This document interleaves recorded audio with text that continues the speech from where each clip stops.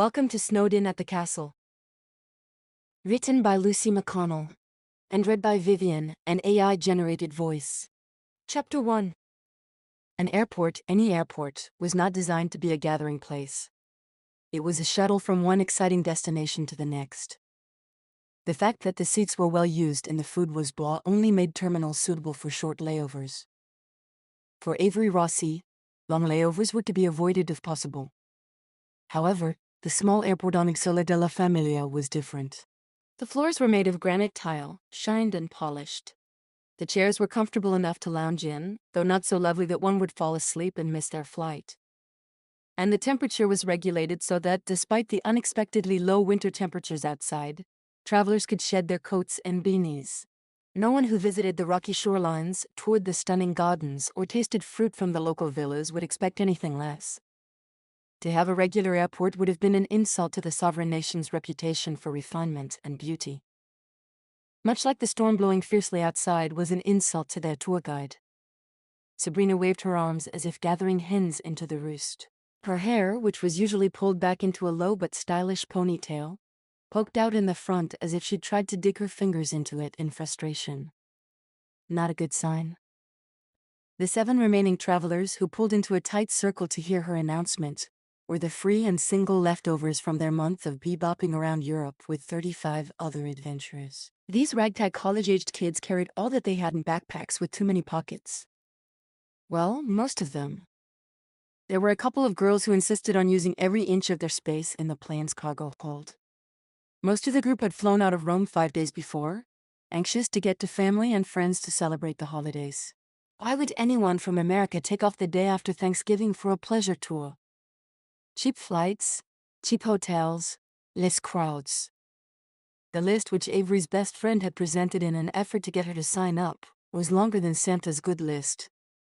All of it had been true too, but it seemed their good luck had run out.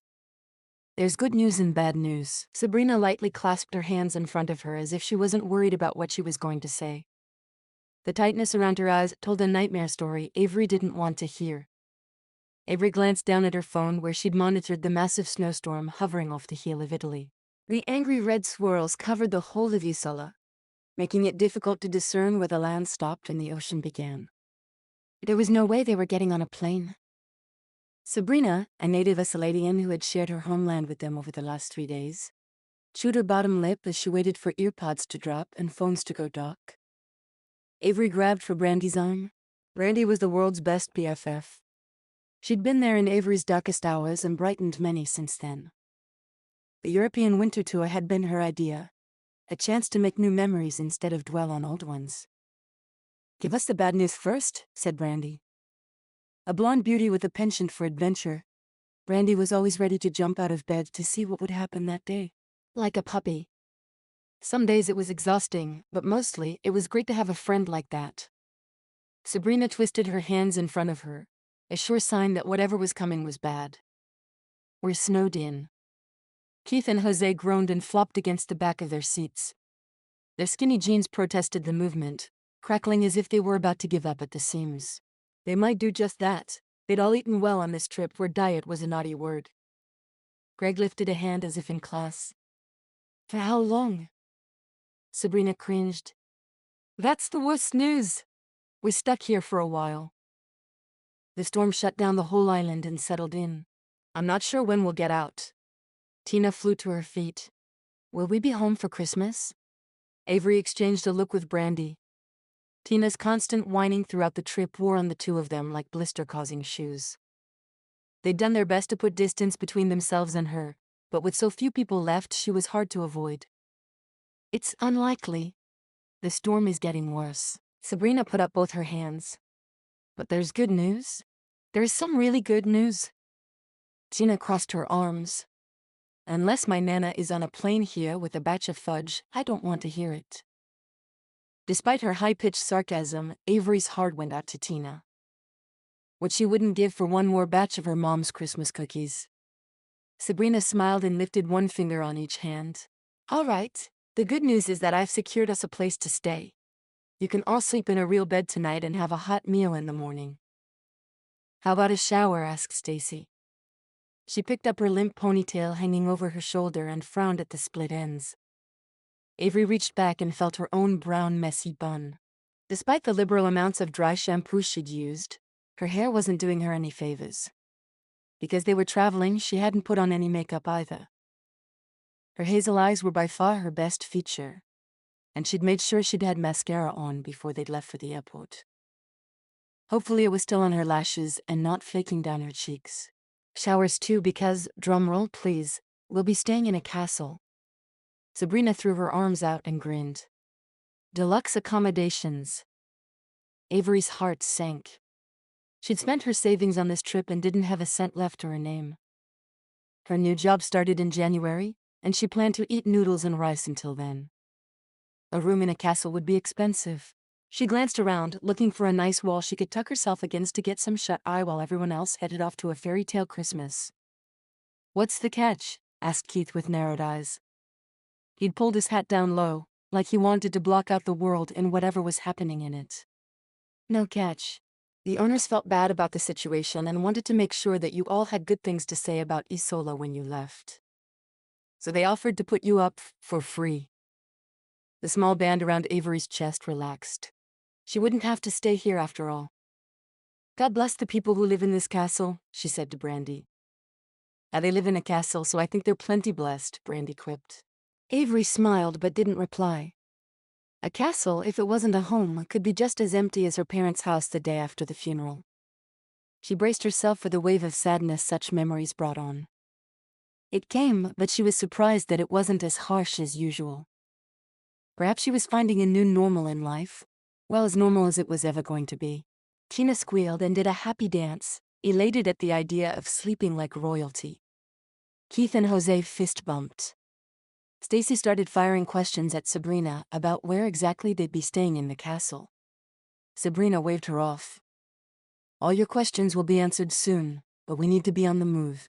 If you'll grab your things, we'll collect the other bags at the baggage claim." Sabrina started walking backward, directing them as if she were getting a plane onto the runway.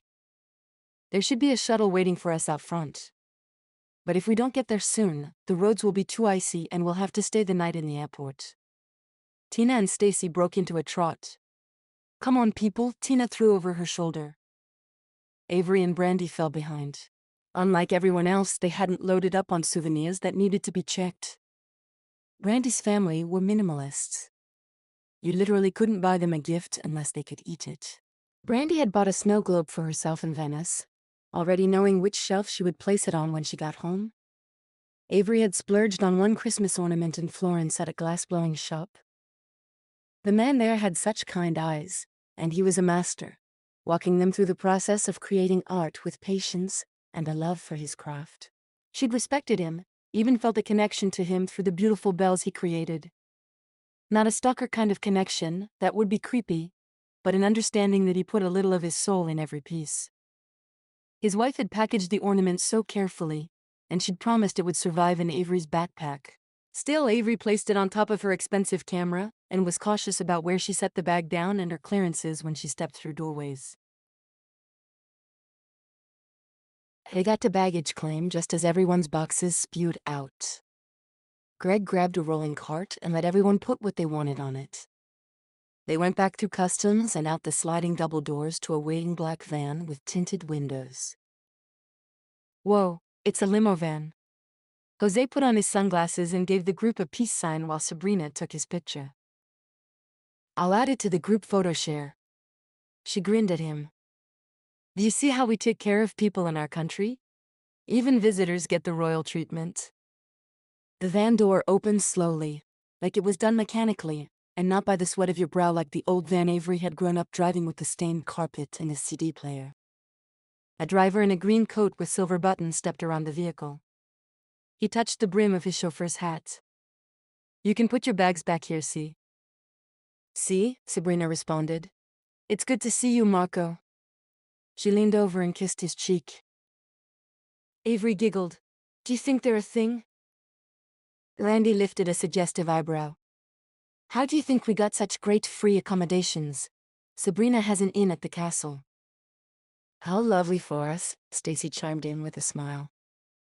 She was from Florida and had a difficult time adjusting to the cold temperatures.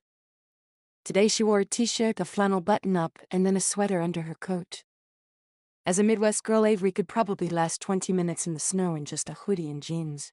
Stacy managed to make the cold look classy since every layer coordinated beautifully. On the tour, conversations were rarely private. Everyone just jumped in and chatted.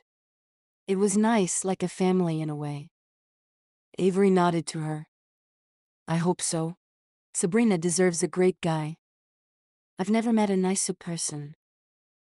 She and Brandy settled into the middle seats, automatically leaving the back for the guys who always seemed to end up there on the train rides. Stacy took the seat in front of them. Tina was still making sure her luggage was loaded properly. Right? Brandy agreed. If they aren't a thing, we should play Christmas matchmakers. Stacy flipped around in her seat and sighed. I wish I could have a holiday romance. She looked over her shoulder at the guys piling in, her eyes lingering on Jose. Just ask him out already. Avery shoved her shoulder. He's totally into you. She sighed. I don't dare. What if he says no and we're stuck together for the rest of the trip? I was trying to come up with a way to give him my cell number so we could keep in touch. She slumped. Maybe it's just not meant to be. Not meant to be? Avery echoed indignantly. Stacy had no idea how beautiful and amazing she was. The woman was going places. Jose would be lucky to have her if he could ever get up the nerve to ask her out. These two were so shy around each other, it was a wonder they'd ever spoken at all. You went to the same college but never met? Then you end up on the same tour? Come on, there are signs here, girl. Stacy laughed. Okay. Maybe I'll try tonight. There is no try, there is only do, Brandy said in a horrible Yoda impersonation. Avery shoulder bumped her bestie, and they all laughed. What about you two? Stacy asked them. Anybody you want to snag before we get back home? Brandy bit her lip. I wouldn't mind hanging out with Keith. But I don't think there's any future for us. He's just a good guy. They both looked at Avery, waiting for her to profess a hidden crush. She shook her head so fast her hair whipped her face. Forget romance, I'm just trying to get through Christmas without a meltdown. That would truly be a Christmas miracle in my book. Both girls made that face where they cocked their heads to the side and oozed sympathy. It grated on Avery. She'd seen way too many of those looks aimed her way in the last year. At first they'd been welcome, but she was at a point where she wanted to move on and be strong. She just had to figure out how. Stop it. Actually, I'm looking forward to this new adventure life threw at us. Snowed in at a castle. What could be more exciting for Christmas? She settled back in her seat and looked out the window at the snow that fell like sponge sugar. As much as she would love to find the man of her dreams on this trip, she knew better than to make plans for life. Because life didn't give a penny for your thoughts. Nor did it peruse your goal sheet. Nope. Life threw what it wanted at you and expected you to adapt. That was what she was going to do. She was going to adapt to being an orphan at Christmas, and then, someday in the far future, she might be brave enough to look for love. But not this Christmas. Certainly not this Christmas. Nope. If there was a man out there for her, he'd just have to wait. Chapter 2. You must announce your engagement on Christmas Eve. It is tradition. Matteo de Luca stared at the family portrait on the wall in his father's formal office, the king's office. Before this painting, which was presented to the king on the day his oldest son married, there was one of the ocean side that had hung there for over 200 years. Matteo wondered where that painting had gone, as he'd liked staring at the ocean and sand much more than his older brother's success in all things pertaining to his familial duty.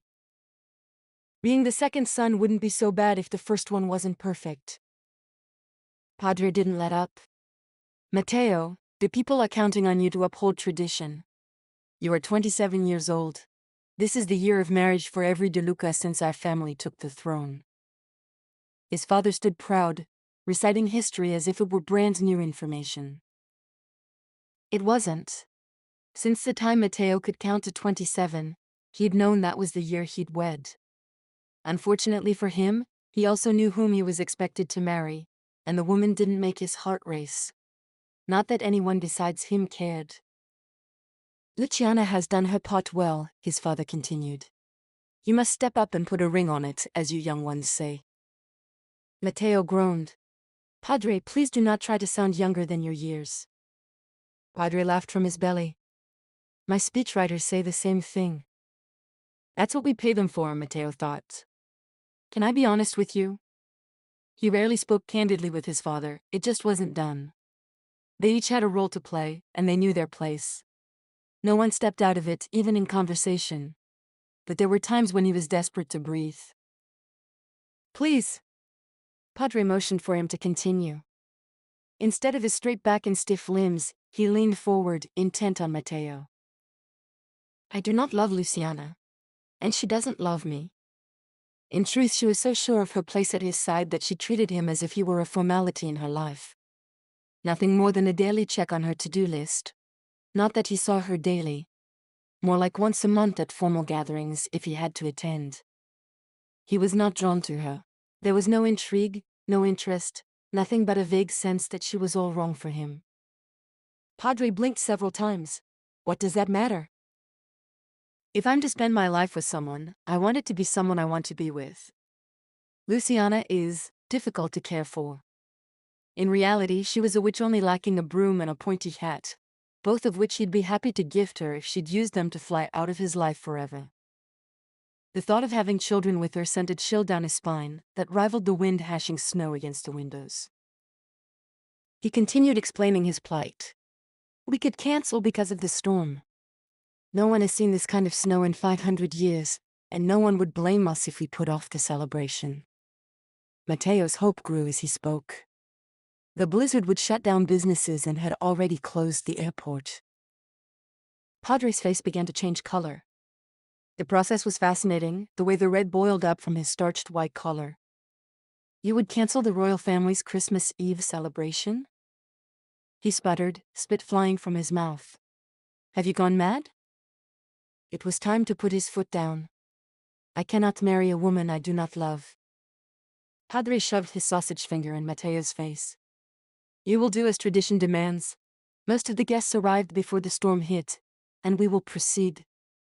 This talk of love is ridiculous, and not fit for a man of your station. On the contrary, Padre, I believe it takes a real man to insist on love in his life. He bowed slightly at the waist in goodbye and then turned smartly on his heel and left his father to sputter threats and insults behind him.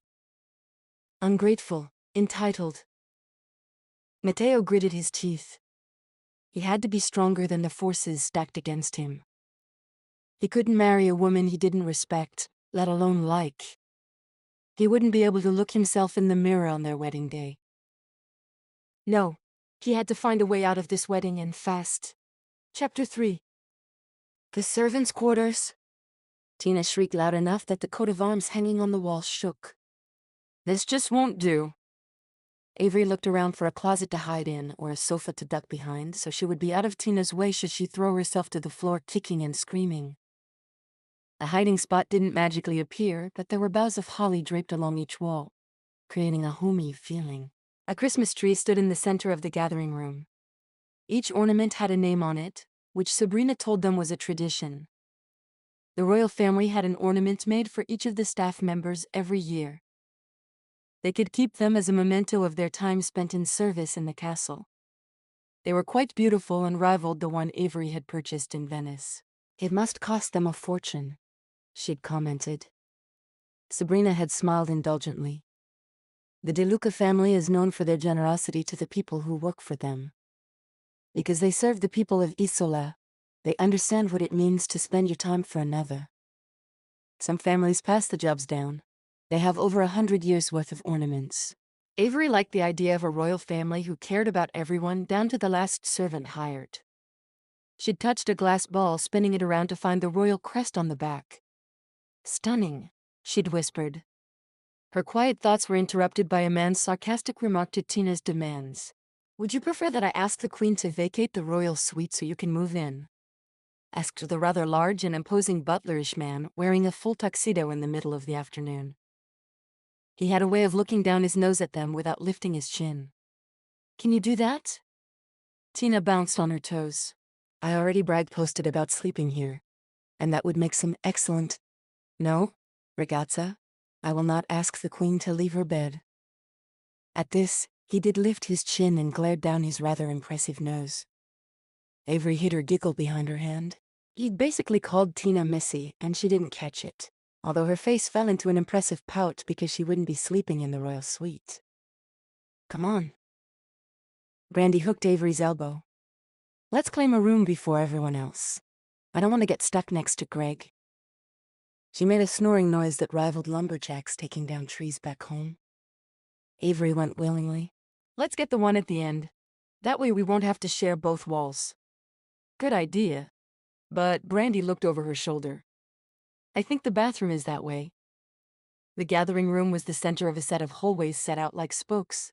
Sabrina had given them a quick history of the castle as they'd driven up the switchbacks leading to the main entrance, which they'd bypassed to go around to the back where they unloaded at the servants' area. When the castle had been constructed, indoor plumbing wasn't a glimmer in the eye of the king, and the castle had had to be retrofitted, not an easy task, and one that left many exposed pipes that couldn't be hidden inside the thick block walls. Avery brushed her off. We're not old yet, our bladders will survive a few extra steps. They picked a room and unpacked pajamas and toothbrushes, not sure how long they'd be staying and not wanting to settle in too much. Sabrina wandered up and down the hall, making sure everyone was situated. I'm working on getting us a tour of the castle. They're really busy with the Christmas Eve celebration, but hopefully we'll have permission soon. Avery laid back on her bed. The sheets were better quality than the ones she slept in at home, and the mattress. What is this made of, angel wings? She rubbed her hands over the soft blanket. Brandy threw her arms above her head and wiggled deeper. I could sleep for days. Avery rolled onto her stomach and propped her chin on her fist. Not me. This is my first sleepover in a castle. A royal castle to boot. I'm going back to the gathering room to take some pictures of the tree and such. She might never get the chance to be this deep in a royal anything ever again. She wanted proof. Brandy flicked a hand in goodbye. Let me know if you find anything worth getting up for, will you? Sure. Avery stepped into the hall. They had the last door in the hallway. To her right was a bookshelf, thick and full of leather and fabric-bound beauties. Those can't be real. She headed that direction, assuming she'd reach her hand out to touch a painting or some kind of wallpaper or mural. Instead, she brushed her fingers over cold leather and gasped. Tipping her head, she read titles out loud, well, the ones she could pronounce anyway. Many of them were in Italian and— was that German? She paused after the last one. The Betrothed. She reached up to pull the book off the shelf, only to have it stick in place. Strange. Her finger clearly hooked over the spine. She tugged a little harder and the bookshelf clicked. The bookshelf clicked. What in the world? She pushed the book back in place and the whole wall swung in. Oh no, I broke the castle. Panic rushed through her as she looked over her shoulder. Sabrina was going to kill her. Her breath came in sharply. She tried to pull the hidden door back in place, but the darn thing wouldn't budge. Music started loudly from one of the rooms down the hall, and she jumped in surprise. Shoot. Ducking onto the other side of the shelf, she shoved, not even bothering to see what was on this side. She prayed it wasn't a den of spiders. She shuddered. She hated spiders. Frantically looking for a lever of some kind, she saw the same set of books on this side as was on the other and reached for I Promesse I Sposi. Tugging the spine, she was yanked off balance as the shelf threw itself back in place. Her body ended up smacking into the bookcase and rattling the gold vase at the top. Ow. She rubbed her sore spots, waiting to see if anything fell or broke, but it all stayed in place. Relief was like a warm cup of cocoa on a cold winter day. Phew. She stepped back and brushed off her palms. It was only then that she realized she was on the wrong side of the door. Glaring at the books, she put her hands on her hips while she debated going back through. If the door didn't shut this time, she'd have to tell someone. You there. She jumped in fright and spun around to find a terribly handsome man striding her way. You scared the dickens out of me. She almost smiled, thinking of how her dad used to say that all the time. It was neat that they were still with her, a part of her life in so many ways. She should thank this guy for helping her find one more of her parents' quirks they'd passed on. Only, she couldn't seem to get her tongue to work. It was paralyzed by the massive amounts of gorgeousness in front of her. He wore a dark brown sweater that went perfectly with his true brown hair, so typical of this region. Where many of the Italians she'd met on the mainland had black or sable hair, this man's was lighter but more foresty. His eyes were dark green. He loomed over her. His face dark and dangerous. His stature one of importance. Despite the fact that she'd just come through a hidden bookcase in a castle older than her country, all she could think about was how handsome he was. It was as if her brain had stayed behind the bookshelves. Maybe it had, because she blurted, "You have a perfect nose. Truly, I've never seen its equal." She froze, ready to smack herself in the forehead. "Who says that?" He stopped in his tracks and regarded her cautiously. "Are you right in the head?"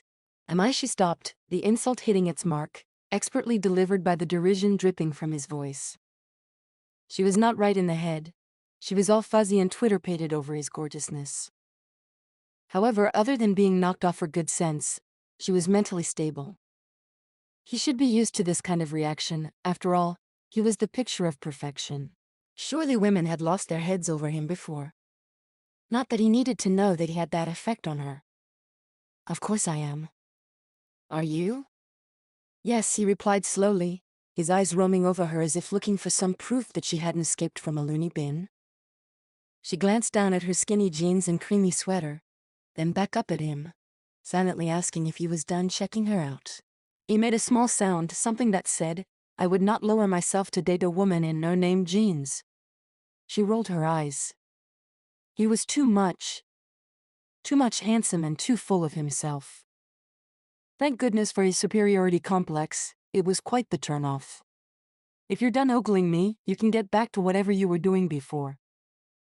Wow, she was not good at this whole witty banter thing. That came out more snobby than cute and funny. Sheesh. She was out of practice in the flirting department. Better to make her escape than stand here and humiliate herself anymore. She turned to leave and sucked in a breath. He sputtered a response behind her, but she tuned him out because she'd just noticed the room. It was magnificent. Gleaming wood paneling covered the walls. In each panel was a beehive with busy little occupants going about their business. Maroon fabric wallpaper coated the areas that wood didn't cover, as well as the two couches arranged facing one another. A large picture window looked out over a snow-covered garden. The scene was artist-worthy. Giant flakes continued to fall, even larger than they'd been when she'd arrived. She continued her slow perusal only to circle back to the grumpy man, who studied her as intently as she'd studied the space. He'd finally gone quiet, which seemed like a rare state for him. Taking advantage of his momentary silence, she decided to go right past him. There was no way she'd unlock the secret passageway with this guy staring at her. He might accuse her of bringing the whole castle down upon them. If she looked like she knew where she was going, then he'd leave her alone, right? She started off at a quick pace, intent on escaping her horrible behavior. To her chagrin, he dodged her steps. "I'm sorry, who are you?"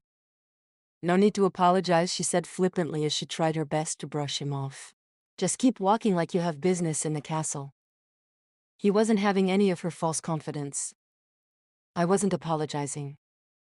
What I should have said was, 'Excuse me, what do you think you're doing wandering around the castle?'" She bit her lip. She shouldn't be where she was, but she didn't know how to get back to where she was going. And she didn't want to get Sabrina in trouble. Whatever strings the tour guide had pulled to get them angel wing mattresses and free rooms, they probably weren't strong enough to stand up under Avery's ability to muck things up. But if there was one thing she'd learned over the last year, it was to fake it until she made it. Squaring her shoulders, she stopped just outside of another long hallway and looked her shadow man right in the face. Which turned out to be a mistake of gargantuan proportions, because he looked even better when he wasn't scowling. He was the kind of handsome that took her breath away and allowed her traitorous knees to grow weak. She gathered all of her mental abilities and borrowed some of Tina's attitude and asked hotly, "Who are you, the castle police?" She meant the words to be demanding and forceful, but they came out breathy and flirty because he was in her personal space, and he smelled like manliness, all spicy and woodsy and MMM. He lifted a condescending brow. "No. That would be the guards." You will recognize them because they wear uniforms. She wanted to get back to her room right this minute, to hide under her pillow until the airport opened and she could go home where there weren't beautiful men following her around and demanding answers she didn't have. Then what do you care who I am and where I go? He sighed a long-suffering sigh. You're obviously lost, as this is the private wing of the castle reserved for the royal family and a few select staff members, and I'd like to help you find your way. Oh. Shoot. Why didn't you say so in the first place instead of acting accusatory and grumpy? He tipped his head. I'm not grumpy. Yes, you are. She pointed to the line between his brow. You're wrinkling in all the grumpy places. His hand flew to the line and his eyes went wide as he realized she was right. My apologies, Signorina. I've had a trying conversation with the king and must have brought some of his grumpy along with me. The king? The king. This guy spoke to the king. She looked around quickly, expecting His Royal Highness to appear behind him. I've stepped in it now, haven't I? He glanced down at her shoes and sniffed. It took her a moment to realize he was teasing her. The humor was dry and understated, but there nonetheless. The teasing paired with his slight smile did funny things to her stomach. She swatted his arm. Stop it. I didn't actually step in anything.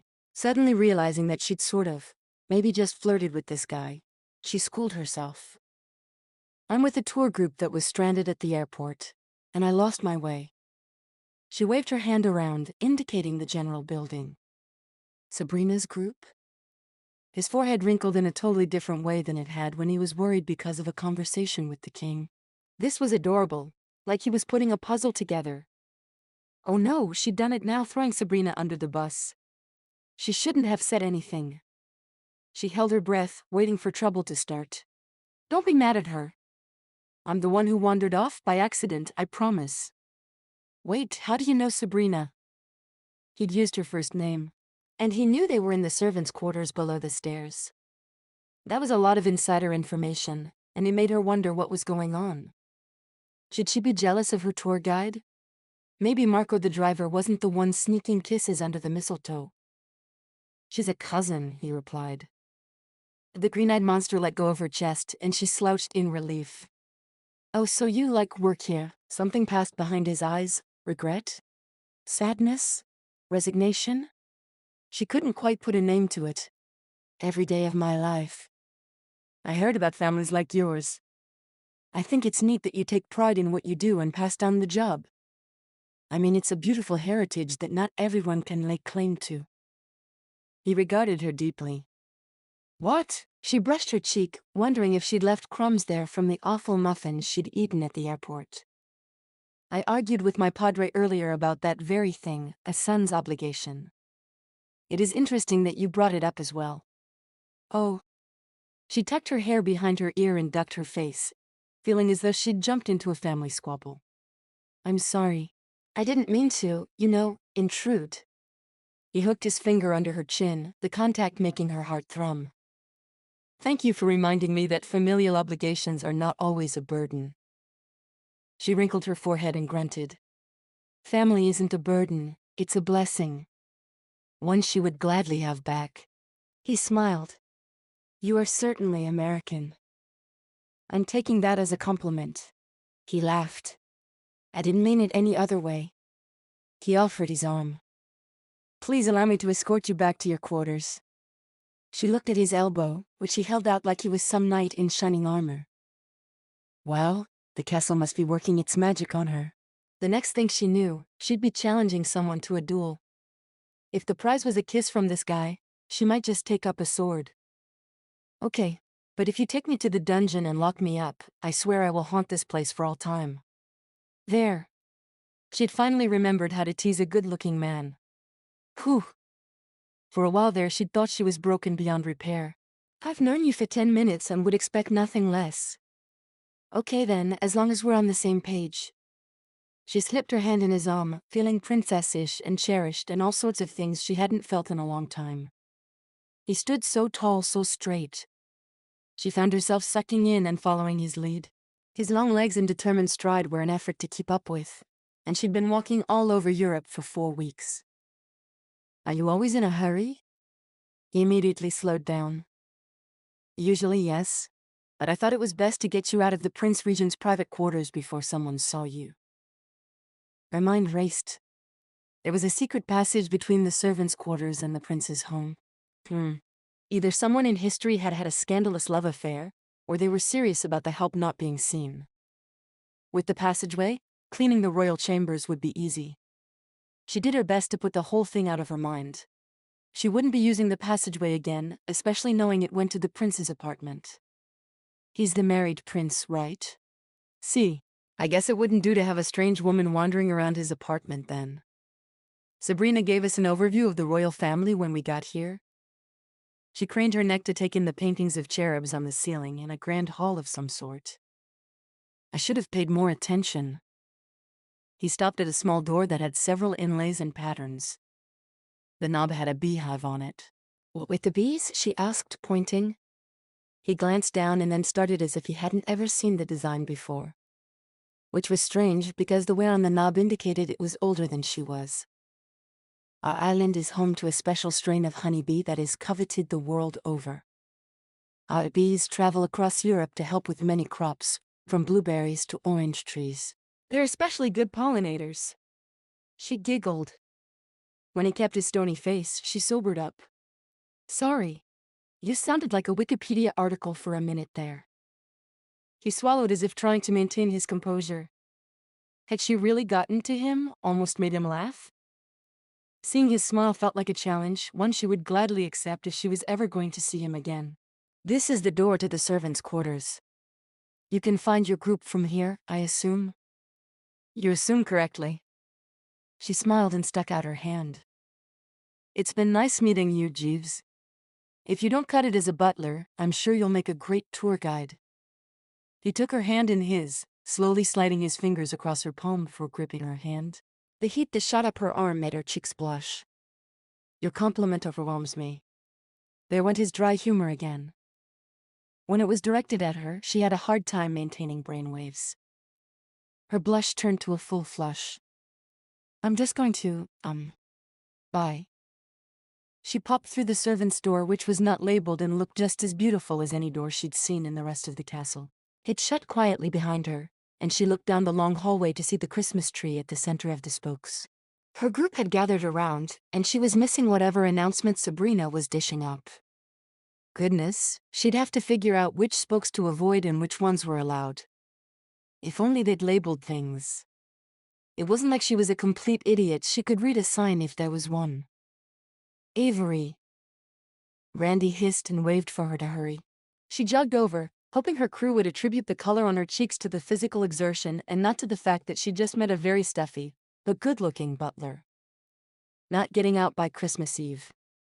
Sabrina had a screen in the crook of her arm. However, I have been instructed by the royal family to keep you all entertained and given a pass to some areas of the castle that may prove to be a diversion. Where were you?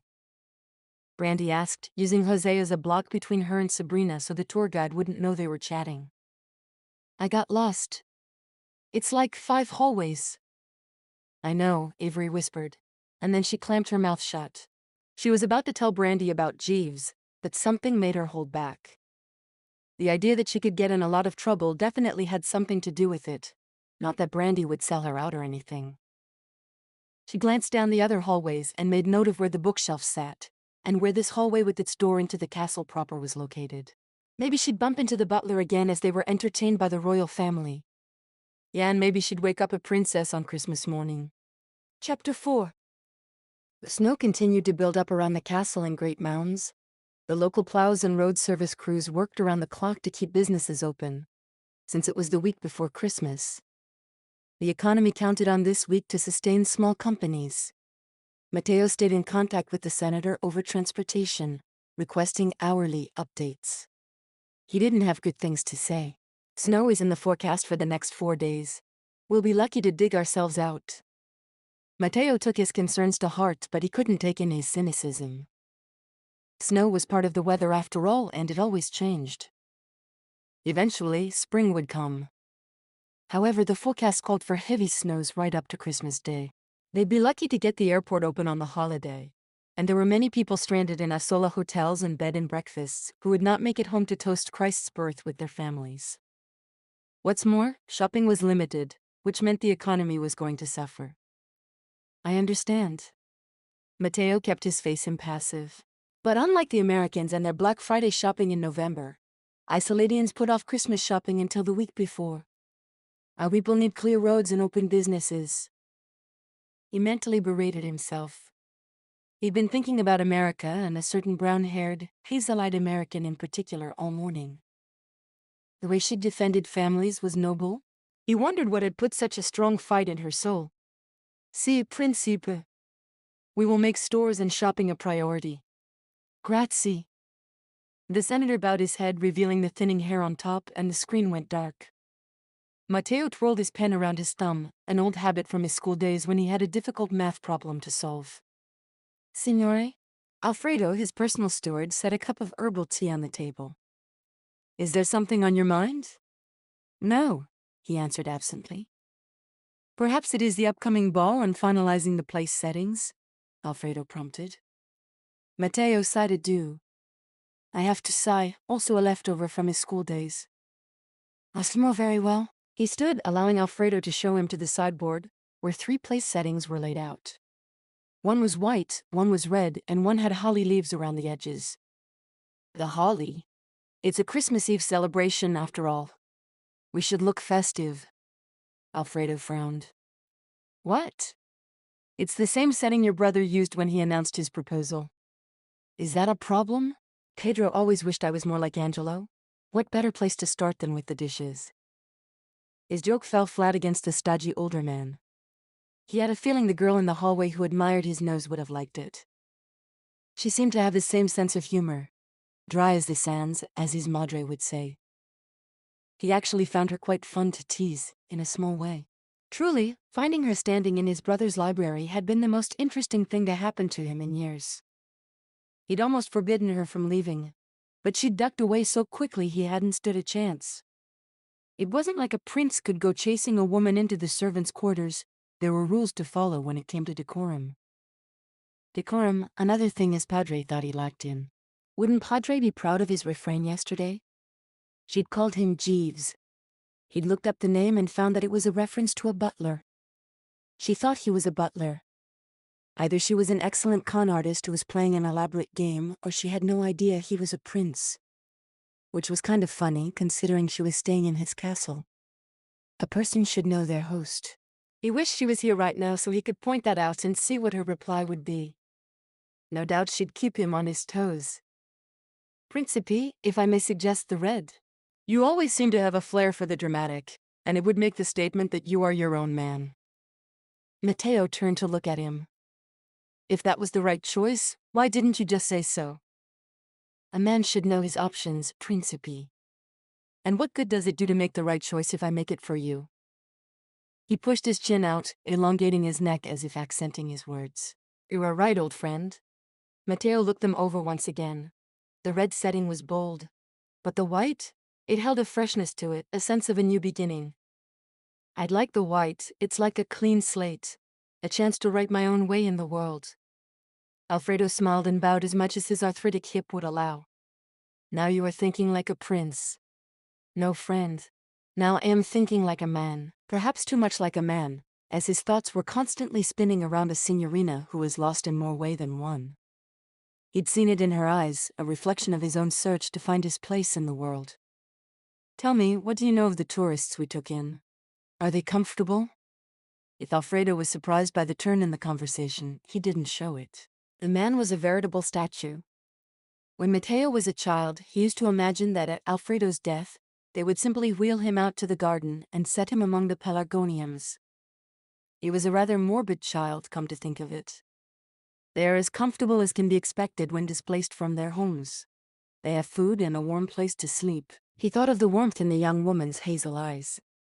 Simply comfortable, wouldn't you? Allow them access to the bowling alley for a night. Let them have some fun. Alfredo narrowed his eyes. That's for family use only. It's Christmas.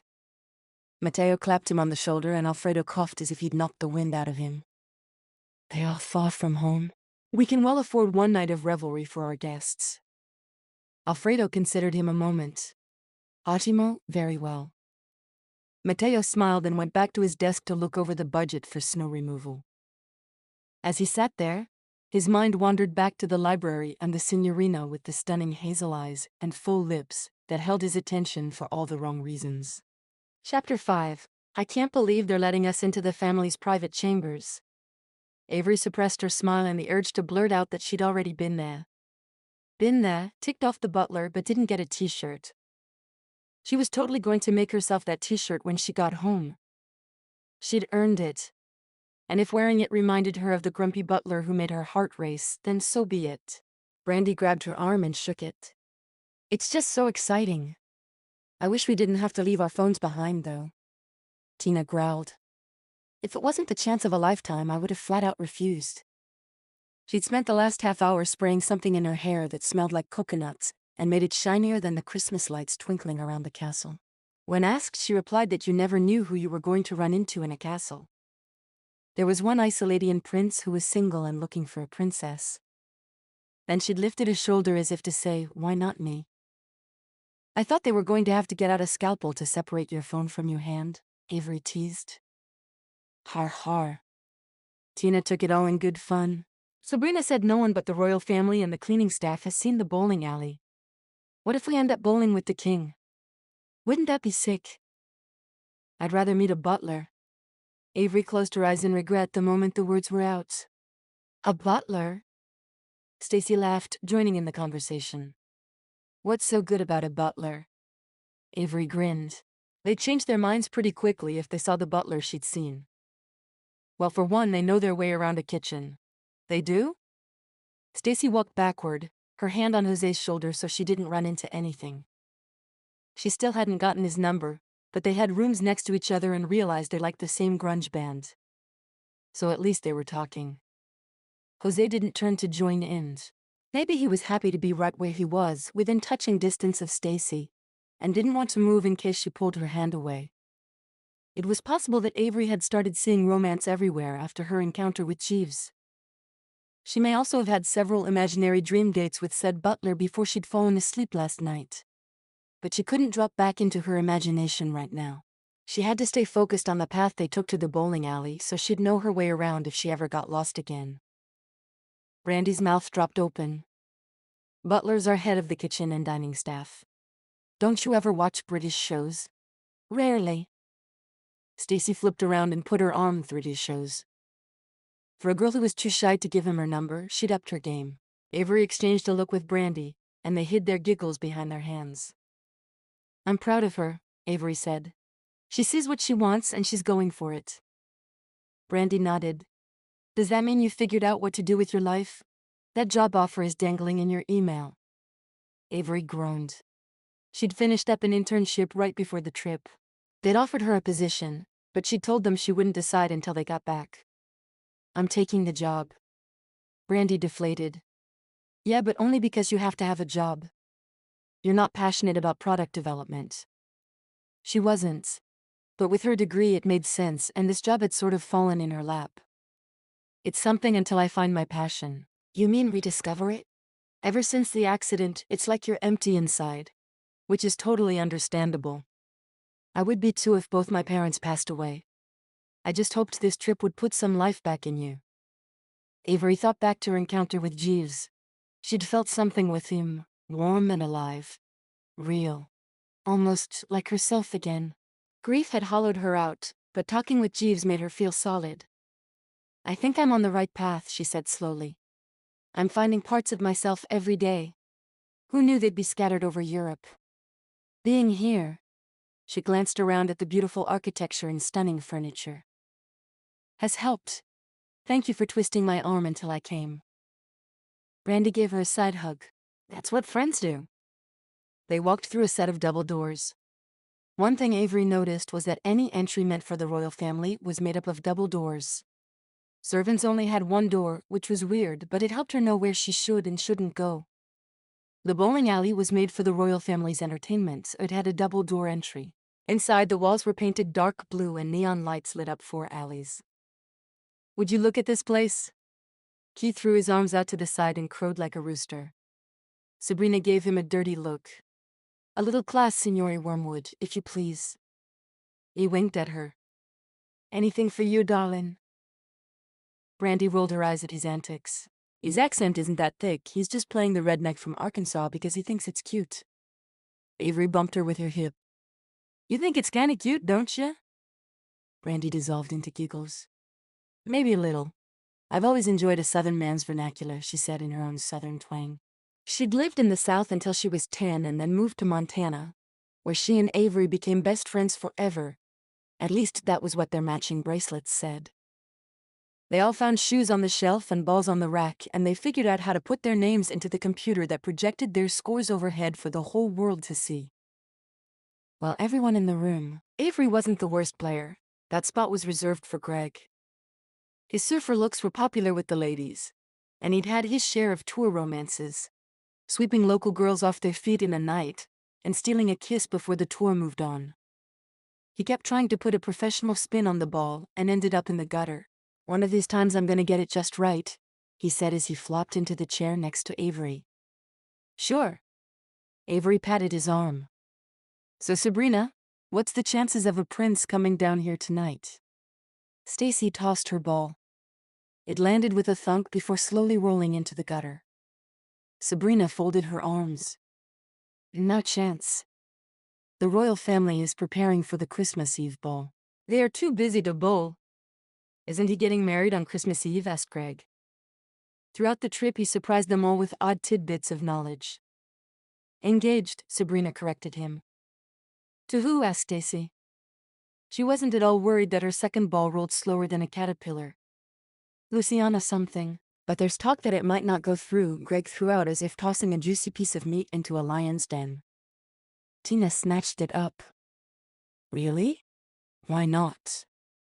Avery flicked her gaze to Sabrina to see if she would refute the gossip. Sabrina pressed her red lips together and looked the other way.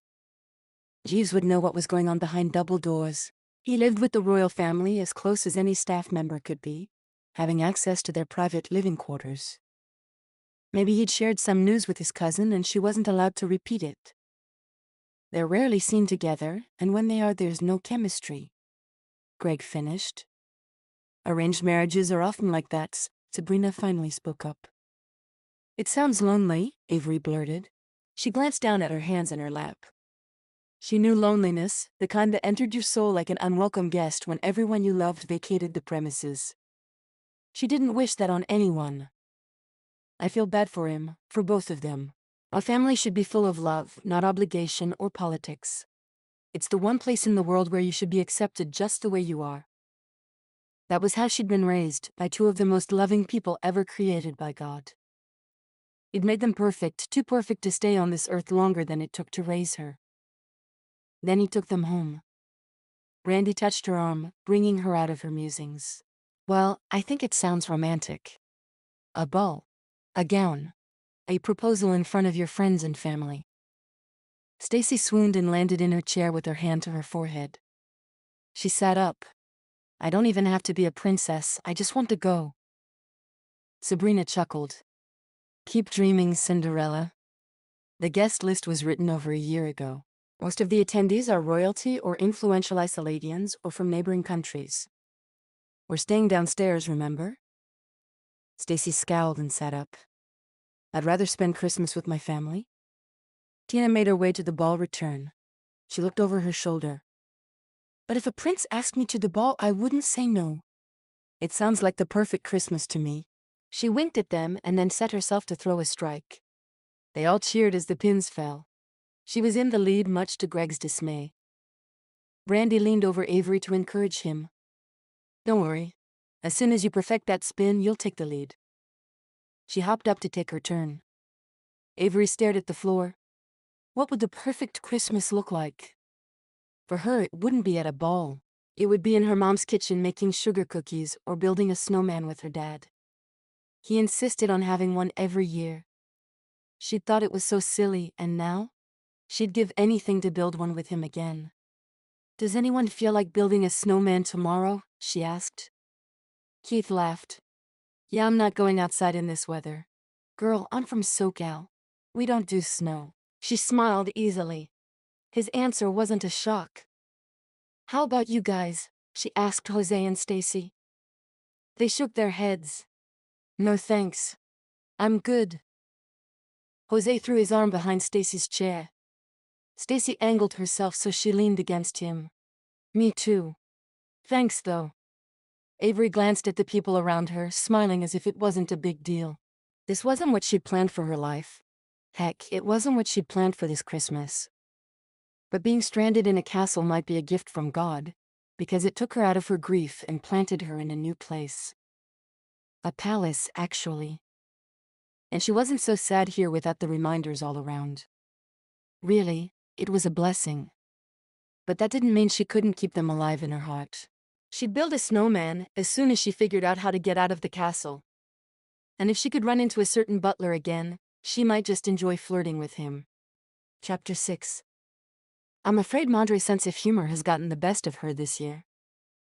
Matteo looked down at the cream-colored sweater with the giant reindeer face on the front. Bells hanging from the antlers. I jingle when I walk. It's a monstrosity, agreed his older brother Angelo, as he drew an equally disturbing sweater over his head. His was also cream, but with a snowman and a red plaid vest. He looked down and made a face. The things we do for women. Matteo laughed. Angelo pointed at him. Laugh all you want. Your time is coming. Matteo sobered. What if I didn't get married this year? Then the whole country would fall to ruin. Angelo combed his fingers through his hair, the same color as Matteo's, working to get it to lie just right. Royal family portraits were a big deal, but this one was special. Madre never allowed the public to see their informal holiday photos. They were family memories kept close and cherished. Hence the reason they could wear goofy sweaters. You don't believe that, do you? Matteo checked his reflection. His hair had grown over his ears and had a soft wave. He rather liked the unkempt look. So did the press. They thought his bad boy image was an improvement over his clean-cut look. One article remarked that he was the bad boy of Isola with his reputation for dating every available woman on the island. But frequent dates with other women were a shield against Luciana, who would have his social calendar linked to her phone so she could keep him all to herself. If only he liked her just a little. I don't. But I believe in duty and honor, they both bring good things. If you do your parts, the country will continue on as it has for hundreds of years. If you don't, there are hiccups. We can't have hiccups, Matteo grumbled. Angelo gave himself a final look. No, we can't. He headed for the hallway. I'm going to get my family. I'll meet you in the main hall. Matteo grumbled his way to the hall where the family would converge for pictures. Do my part, hiccups, like he's ever had hiccups. Prince Angel, who always does as he's told. His sour mood was interrupted by his too much younger sisters. He and Angelo used to joke that Madre and Padre had two boys out of obligation and then the girls out of love. It probably took that long for them to really care about one another. Although it was nice to know that his parents had developed a love to stand the test of time, Matteo remembered the years of cold indifference and formal interactions that made up his childhood. It was a frigid way to grow up, though both his parents loved him individually. Well, if it isn't the two prettiest monsters in the castle. Matteo scooped them both in for hugs. Carlotta was 10 and Emilia 9. They were carbon copies, practically twins, except for their height. Their sable brown hair hung in waves down to the middle of their backs. Their cream sweaters had gingerbread men on them, one with a red scarf and one with a green scarf. If they didn't like each other so much, they'd hate dressing alike. But they were the best of friends, often finishing one another's sentences. And they were the darlings of the whole country, beloved by all. But no one doted on them more than Matteo. I believe one must be a monster to recognize a monster, Carlotta teased as she pecked a kiss to his cheek. Well, we are related, Matteo countered. He nodded to their nanny that he'd take the girls from here, and she melted into the library. The woman loved reading more than breathing. That was one of the reasons Madre had chosen her as an influence in the girls' lives.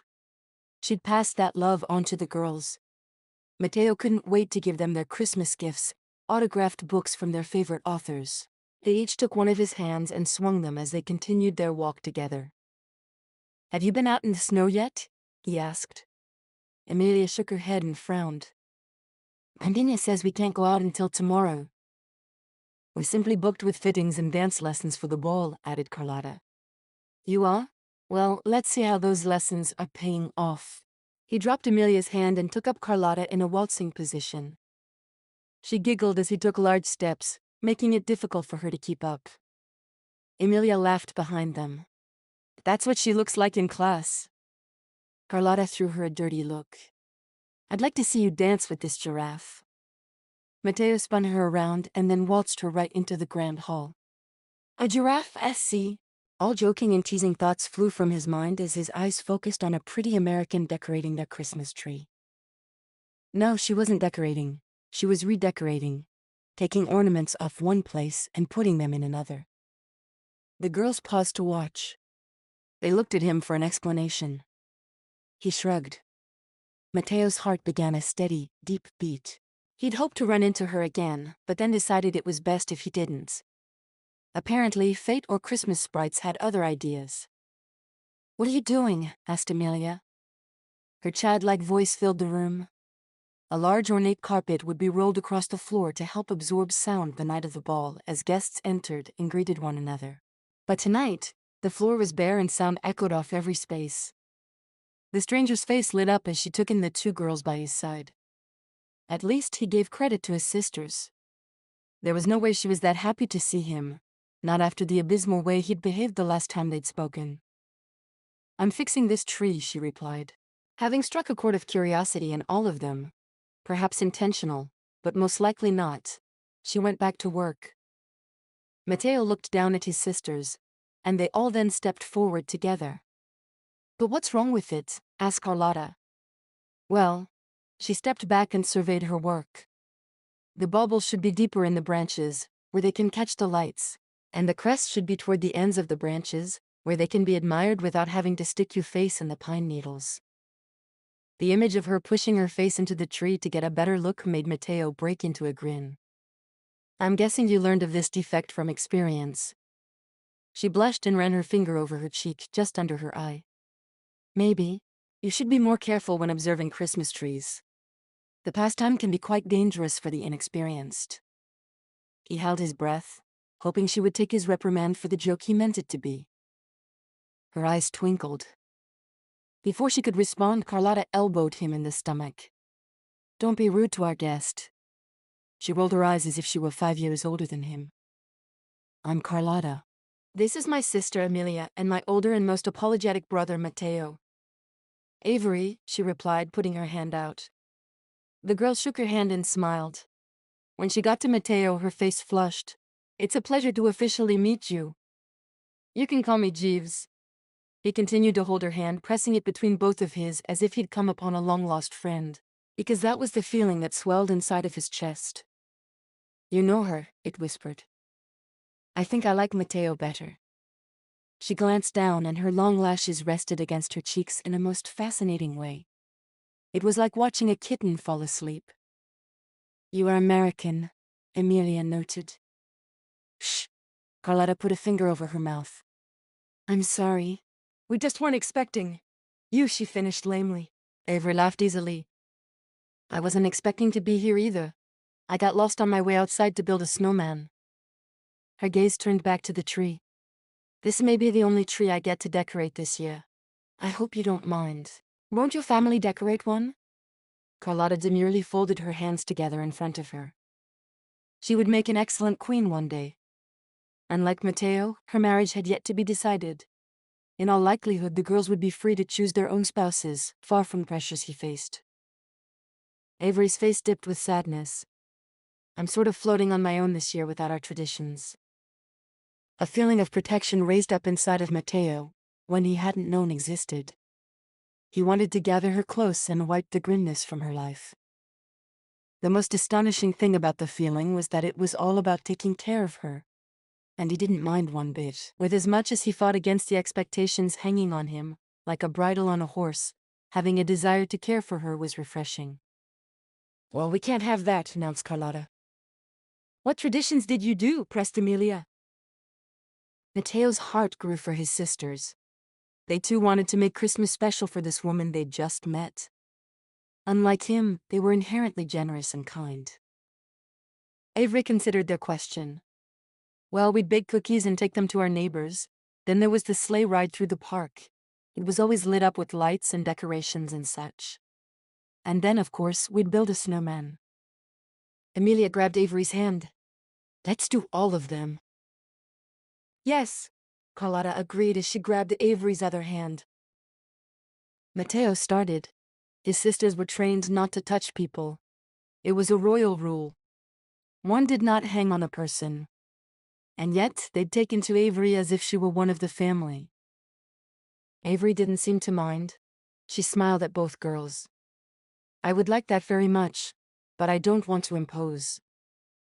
Who's imposing? Asked Padre as he strode into the room, Madre on his arm. They made quite the striking couple with Madre's stunning good looks and Padre's kingly countenance, even in their silly cream sweaters with nutcrackers on the fronts.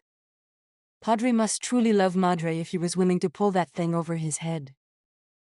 Matteo stepped slightly in front of Avery, wanting to keep her out from under his father's critical eye. No one is imposing, Emilia giggled at him. She wasn't cowed by Padre's sternness. We're going to bake cookies with Avery tomorrow. And then take them to our neighbors, added Carlotta. Her smile tripped into a confused look.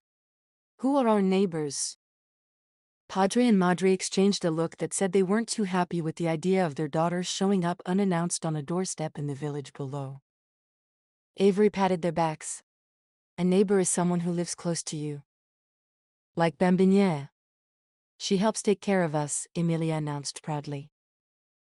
And Il Cuoco, the cook, he makes wonderful sandwiches, Carlotta added. Avery nodded. I'm sure they'd love cookies from you too. It's not really about the cookies, although they are delicious, it's about sharing. And you two sound like you know how to share. Before Madre or Padre could comment or ask for an introduction, Angelo and his wife, Iria, joined them. Iria's sweater matched Angelo's. It barely stretched over her baby bump. Her pregnancy would be announced at the ball. The whole country would rejoice that the monarchy continued. Angelo was looking at his phone as he walked, his face drawn. Our photographer can't make it through the storm. He's not coming, he said flatly. Madre gasped. But this is the only time we have to take this picture. If he doesn't come tonight, it will not be done. What will we do? I'll take your picture, offered Avery, ducking out from behind Matteo. Everyone turned to stare at her. To her credit, she didn't shrink under the incredulous eyes of a king, a queen, and the princes and princesses of Isola. She smiled and pulled out her phone, which she wiggled for emphasis. It's got a great camera. Matteo wilted inside for her. She had no idea she was standing with the royal family. Granted, they didn't look royal in their crazy Christmas sweaters. They looked like a normal family. She was already under the impression he was a butler. Perhaps she assumed his father was too. He had to fight his smile at the thought of Padre being mistaken for a butler. It made him seem more human in a way. However, he was the king. These photos were for the family album, and neither Padre nor Madre would allow a stranger to take the photos. As wonderful as Avery was with his sisters, she was going to be dismissed by Padre. And then he might never see her again. Which would truly be a shame, because he was beginning to grow fond of this American who had landed on his doorstep in a snowstorm. Chapter 7. All eyes turned on her with a level of focus she hadn't experienced before. It was unnerving, but she continued to smile. She had, after all, stumbled right in the middle of their family moment. If she could help them get their picture, then it wouldn't seem so weird, right? And maybe they'd excuse her for wandering the castle once again. Honestly, she was trying to find an exit. Why didn't they label doors in this country? Matteo's dad turned to his mom to decide if Avery could snap a picture or two. Matteo's parents looked a lot alike, one of those brothers/sister couples. They had the same color hair as Matteo. Well, everyone in the family had the same hair, she realized as she looked around. They all had the same deep green eyes too, though Matteo's were much warmer than the others.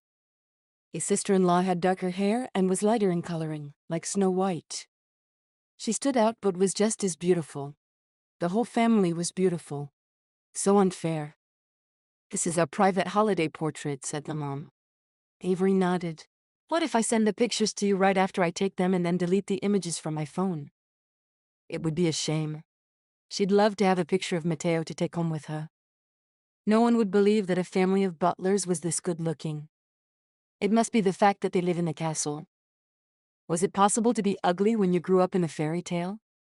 Matteo cleared his throat. Madre, let her take the photos. I will make sure she keeps her word. His mom softened. Thank you. She turned to Avery. And thank you for offering your services to our family. We are humbled. Avery's mouth hung open. Humbled? Dang, these had better be some good pictures. I'll do my best. She stepped back and looked at all of them. Do you have a regular pose, or would you like me to position you? She'd done well on the trip getting larger group pictures.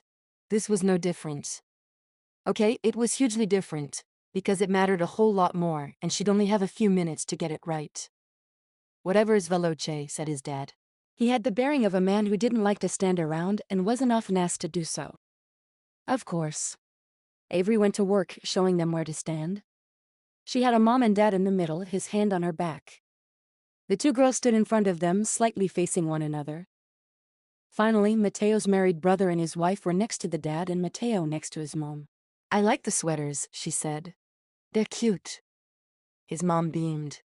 I thought they were whimsical. You picked them out? Avery asked, even though the answer was obvious. Yes. We are a typical family at Christmassy. Avery stifled her giggle.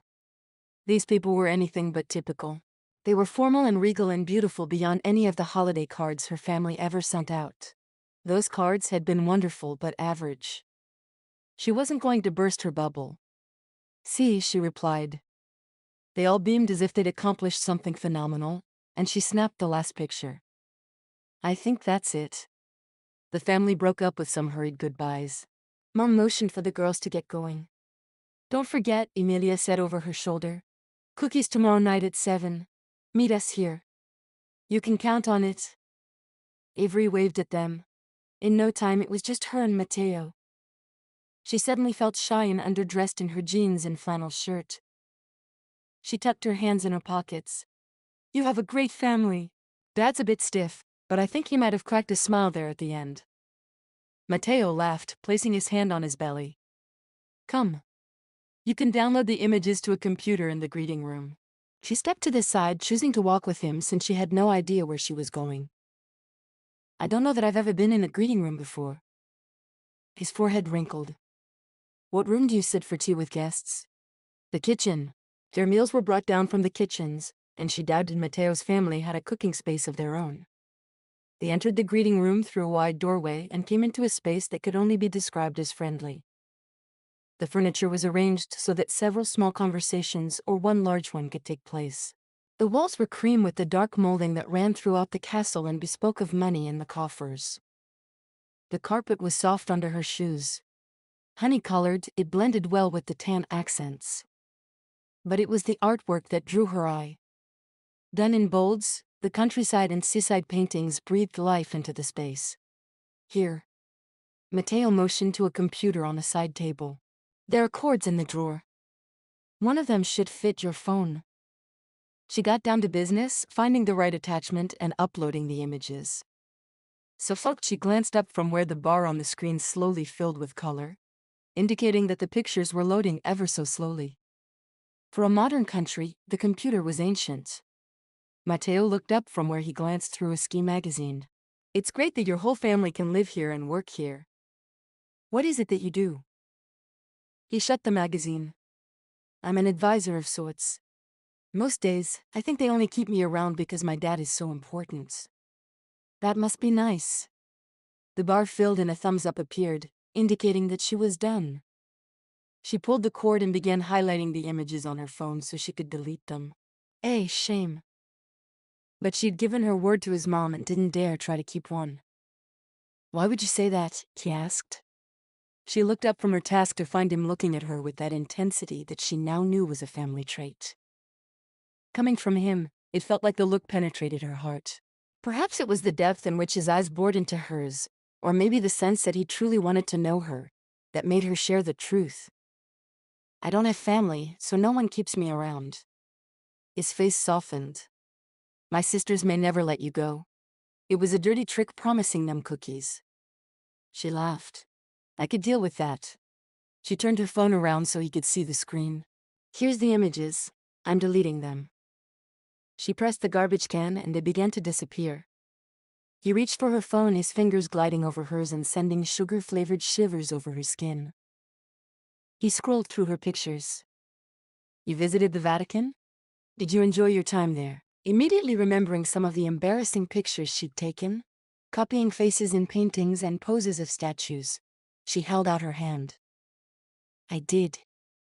It was strange to see paintings from my history books in real life. He handed over the phone. A man in a suit arrived in the doorway and clicked his wooden-heeled shoes together to announce himself. Signore, your evening appointment awaits. I'll be right there, Alfredo. Matteo took her hand and pulled her to her feet. His thumb brushed across her knuckles and her knees went weak. Who knew she had a thing for butlers, or advisors? I will see you tomorrow for cookies. He pulled her left hand to his mouth and kissed her fingers. She mumbled the world's most intelligent response. Uh-huh. I look forward to it. He slipped his hand across hers as he left. She melted into the couch and sighed. Alfredo cleared his throat. The noise was startlingly loud and disapproving. Avery leapt to her feet. Signorina, this way to the servants' quarters. He held out a white-gloved hand, indicating that she should start walking. With the last look around the greeting room, she beamed. It really was a beautiful room. Alfredo? Si, signorina. His gravelly voice was high in the instep, as her dad would have said. Can I get a picture with you? With me, signorina? The wrinkles around his eyes seemed to iron out with surprise. She bit her lip. You look, she waved her hand in front of him. Official. He puffed out his chest. I strive for official. She grinned and stepped so that they were both in the frame. Her smile was a contrast to Alfredo's determined aloofness. His green vest and silver and green striped tie screamed Isola della Familia. She could probably use his shirt collar as a cutting board. It was so stiff. She hit the button and the phone made a clicking noise. Thanks. My pleasure. He inclined his head and then once again motioned for her to precede him down that hallway. Why do you do that? I don't know which way to go. He paused for a moment. A lady always knows where she's going. She smirked. I ain't no lady. But she started off, counting on him to stop her if she went the wrong way. He sniffed. I believe you could be. His quiet, confident statement gave her pause. I used to know what I wanted and where I was headed. But then the world shifted on me. The rules changed. In that case, may I suggest figuring out where you are and then deciding where you want to be?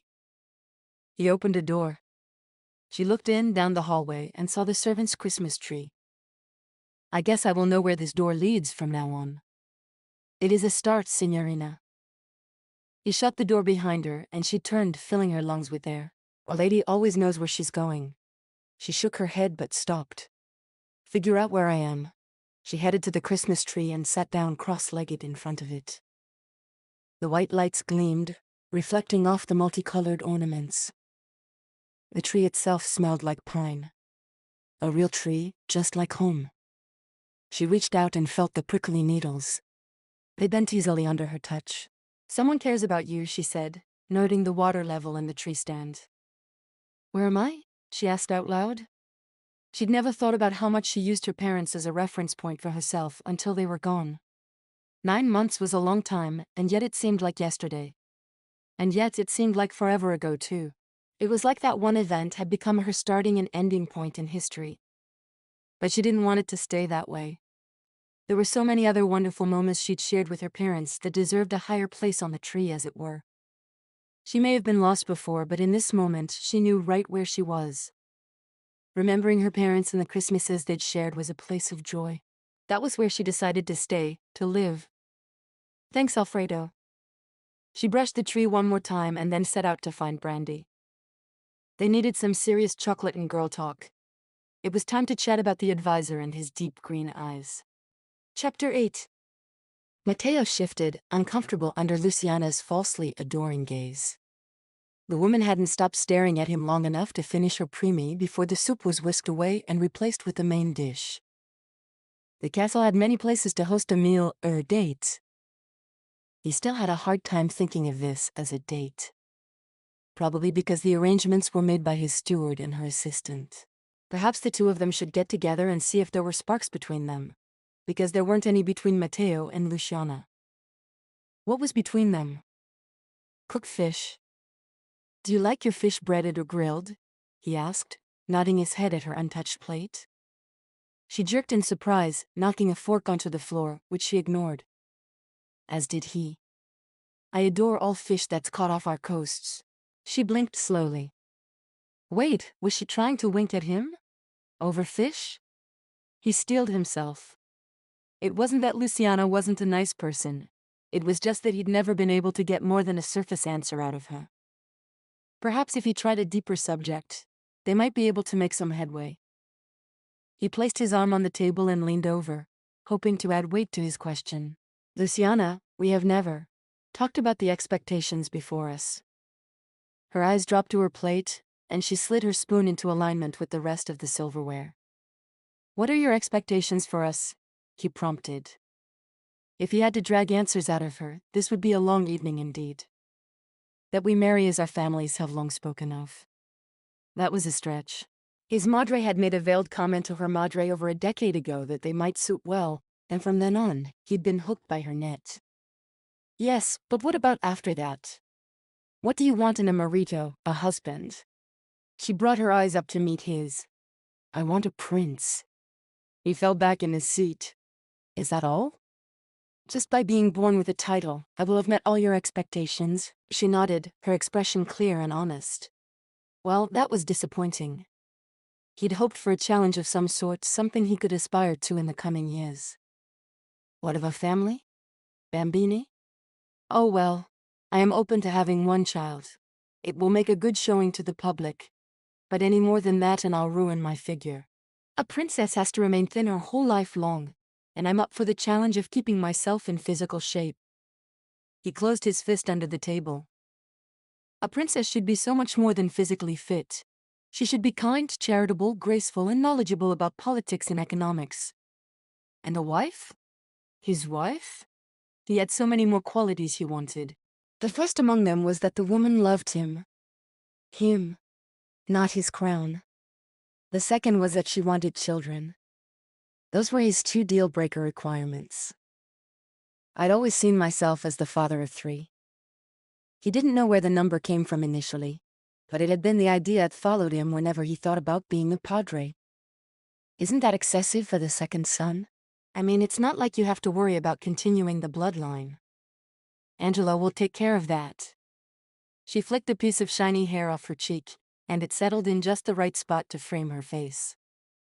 She had grace and beauty. He couldn't deny that, but she lacked in the areas that meant more to him. It also raked across his back that she'd compared him to his brother. Everyone did it, so he shouldn't have been surprised. But he thought his future wife should see him alone and not in the shadow of his older brother. The man he was and the man he wanted to be, a woman who could see those things, was a jewel to be treasured. I wouldn't have children out of obligation, Luciana. I would have them because I want to be a padre, to have a family of my own. You can't be serious. Do you not want to be a mother? No. I mean, I'll bear a child. It is my duty to the country, but I have no desire to change Messi Panellini like a bambagna. Well, at least she had some spunk in her. Matteo motioned discreetly for their plates to be taken. He'd lost his appetite, and she hadn't touched a morsel. The server arrived wearing the traditional white shirt and deep green vest. He scooped up their plates. Right behind him was another man with dessert. "Are you going to eat that?" Matteo asked. Luciana sighed wearily. "I'd better not. The ball is in 4 days and I have to fit into my dress."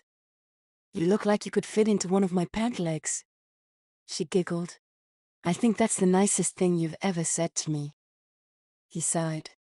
It was probably true. "Luciana, I must apologize for not being kinder to you over the years. I will be honest, I do not do well being told what to do. But you did not deserve to be ignored. I am afraid that we have missed out on what could have been a solid, not friendship, goodness, no. They did not see things the same way. She saw them much as his padre did, and Matteo did not appreciate his vision. Acquaintance. Her teeth nearly blinded him when she smiled. No need to apologize. We will have many years to become acquainted. He didn't comment. Instead, he stood and offered her his hand to get up. She took it, and he had to stifle another sigh. No sparks. No tingles. No increase in heart rate. He kissed the back of her hand in farewell, and she lifted her skirts and made her way out of the room. Matteo hung back. When she was gone, he sat down at the table and dug into his tartufo. The chocolate shell broke easily and revealed the vanilla gelato inside. He dug deeper, going for the strawberry center. Alfredo stepped into the room and stood at attention just inside the doorway. Matteo, his mouth full, motioned for him to come over. Sit, Alfredo. Alfredo looked down at the recently vacated chair as if it were a snake about to bite him. Signore, I would never presume to join you at the table. Then stop presuming and sit down. I have a question to ask, and I can't do it with you hovering. He was on the breakthrough of a decision. Couldn't the man see that? Alfredo pulled the chair out and sat on the edge of it. Very well. I've sat. Eat. Matteo pointed to the dessert. You might as well. It will go to waste. Alfredo used his gloved hand to push the plate slightly farther away from him. Your question? I assume you were listening in on my recent conversation? It was a reasonable assumption. His steward was almost always within calling distance. And he had ears like an owl. Matteo rarely had to raise his voice to find Alfredo. He took another delicious bite of gelato. For some reason, he felt free and reckless. Perhaps because he'd come to understand something that he'd only hoped was true before. Si, signore. Good. Then you'll understand when I tell you that I will not marry Luciana. She is not the woman for me, and I will cause a civil war before I will tie myself to her until death do us part. I believe your discernment and decision in this area is well-founded. If there is to be a coup, the gelato will not be missed.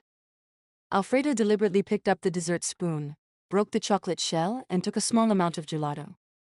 Shocked at the breach in protocol, it took Matteo a moment to respond. Thank you. They sat for several spoonfuls of silence. Perhaps there is another option for a bride, signore, Alfredo ventured. Matteo rubbed his jaw with his thumb. You could be right. What do you think of the American? Alfredo had escorted Avery back to the servants' quarters. Matteo was beginning to wonder how she kept getting out into the castle. Was she prone to wandering?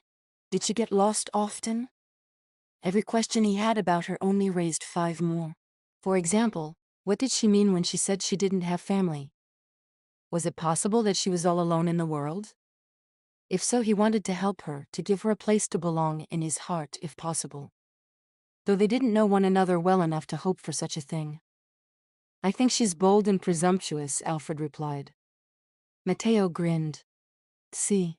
And she has a good heart, much like a principe who used to give his sisters piggyback rides through the hallways. Matteo smiled at the memory. He wondered if his sisters would appreciate the offer now.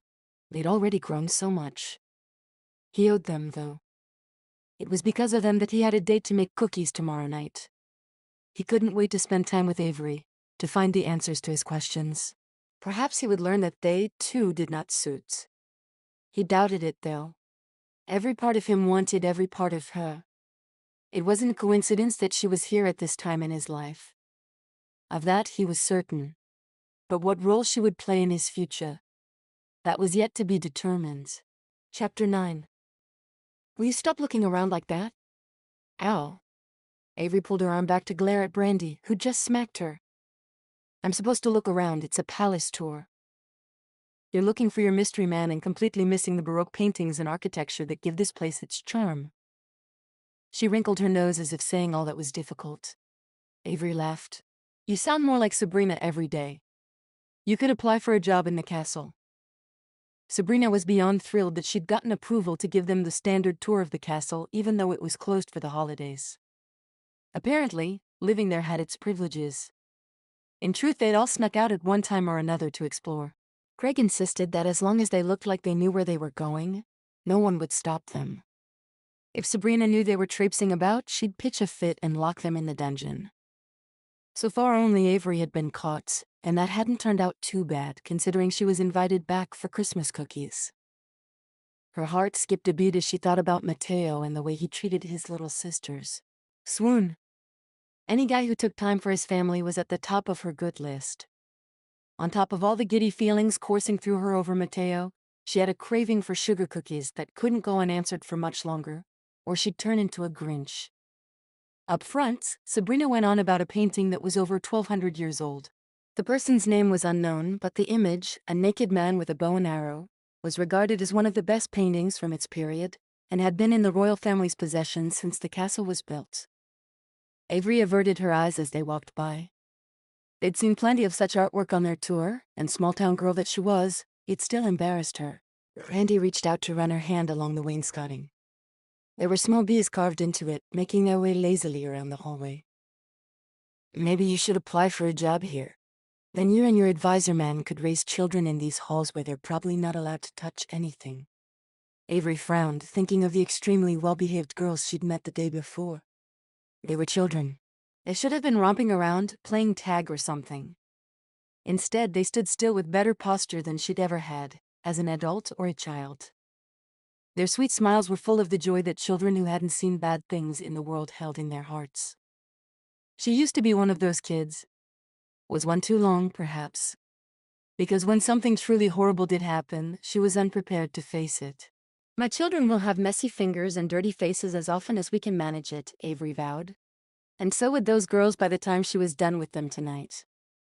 If there's one thing I've learned, it's that you have to seize the opportunities for good times when they come, even if it means cleaning up a mess.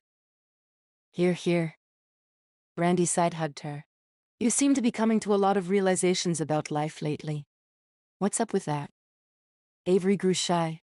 She'd told Brandy about Matteo, but she'd left out the conversation with Alfredo where he'd encouraged her to get her head on straight. It was kind of embarrassing that he'd pegged her so easily. Not that he knew her history, but that was what made his observations all the more honest and hard to dismiss. If he'd known what she'd been through, he might have taken pity on her and not said a word. That would have been worse, because what he did say, that she had potential, had spurred her to strive for it. She gathered her thoughts before saying, I feel like some of the fog is clearing and I'm figuring out who I am now. I'm different than I was before, but I'm also the same. Brandy grinned. Still have a soft spot for gelato? Avery laughed. I don't think anything could cure that. They moved into the ballroom where workers hung garlands and decorated trees in preparation for the Christmas Eve ball. The room was a mess that would soon be magical. The anticipation in the air was enough to spin circles on. The royal family has hosted a Christmas Eve ball consecutively since the castle was built in the 13th century. In the beginning, it was a small family affair that grew to include dignitaries from all over Europe. The floor has been replaced 3 times. The original was marble. During World War I. So what's the biggest thing you've concluded about yourself? Asked Brandy. She tipped her head back to look at the gold filigree on the ceiling. Avery paused and searched her thoughts. That I'm a creature made of love. I can't hold it back, and I can't live without it. It's time for me to start sharing that again. Brandy squeezed her arm. Avery smiled to herself as she followed the group into the formal dining room with its impossibly long table and stunning holly centerpieces. Maybe she could share a piece of her heart with Matteo. It wasn't put back together, but what was there worked. And she couldn't think of a guy she'd rather test it out on than him. His kindness to his sisters, his deep and probing gazes, and his quiet humor made her think that he wasn't the kind of man to take such a gift lightly. She only hoped that when the time came, she didn't chicken out. Chapter 10. Avery was more than a little disappointed when the only people waiting for her in the entrance hall were 2 excited girls and their nanny. She'd conjured up all sorts of scenarios that always seemed to end with her in Matteo's arms and soft kisses in the sunshine, moonlight, and falling snow. She'd spent a lot of time thinking about him, which was unusual because she hadn't thought about much for a while, just drifting where life took her. She was ready to be proactive. Activity tonight meant making a special memory for 2 Isoladian children who had never baked cookies before. She hugged them both hello. At first their arms were stiff and their backs straight, but she wiggled side to side and infused as much love into the hug as possible, testing out her theory that she was a creature made to love. They soon relaxed and hugged her fully. Then she hugged the nanny, Mia. Oof! Mia patted Avery's back. Grazie? The girls giggled. Avery guessed the nanny didn't get hugged that often. All the more reason she should have won now. They made their way to the kitchen, a big, beautiful room with a solid granite countertop that went on for miles. At the far side of the room, several cooks kneaded bread by hand. They had rolling carts of dough waiting and others partially filled to proof overnight. Avery looked closer and found physical traits that told her they were related. She grinned. The family business of bread making in the castle was one she wouldn't mind adopting into. Avery ran her hand over the countertop. It was smooth and cool to the touch and sparkling clean. She glanced at the small doorways on either end of the kitchen. I can't imagine what it took to get this in here. Mia smiled. I believe they built the castle around it. Really? Avery asked, stunned that such a thing would enter the designers' minds that long ago. The girls laughed. She's teasing you, Carlotta pointed out. But that means she likes you, so don't be offended. She looked at her nanny with affection. Is that how it is around here? She asked, thinking of the times Matteo had teased her. The three of them nodded, making her feel as though she'd been inducted into an exclusive club. Then it's game on. She rubbed her palms together. A sous chef appeared. Permesso, your ingredients. He half bowed and waved to a counter near the ovens, where containers of all sizes waited for them. He stepped to the nearest oven and placed his hand over the control. What temperature would you like, Signorina? 350, she answered as she accepted the white apron he offered her. His mind ticked as he did the calculations from Fahrenheit, and then set heat the oven. The girls had matching ones, though they had to make knots in the neck loop so they stayed up high enough to protect their clothing. And what beautiful clothing it was. Designer pants and sweaters, they dressed like a clothing ad. Avery glanced down at her plaid shirt layered over a matching t-shirt. She'd packed layers for the trip, not castle attire. No one else seemed to notice that one of these things was not like the others, so she decided not to worry over it. This was one of those grab the joy while you can moments. Avery grabbed the butter and eyeballed a cup, ignoring the scale and earning her a stunned look from the sous chef. He shook his head and made himself scarce, probably worried that her shoddy baking skills would rub off on him. Little did he know, Mom's cookies were foolproof. Don't we need a recipe? Amelia's little forehead creased with worry. What if we make a mistake? Avery caught a little more than just a child's worry about cookies in there. The girls acted so grown up for their age. Perhaps they had perfectionist tendencies. I have the recipe memorized, and if we mess up, we'll start over and try again. Will we have time? Carlotta checked her phone and then tucked it back in her pocket. Avery was surprised to see such a young girl have a phone, but again, they acted years older than their age. We'll make time, Avery assured them. But we have dance lessons at 8:30. Amelia was working herself up into a tizzy. How about we don't worry about it until it becomes a problem? No sense borrowing stress, as my mom used to say. She smiled, grateful for her mother's words of wisdom. She'd probably had 15 sayings that she'd cycled through as Avery had grown up. She should write them down. No, she would write them down. Tonight. She had a travel journal she could use. It would be a good way to remember her mother, and it would be a nice memorial so she didn't forget when she had girls of her own to nurture through the terrible 13s. Amelia nodded and Avery gave her a side hug of assurance. Mia smiled at her. You're good with children, see? It had taken Avery a bit to get used to the fact that Isoladians weren't really asking questions when they ended a sentence with "see." Sabrina had explained that it was like an American saying, right? At the end of a sentence. She glanced at the door, wondering if Matteo had forgotten about their evening. He'd seemed interested, though not quite eager. Maybe she'd read too much into his polite conversation. Thanks. I've always wanted to be a mom. As she talked, she showed the girls how to scoop sugar and then spoon baking powder and salt into the mix. That's a fine aspiration. Mia counted out eggs, demonstrating how to break them on a flat surface. The girls followed along, squealing when the yolk dripped out. What about you? Avery asked her in return. I will be with these girls until they are 18. She smiled fondly at them. At that time, I will see what else there is to do with my life. I'm so impressed with the dedication everyone has to their occupations, planning families around them and such. In America, it's the other way around. We plan work around our families. Well, if we can. She didn't want to put down the way of life here, but the obsession with work and obligation was overwhelming. Matteo and the girls lived in the palace because their dad was an advisor. The position must be really important to the king to allow them to live there, and it probably made balancing a family and career easier. But it just seemed like a lot to ask of a family man. We believe everyone has a purpose in life. Some people are born into theirs, while others have to search. Being born into a position is a privilege. It means you know who you are. Others feel like finding their way is what they want. They'd added the eggs and were almost ready to add the flour. She had the mixer going, wanting to make sure the vanilla was worked into the batter. Emilia dumped flour in, and the whole thing puffed up into the air and settled on them, on the counter and on the floor. Avery stood with her arms in front of her, her mind blank with shock. Oh no, the poor girl gasped, and tears filled her eyes. I didn't mean to. I'm so sorry. Avery looked at each of them. Snow dusted their hair, their cheeks, and their clothing. She burst out laughing. We look like snowmen. Emilia sniffled a couple times before she dared smile. Snow women. Taking a pinch of flour, Avery tossed it at Emilia. You missed a spot. Emilia blinked several times, her mouth open in shock. You threw flour. Yes. Avery did the same at Carlotta, who dodged, laughing. It's just flour. The girls giggled. I fear Madre would not approve.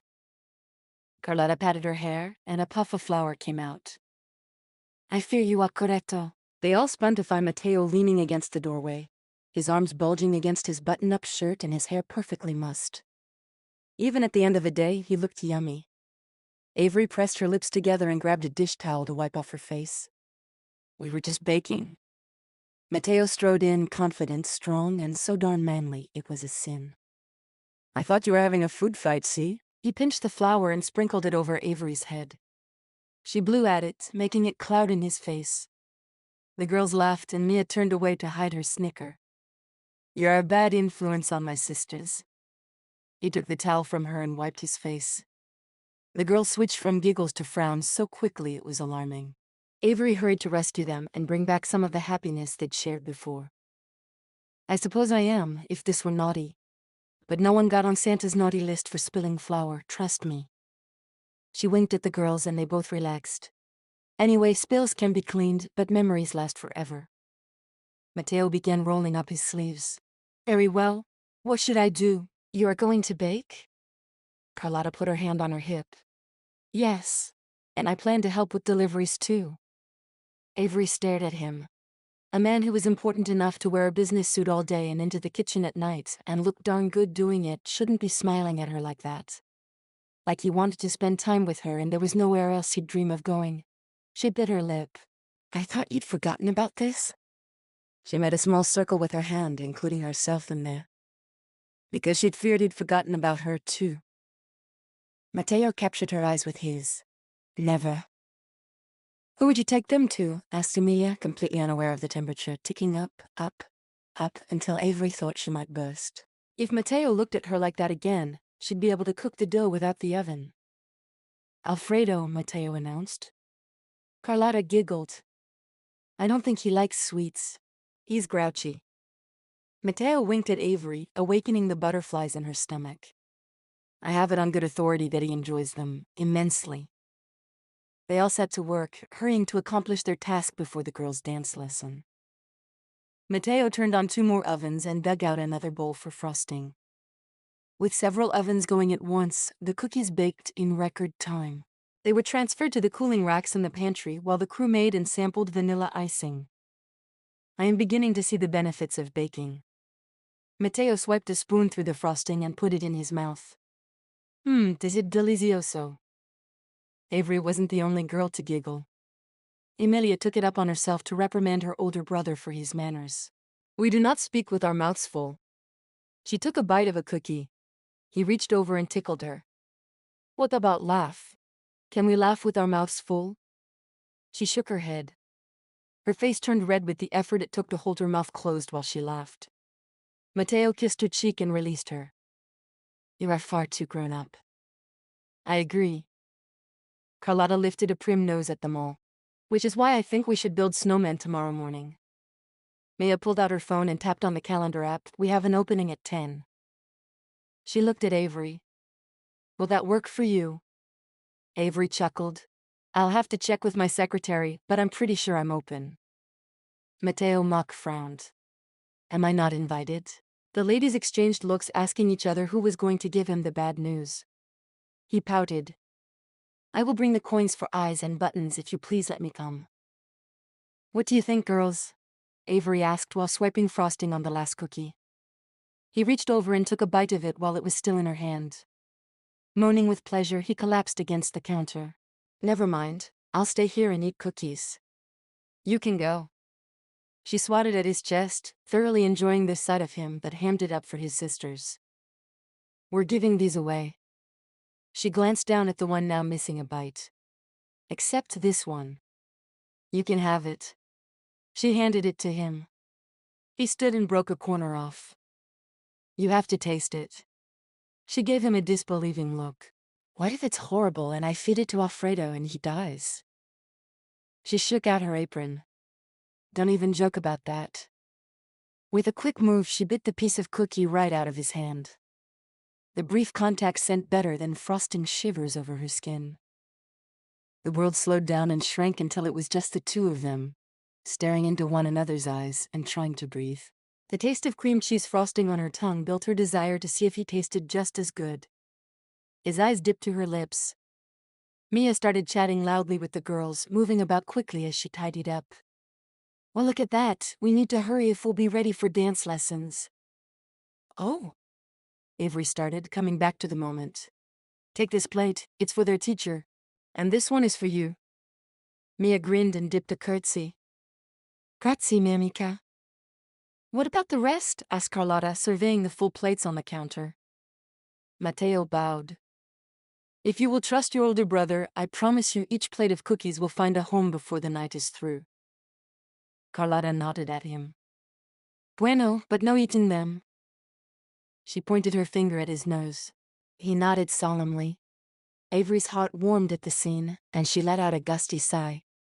Realizing how loud the sound was, she turned away to rinse out a dishcloth. The girls stopped to hug her easily this time and say their goodbyes. In moments, she was alone with Matteo. All day she'd been thinking about being with him again. Now that she had him to herself, she wasn't sure what to do with him. Chapter 11. I think that's everyone on the list. Matteo tucked his phone back in his pocket and frowned at the two remaining plates in Avery's hands. Did you make too many cookies? He chastened himself for sounding so critical. When did he become a grump? Delivering cookies to the staff had been a surprise joy, one he hadn't known could happen, and one he should have saved for his sisters to at least sample. They would have thrilled to see the light on the dressmaker's face. Matilda had sewn gowns for the girls since their christenings and loved them so much. When Matteo told her the girls baked the cookies for her, she acted as though an angel had stirred the batter. Then she kissed him on both cheeks. Avery laughed at his accusation. Okay, first of all, there's no such thing as too many cookies. He grinned, and not for the first time that night. Avery had a way with people. She just loved them right away. It was the strangest thing he'd ever seen.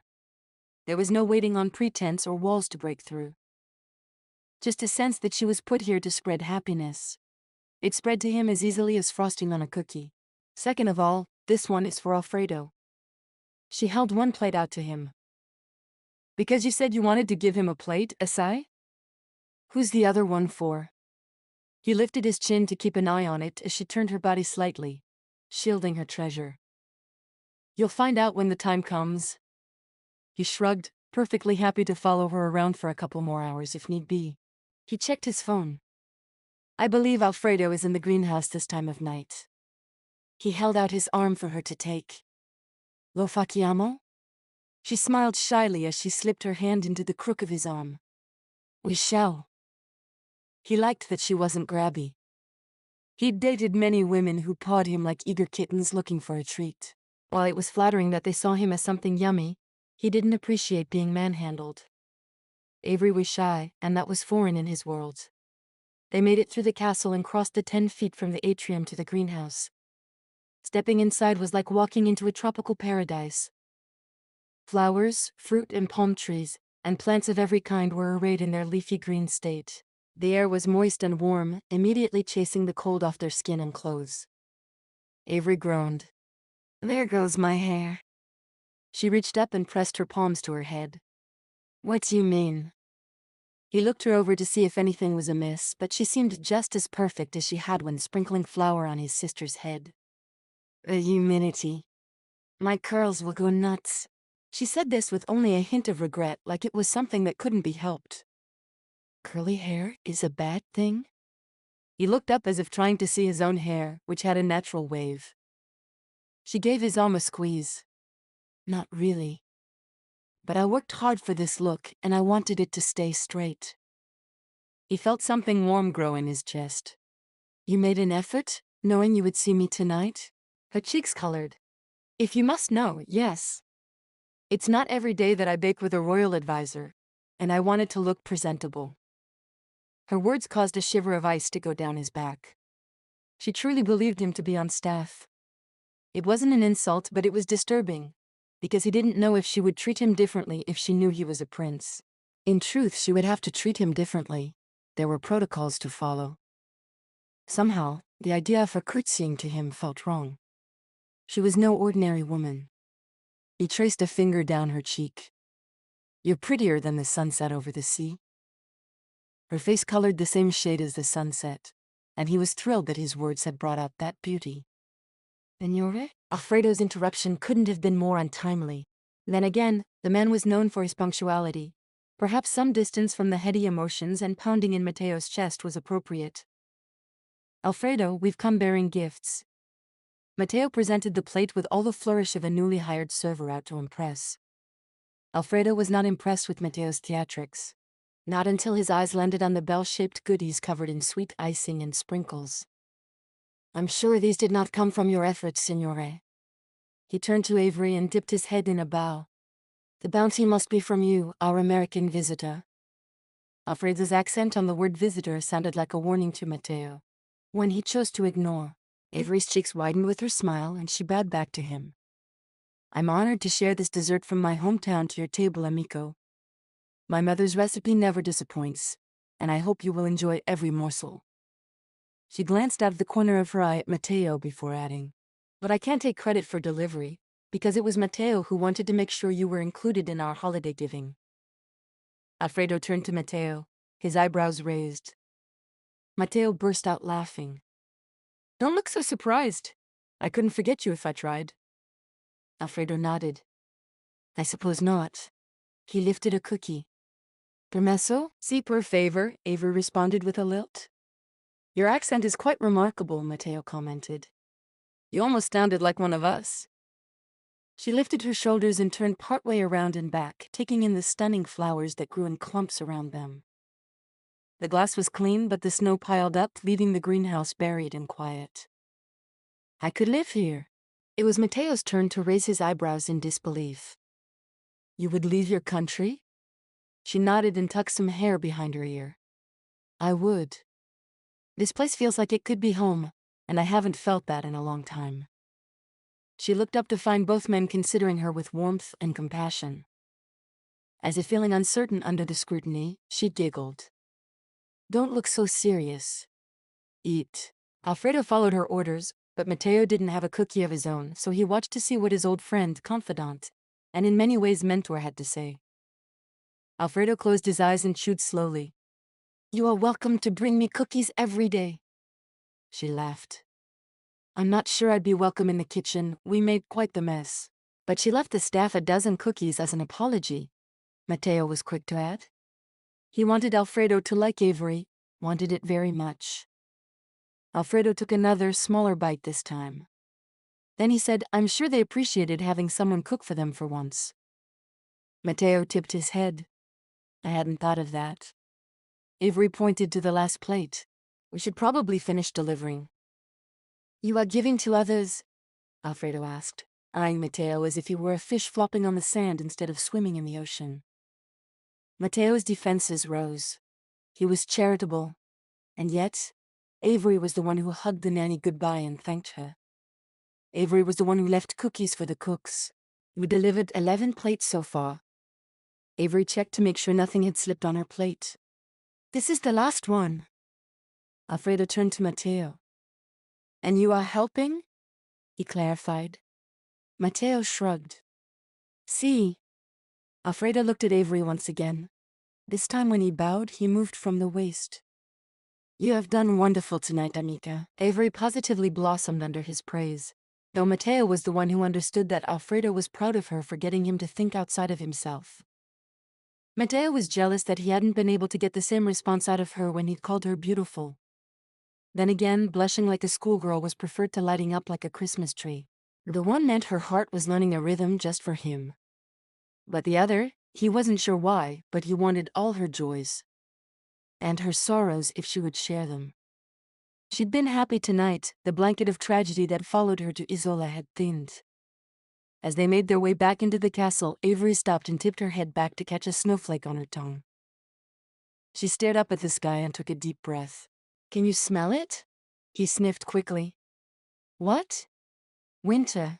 It smells crisp and clean, cold and clear. There's no other smell like it in the world. She breathed again and then laughed. Here, it comes with salt. She watched him. Go on, try it. See if you can catch the scent. Feeling silly doing this in front of her, Matteo gritted his jaw and took a deep breath, his nostrils flaring. Avery laughed at him. Laughed. No one but his family dared to laugh at him. With him, yes, but never at him. He deflated at the same time his pride swelled at having made her happy big enough to crowd out his good sense. You're doing it wrong. She flapped her free hand at him. I'm smelling wrong? He growled back. Don't get your royal advisor undies twisted about it. He blinked at the image her words painted and then wished he could get it out of his head. I'll show you. She put a hand on his shoulder. Relax. She then moved it under his chin and tipped his face back so all he could see was the dark sky and snowflakes falling in no pattern or order. The image was positively tranquilizing. Had he said he liked that she didn't touch him? Because now that her skin had made contact with his, he was abuzz with energy and desire. Her hands were warm and soft, and he wanted, more than anything, for her to slide them behind his head and bury them in his hair. She dropped her fingers from his chin, and he immediately felt the loss. Now, her voice was much softer, like she was having a hard time getting her words out. Think of Christmas and presents and cider and pine trees and just breathe it all in. He did as instructed, filling his chest and letting it expand beyond its normal efforts. His head spun, and he felt parts of him release that'd been held tight for years. With his eyes closed, he said, You forgot the sugar, vanilla, and cinnamon, and... He drew in another deep breath. Honeysuckle. He slowly opened his eyes and dropped his head so he could look at her. Standing so close to him, their breath puffed up in clouds, mingling together like dancers. Honeysuckle? He asked. That's my perfume. I bought it in Florence. He lifted one corner of his mouth. It's Bella. And it fits you. How could a woman be so sexy and so cute at the same time? It's sweet with undertones of sultry. Oh. Her mouth formed a small O, and it was all Matteo could do not to lean down and kiss her. You've ruined me, mi fiori. She blinked rapidly. Matteo wondered how good her Italian was. Did she know he'd just called her my flower? Did he care if she figured it out? No. He did not. The nickname slipped out without planning or prep, and it matched how he felt when he looked at her. He saw beauty and grace and an acceptance of all around her. A flower didn't care if you were a prince or a steward or a butler or a cook. It just wanted to make the world better for being in it, like Avery. He explained, I shall never smell winter nor honeysuckle again and not think of you in this moment. Are we having a moment? She asked quietly. I certainly hope so. Matteo took her hand. She bit her lip and glanced down. I don't, she tried to pull away. Per favor mi fiori, allow me this. So that when I think upon this moment, I will know what it feels like to hold your hand in mine, and believe that Christmas truly is a time of miracles. You think it would take a miracle for me to let you hold my hand? I thought it would take more than that, he admitted. She shook her head and tugged him toward the door. Come on before you feed me any more lines. I do not feed lines. You do, and you're excellent at it. This bothers you? He wasn't quite sure what he'd done to have her brush away his affections like they were flour dust on her apron. Immensely. She nodded toward the door for Matteo to open it. He did, being the gentleman he was raised to be and not minding one bit. He smiled as they made their way down the hall to the servant's door. What is this? Perhaps she wanted to gift cookies to her travel companions. Which was a wonderful idea, except that one of them was sure to recognize him as the prince, and then his deeply fulfilling time with Avery as a man, would be over. He wasn't sure he was ready for that to happen, and so he stopped several feet from the doorway. She glanced over her shoulder at him and then stopped and turned. I'm going to call it a night. Thank you for making a wonderful memory for your sisters, and for me. I will see you again, see? She nodded. Bueno. Oh. She handed over the plate of cookies. These are for your brother and his wife. Matteo balked. Certainly she did not expect him to take cookies to Angelo. The thought was absurd. They really weren't that close anymore. As children, they'd been the best of friends. He wasn't quite sure when they'd pulled away from one another, but the memories made him pine for easier times and less politics in their relationship. Truly? See. Why? She laughed and shoved his shoulder. Because they're family. I thought cookies were for neighbors. She smiled softly. Family can be neighbors, and neighbors can be family. It's all in how you look at it. She leaned in and pressed a quick kiss to his cheek. The feel of her lips on his skin ignited a fire in his chest. Now who is bothering whom? He whispered. She winked. She winked. Matteo contemplated throwing the cookies over his shoulder and taking her in his arms when she slipped through the door and disappeared from sight. That woman, he mused. He hardly dared admit that she'd fully captured his attention, even to himself. He'd rather continue on in a blissful state of denial that his actions, and his heart, were not behaving as a prince's should. He hated that a single kiss could mean the disruption of his entire country and hundreds of years of tradition. Nevertheless, he was a prince and not ignorant of diplomacy. Perhaps with a bit of sugar applied to the gears, he'd be able to turn things his direction. It was time to deliver cookies and gain an ally. Chapter 12. Matteo knocked on the door to his brother's private suite and then stood back and waited. It took a moment for Luca, Angelo's steward, to answer the door. Ah, Principe. He stepped aside and motioned for Matteo to come in. I shall tell the family you are here, see? His eyes landed on the cookies and interest blossomed. He wouldn't ask. And Matteo wasn't in the mood to explain how he'd been roped into participating in an American tradition by one beautiful woman and his two little sisters. Grazie. Matteo held the plate out in front of him as he walked, keeping one eye on it and one eye on where he was going. As ridiculous as he felt at the moment, he would feel much worse if he had to tell Avery he'd dropped her cookies. Angelo and Arya sat stiffly on the couch while Angelo tried to hold a lifelike baby doll. He was as awkward as a moose on ice skates. Arya's hands went out as if she were going to catch their practice bundle of joy, but she pulled them back. You have to hold her head, she admonished as the doll began to cry. Matteo blinked at the sound. I'm trying. Angelo flopped the limp figure up to his shoulder, the face smacking his arm and making the doll cry louder. Ga here. He shoved the thing at Arya. She shook her head at him fondly. You can run a whole country, but you can't learn to hold a baby. He stood up as if needing more distance between him and the doll. She stood as well, bouncing and rocking and cooing until the doll gurgled. Thank goodness one of them knew what they were doing. Luca cleared his throat. Principe Matteo has come for a visit, your highnesses. He bowed at the middle and then stepped smartly out of the room. Angelo glared at him. What are you doing here? No doubt he was embarrassed by his lack of parenting skills and snapping at Matteo because of it. Matteo didn't often visit his brother unannounced. Now he knew why. I brought you cookies.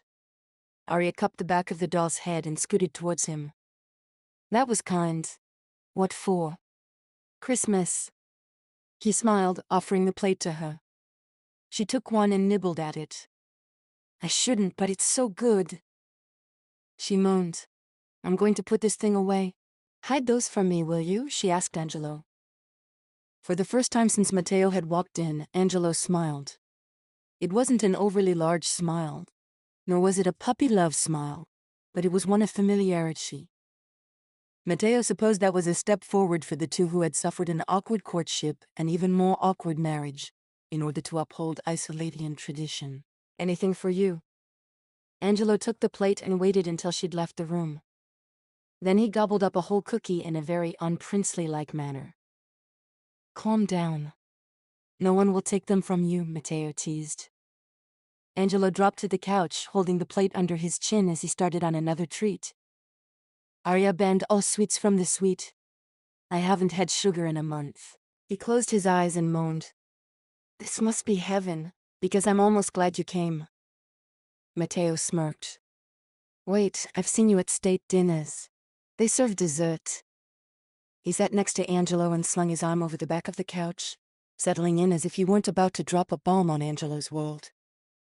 I promised Arya that I wouldn't eat it if she couldn't eat it. She's so worried about this baby that she'd gone all organic foods. He took another big bite and moaned. When he opened his eyes, he glanced down at the cookie in his hand. Who made these? The American had a baking party with Carlotta and Amelia this evening before their dancing lesson. Why? Because she's kind and wanted to make the holiday special. By teaching them menial tasks? Since when are you such an elitist? He was here to gain his brother's support in a Christmas marriage coup. He needed to make friends, not make them angry. Sorry. I know you don't see the value in cooking, but the girls had a wonderful time. It was also a chance for them to give back to the people who serve them all year. There are over a dozen plates of cookies being enjoyed, thanks to those 3 lovely ladies. Angelo's chewing slowed, and he studied Matteo out of the corner of his eye. Why do I feel like I just ate a bribe? Matteo laughed. No bribe. A gift. Signorina Avery simply wanted to express her gratitude for the gracious way you opened our home to a group of stranded travelers. Angelo brushed the crumbs off his fingers. There were 3 cookies left on the plate, but he set it aside. You are using her first name? Si. Angelo pressed his palms together and tapped his hands against his lips. And how are things with Luciana? Are you on a first-name basis with her? I am not. Matteo leaned forward, his elbows on his knees. I do not love her, brother. And I fear she would not do well at my side. We think differently on important issues. Angelo glanced toward the doorway where Arya had disappeared. It's not about getting along, not at first. Love can come later. Perhaps? Matteo also glanced over his shoulder at the doorway. I seem to remember cold feet on your part. Have you come to love your wife? Angelo regarded him coolly. If you were anyone but my brother, I would throw you out in the snow just for asking that question. You can try. Matteo cracked his knuckles. Angelo waved him off. I'm growing to love Arya. With every day we planned for our child, I'm drawn to her. I believed she was a follower, someone who would stand beside me and champion my efforts. I've learned that she is a quiet leader, and I find myself turning to her more often for advice and counsel. I respect her and admire her, and feel the stirrings of something much deeper inside of my heart. In time, I believe I will love her beyond what I ever thought possible. I'm happy for you. But you do not believe a similar fate awaits you with Luciana? I think one of us would murder the other within the first year. Angelo burst out a laugh.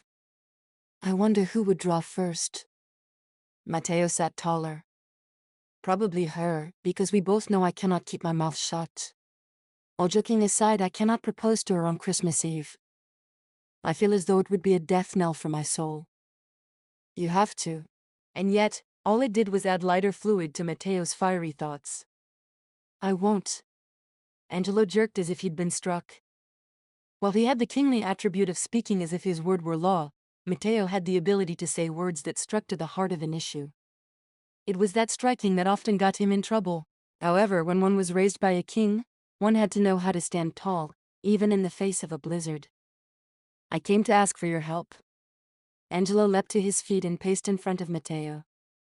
His face drew into a scowl and his hands dug into his hips. You want me to thwart 100-year-old tradition before I'm crowned king? Yes. No, for the first time, I feel like I'm in my right mind. He pushed off and stopped Angelo's pacing. I do not want to be a puppet. My happiness is the one thing that is my own. I will protect it. At what cost to the rest of your family? To our country? Are you truly going to be that selfish? Matteo's shoulders slumped forward. Selfish. A word akin to treason in the castle. In this area, I feel I must. Angelo sighed and placed a hand on his shoulder, forcing him to look up. You are more than this, little brother. Do not fall into a trap. Matteo leaned back, unwilling to get drawn into Angelo's pretense of brotherhood and comfort. What trap? Beautiful women can snare a man with nothing more than a look. He picked up a cookie. And this one has tricks you're not prepared against. It is a cookie, he argued.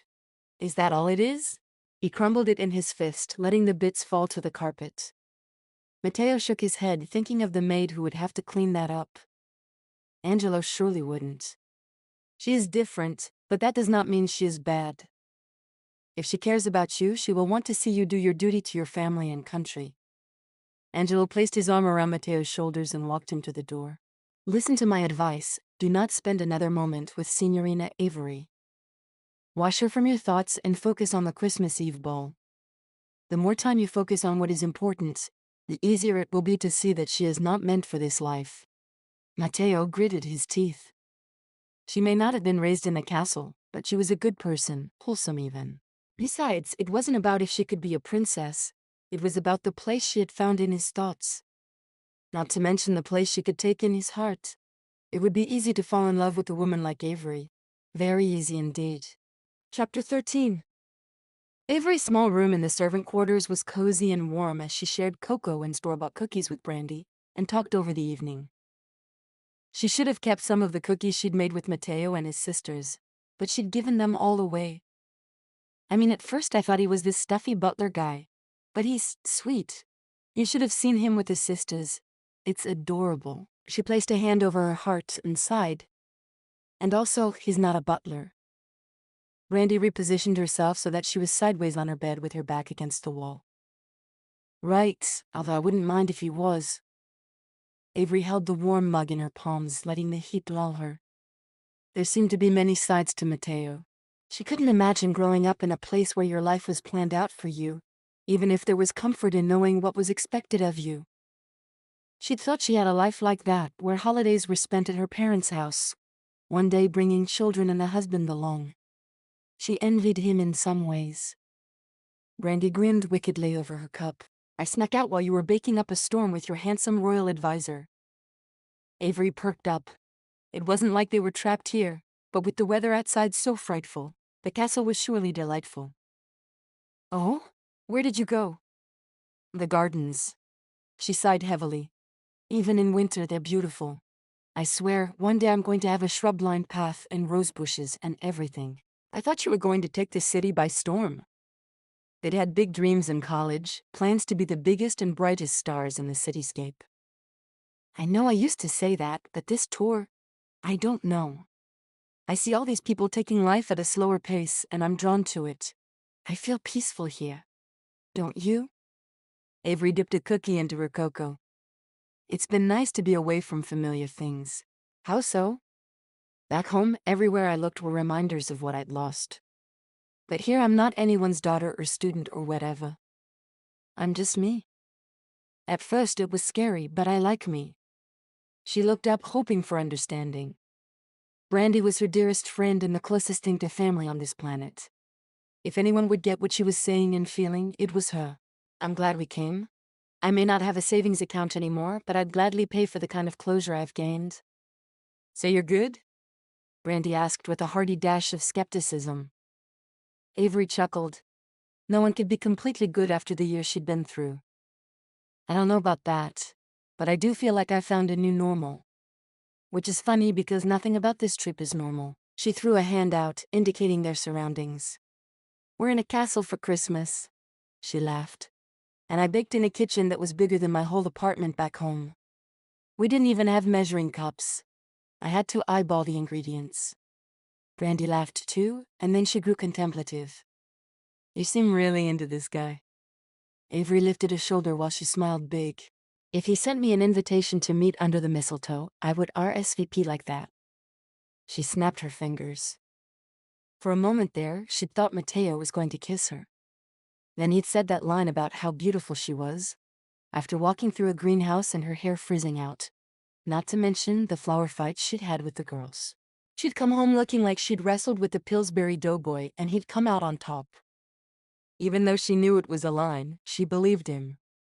He was just so darn real, it was hard not to. Which was why she'd moved away from a kiss. One touch of his lips and she'd lose all rational thought, not to mention her heart. Which she was just starting to piece back together. Okay, but don't give him your heart, please. I don't want to have to haul a puddle of tears back home. Avery smiled. I'm just having fun on my once-in-a-lifetime European adventure with my best friend. My heart is safe. She took a sip, using the cup to hide her face. Her emotions were near the surface too often to mask them. Matteo was unlike any man she'd ever met. It would be easy to get caught up in the romance of castle life, paired with his good looks and charming smile. Brandy was right, though. They were leaving as soon as the airport reopened. There was no sense falling for a man who was tied to this island when she had a plane ticket home. Not that she had anything more than a half-baked job and an empty house waiting for her. If he asked her to. No. She couldn't go down that road. They were enjoying time together, brief, non-committal time that was so wonderful she wished she could bottle it up to open later. So what's next? Brandy asked before throwing back what was left in her mug. We're building a snowman tomorrow. Fun. Oh. Her eyes lit up and she hugged her mug to her chest. I almost forgot to tell you. Since the storm is so bad, the castle is short-staffed for the holidays and they're all stressed out. They've asked if we would set up for the dinner tomorrow night and then serve at the Christmas Eve ball the next. They'll pay us for our time, even though they're not charging us for rooms or rent or anything. Isn't that great? That's really kind of them. I hope you signed me up. You know I did. This is going to be sick. I can't believe we actually get to go to the ball. Avery held her cup in the space between them. Tu soli de la familia. Tu sola. Brandy clicked her mug against Avery's. She might not be able to take a royal advisor home, but she planned to enjoy every moment she had with him in the castle. Chapter 14. This would be easier if you all helped instead of laughing at me.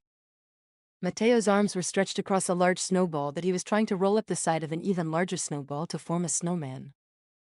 He had it halfway there, but couldn't seem to get a good grip to push it the rest of the way. The trouble was, the thing was dashly heavy and slippery to boot.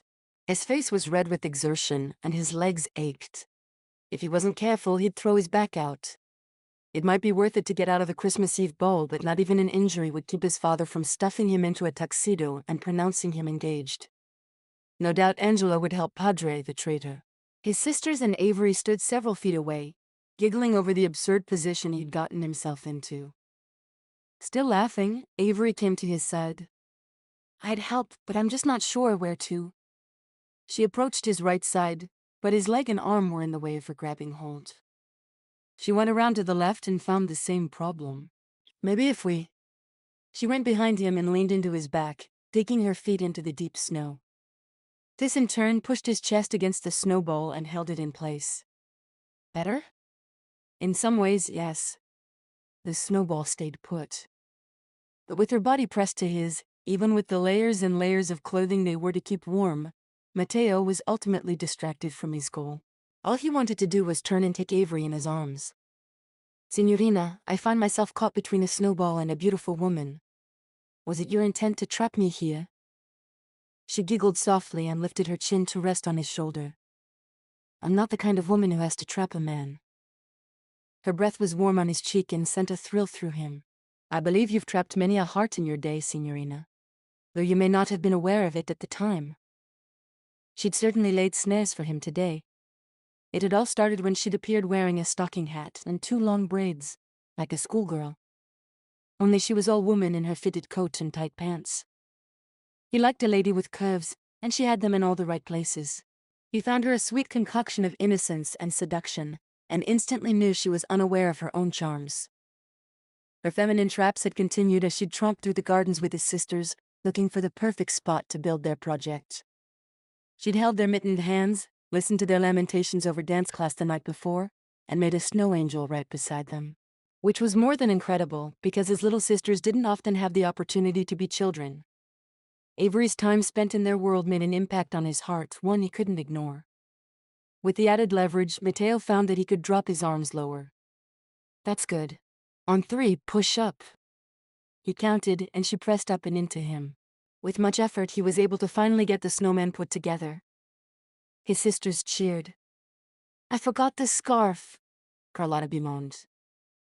Come on. She grabbed Emilia's hand. We'll get it and be right back.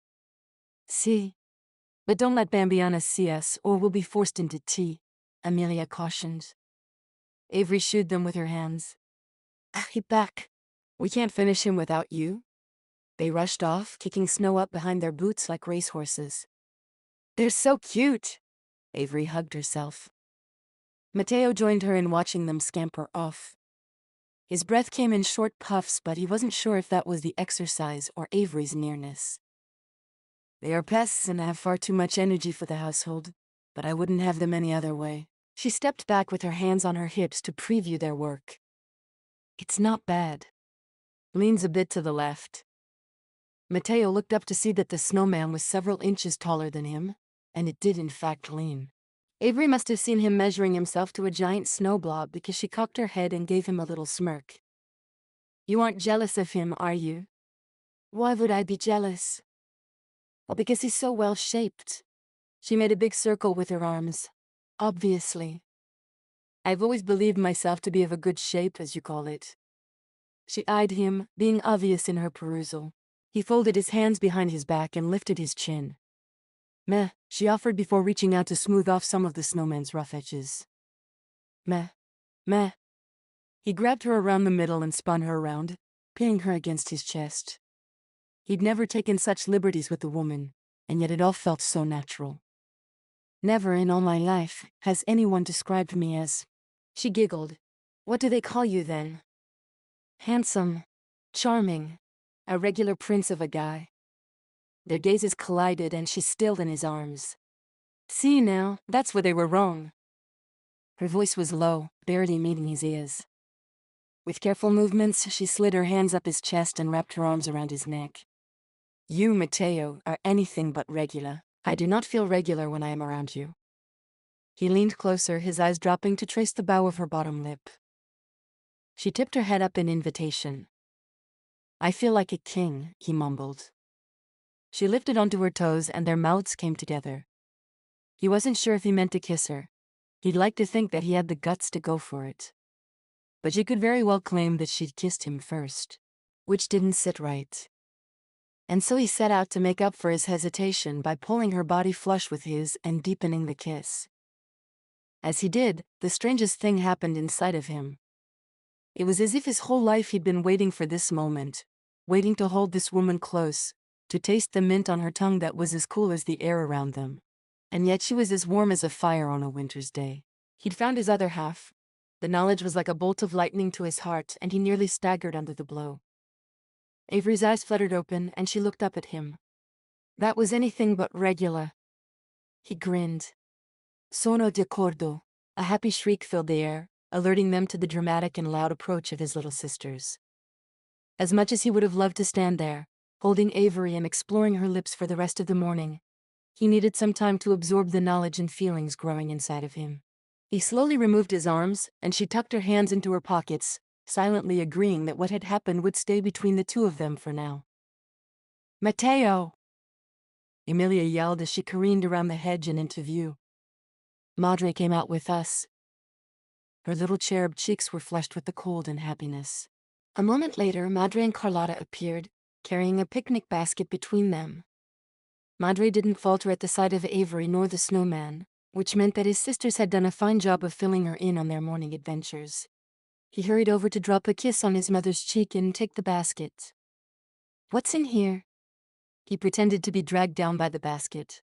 He then reached over and felt Carlotta's muscles, making her laugh out loud. "It's a tea service," Carlotta replied, as if admonishing him for his silliness. He didn't care if his little sister thought she was more mature than him. At the moment, he could roll in the snow like a puppy and not care. Avery had kissed him. He could fly over the castle if he wanted to. Madre assessed the spot they'd chosen to build the snowman. The tall hedges gave them privacy and some protection from the wind. The blizzard continued to pound areas of Isola, but the high castle walls proved an asset against a storm. Instead of snow coming at them sideways, as it did on the new reports, it fell with relative gentleness. "Would you set that on the bench for us, Polpetto?" He glanced at Avery to see if she'd heard his mother's term of endearment. Being called Meatball wasn't too bad in the privacy of the family setting, but in front of a woman he was trying to impress, it was rather embarrassing. She winked at him, and her eyes sparkled with a future round of teasing. He grinned back. Teasing was quickly becoming one of his favorite pastimes, and now that he'd kissed her, he could work some of that into their verbal sparring as well. Indeed, the prospect was enjoyable enough to have him trip over his own feet on the way to the bench. "Before we have tea, this snowman needs a proper dressing," Madre pronounced. "Did you find the coins?" Avery asked Emilia, who shook her head. "Madre brought some, though." Madre pulled several shiny gold coins from her pocket. Avery stepped forward to look. "Why coins? We use buttons and coal." "It's tradition." Emilia took one of them, and Matteo lifted her up so she could make it into an eye. Madre picked up Avery's education on the history of the coins and snowmen. "When the snow melts, the coins are lost. But if you find one in the spring or summer, then it will bring you luck until the first snowfall." Avery lowered her eyebrows. "Didn't people steal them?" "No." Carlotta shook her head so hard her hat dislodged. Madre reached over to fix it. "Stealing a coin brings a year of shame and bad luck to the thief." "And their family," added Emilia in all seriousness. "Not even a disgruntled prince would dare risk the curse upon his father's head." Madre gave Matteo a look, and he quickly got to work adding coins from his own pocket to the front of the snowman. Hopefully Avery didn't figure out that Madre was talking about him. Perhaps it is not a question of being disgruntled as much as it is a sense of being measured. He tried to veil his response, but Avery was listening closely. Madre pressed her lips together, a sign that she worked to control her emotions and speak with diplomacy. Avery looked back and forth between the two of them. Maybe everyone, she gave him a pointed look, would be happier if they stopped measuring and worrying over the results and started living. "Is that what you do?" Madre asked, her royal brow arched in suspicion. Avery ducked and studied her gloves. "It's what I wished I'd done while my parents were alive." Madre's arched brow dropped. "You're an orphan." Avery blew out a breath. "I'm still coming to terms with that label. It feels stark, and it's one I didn't ask for, but yes." "Do you have siblings?" Madre's voice and posture softened. She studied Avery as if seeing her in a new light. Matteo tried to see what she did, a woman who was alone in the world, setting out to explore it rather than being afraid. Someone who had every right to point to herself and demand others take care of her, but who had gone and made his sister's Christmas all the brighter. "No," Avery dropped her chin. "It's just me now." Such a big answer in one little word. Matteo's breath caught. She truly had no one in this world. Even when he didn't like his father's proclamations, he knew that he had family. Madre must have come to the same conclusion, because she reached out and touched Avery's arm, a grand statement of acceptance from the Queen. "I am so sorry for your loss." Avery smiled sadly. "Thank you. This is my first Christmas without my parents." She smiled at them, even the girls, who were building a mini snowman to go with the larger one. "But your family has made it so I'm not alone. We are glad you are with us." Madre's eyes brightened. "You should come to the ball." Matteo drew back in surprise. The ball was for dignitaries and royals, not for orphaned Americans snowed in at the castle. His gaze jumped to Madre's, searching for something. There. He caught the acceptance, the admiration in Madre's gaze. He felt the breath go out of him. Madre liked her. He didn't know quite what it was that Avery had done, but it endeared her to the queen. Matteo gave Madre a look of gratitude. She gave him a look that said, "Don't make a big deal out of it." Avery laughed. "I don't think that will work. I don't have a dress or anything." Madre tossed her concern aside. "The girls' dresses are done, and the seamstresses would love to create something for you." Avery's forehead wrinkled. "I don't want to be a bother." Matteo touched her elbow. "Come," he pleaded. She seemed to be at war with herself. "But I signed up to serve at the ball. I don't want to leave them high and dry. I'll personally make sure they have enough staff." He made an X over his chest. "Okay," she whispered in reply. An alarm sounded on her phone, and she jolted. Where is the time gone? She stepped back and smiled at all of them. "I have to go. I promised I'd be somewhere. I'm so sorry." Matteo took her hand and bowed over it. "Tomorrow is Christmas Eve. Would you go on a sleigh ride with me?" She blushed. "I'd like that." Her phone beeped, and her forehead wrinkled. "That's probably Brandy. I really do have to go." She slipped her hand out of his and waved to the girls before hurrying around the shrub. Madre came to stand beside him. "I have not seen you this animated, Matteo. That woman affects you." "That she does, Madre." He turned so he faced her. "I think she would make an excellent partner in life." Madre nodded sagely. "You are not surprised?" "I felt the charge between you two the moment I stepped into this clearing." She removed her glove and cupped his cheek. "I fear the path you are insistent on following is rough and will cause you to trip and fall. As a mother, I do not want to see you suffer. Then stand with me as I fight for the chance to love the person I choose." "Will she stand with you? Will she be femme as the press calls her every dirty name in the book? As our sister nations question not only our commitment to our way of life, but your commitment to Isola? Will she stand by you if your father disowns you and strips you of your title?" He would not. Matteo could see Padre doing many things, but taking public action against his son was not one of them. He may be forced to, if the people insist upon it. Isola is nothing if it isn't traditional. We are one of the few nations in the world who take such pride in the old ways while moving into the next century. With so many changes happening in the world, our people long for simpler times when their princes obeyed the king. He sighed. "Why does being royal have to complicate falling in love?" Madre burst out a laugh that startled the girls. "Polpetto, love is complicated for everyone. Being royal has nothing to do with it." He smiled at her gentle rebuke. "I am on your side and will do what I can to help your father see reason." She drew in a breath. "But it will take a miracle to bring us through this as a family. I will pray to Saint Joseph that he will allow us to pass through troubled waters unscathed." "I suppose I should pray too." "Polpetto, you have bigger problems." "I do. You need to get that sweet American to fall in love with you as much as you are in love with her." He grinned, thinking of their kiss. "I'll work on that." She nodded once. "See that you do. Now I'm getting chilly and would like some tea." "Yes, Madre." Matteo called the girls over and his mother poured tea. She regaled them with stories from her childhood and the games she'd played with her brothers growing up in the countryside. Matteo half listened to the stories and half plotted how he would show Avery that they were meant to be together. The future with her seemed bright and beautiful. Well, the part after the wedding. Everything leading up to that was going to be an uphill climb.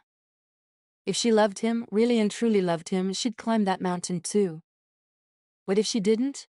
Well, then he might as well marry Luciana, because no one would ever compare to Avery. Chapter 15. "Where have you been?" hissed Brandy. Avery scooted in beside her, pushing a cart full of silverware and napkins. The rest of their group pushed similar carts with plates of varying sizes, glasses, and napkin rings. "You missed the orientation." "I know. Sorry. I got caught up with—" Her eyes darted to Tina, who was walking in front of them but leaning back so she could listen in on the conversations. "My friend." Caught up? Or just distracted? Brandy pumped her eyebrows. Caught up, Avery squealed as quietly as possible. Brandy hip bumped her. Way to go. They reached the formal dining room and an impossibly thin doorway. Sabrina held up a hand for them to stop, as if they would have gone right through the walls without her direction.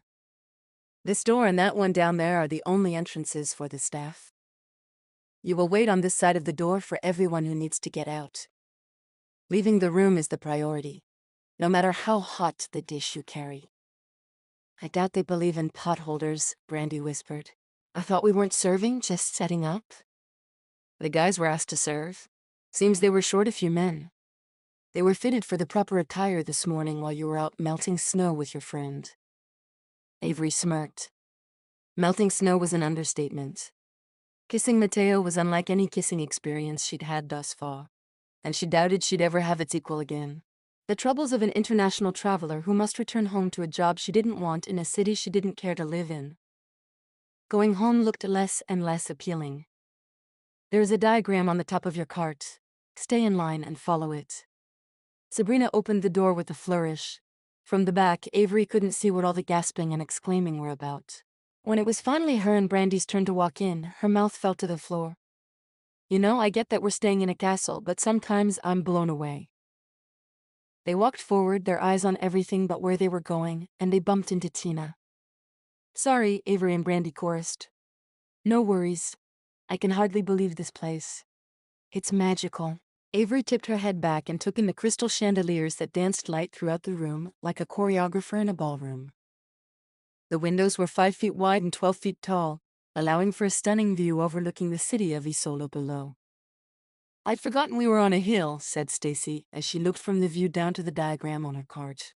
The boys laid out the white plates and glasses, and the girls were to follow with the silverware. Sabrina stopped in front of them. Placement must be precise and universal. The younger prince is expected to propose to the woman of his choice at the Christmas Eve ball. This dinner is the opening event to Christmas in the castle and must be absolutely perfect. So we gotta make this look good, Stacy quipped back at her. Sabrina smirked. Yes. I asked you ladies to do it because I believe you have an eye for detail that your male counterparts lack. She rotated slightly so they could see the guys rushing through the process of stacking plates atop the charger with a beautiful filigree in blue and gold around the edges. I'll follow behind them and ensure that the plates are aligned. Avery smiled at Sabrina's sense of long-suffering with the men in that group. She'd seen some of the same in Matteo's mother as she'd talked with her son. It must be an Isoladian female trait. Tina went first, loading the left side of the plate with the salad and dinner forks. Stacy came behind her, putting the butter knife on the right. Brandy followed, adding the dinner fork and spoon below the plate stack, with the handles facing opposite directions. Avery came last, rolling the napkins, folding them in half, and sliding a silver napkin ring with the royal crest on it before placing them just so on top of the plates. They didn't try to hurry along but worked steadily. The guys finished up, and Sabrina whisked them off for instructions on serving drinks after dinner. Can you believe we'll be here when the prince gets engaged? Tina sighed deeply. It's so romantic. Says Avery sneaking off to meet some guy, said Stacy with a knowing smile. I think it's about time we get some details. Who says I'm meeting a guy? Avery replied, content not to make her social life the topic of conversation. Besides, there was something fun about sneaking around. It wasn't like the other girls hadn't snuck out to meet a guy at one time or another during their tour. Of course, they always dished about their romantic adventures, and Avery had listened with rapt attention. It felt like everyone else's lives were more interesting than hers. Until now. Stacy paused just long enough to pin Avery with a look. Come on. I saw you ducking out this morning. No one looks over their shoulder unless there's a secret meeting going on. Spill. Yeah. Tina nodded in agreement. I told you about the French guy. Following a man up the Eiffel Tower to check off your bucket kissing list is hardly the same thing as.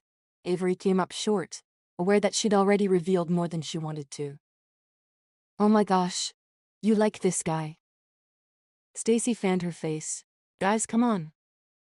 Brandy motioned for Stacy and Tina to keep moving. She'd caught up and had to wait for them to get their jobs done. Avery appreciated the respite she'd managed to gain, but it wasn't meant to last. Come on, just share the best part. Tina set a salad fork, eyed its spot, and moved it down a fraction. Avery debated whether or not she should say anything, but then she finally decided that she could tell them what they'd already find out anyway. He works in the castle, hence we met here. And he invited me to the ball. Yeah, we're all going.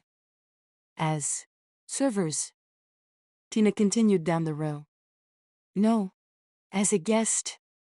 She hugged herself. The whole thing feels so unreal. I'm getting a ball gown and everything. The words tumbled out of her, and with them, the happiness bubbled it. Like shaking a soda and then opening the lid. She had no control over how much she spoke. Even if she put her hand over the top to stop talking, it just kept going. It's all planned out.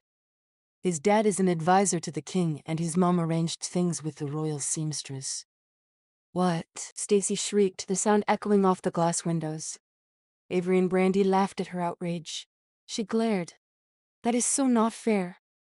Life isn't fair. Brandy gave Stacy a look that said, back off. My friend's been through crap and deserves this. Avery touched Brandy's arm. It's fine. I'd be jealousy too. I'm not trying to brag, I'm just so happy. Stacy wrenched her gaze away and set her next knife down. Hard. She mumbled something under her breath that Avery chose not to try to decipher. Jealousy didn't bear sweet fruits. Brandy smiled funny, like she wasn't sure she'd heard her right. Avery dropped her head back and laughed. I feel happy. It's wonderful and strange, and I think I might cry. She swiped at the moisture leaking from her eyes even as she kept laughing. I didn't think I would feel like this ever again, and to feel it over a dress? That's just crazy. I don't think it's the dress. Brandy hugged her, rubbing her back. You deserve to be happy, remember that. She let her go and started back on her job. Well, I'm happy for you, said Tina. Vacation flings are fun. You get some good kissing in and then get to leave town. At first, all Avery could think about was the way it felt the moment Matteo had taken control of that kiss.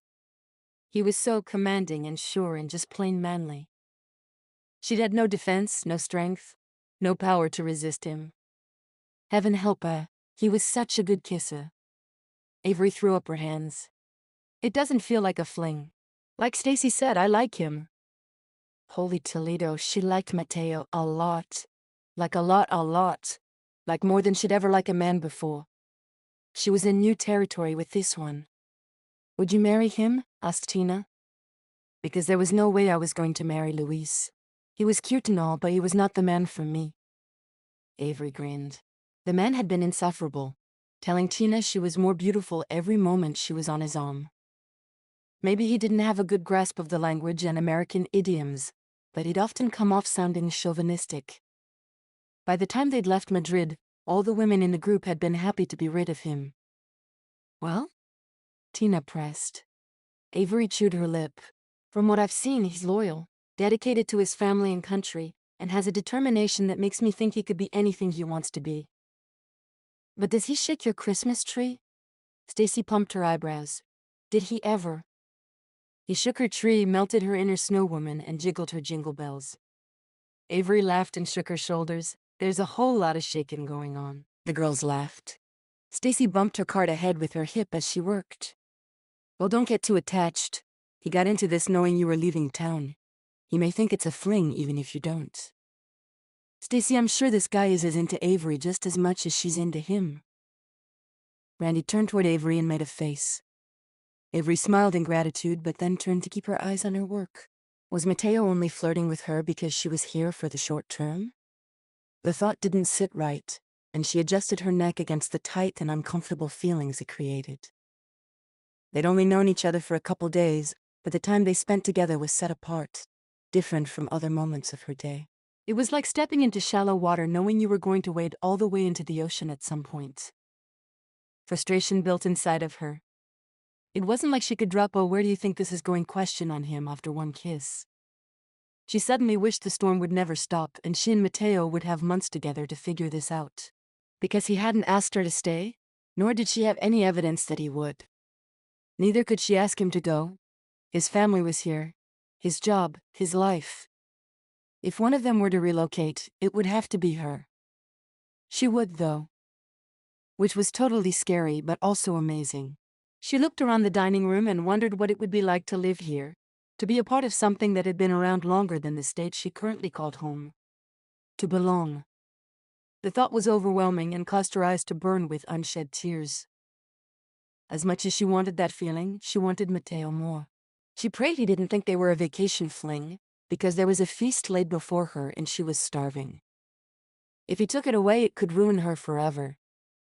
The trouble was she had no way to protect her heart. She didn't know how. She was made to love, and she couldn't stop herself any more than she could stop the snow from falling. The best she could do was hope Matteo would be there to catch her, and that she didn't end up shattering. Chapter 16. You must approve the place setting. I already did. White plates, remember. Matteo followed behind Alfredo, his mind only half consumed with plans for the Christmas celebrations he was over. The other half was back in the garden, holding Avery and exploring her lips in a dedicated fashion. That was plates. This is the full setting. And the ballroom decorations need your keen eye. Alfredo clasped his hands behind his back. You and I both know I do not have talent in decorating nor judging whether decorations are appropriate. Alfredo's face remained neutral. He would never say a bad word about Matteo, though he'd been known to correct him on more than one occasion. In private. With decorum. A prince's duty is not to know everything, but to manage those who do. It's interesting to get these little glimpses into the way you view my life.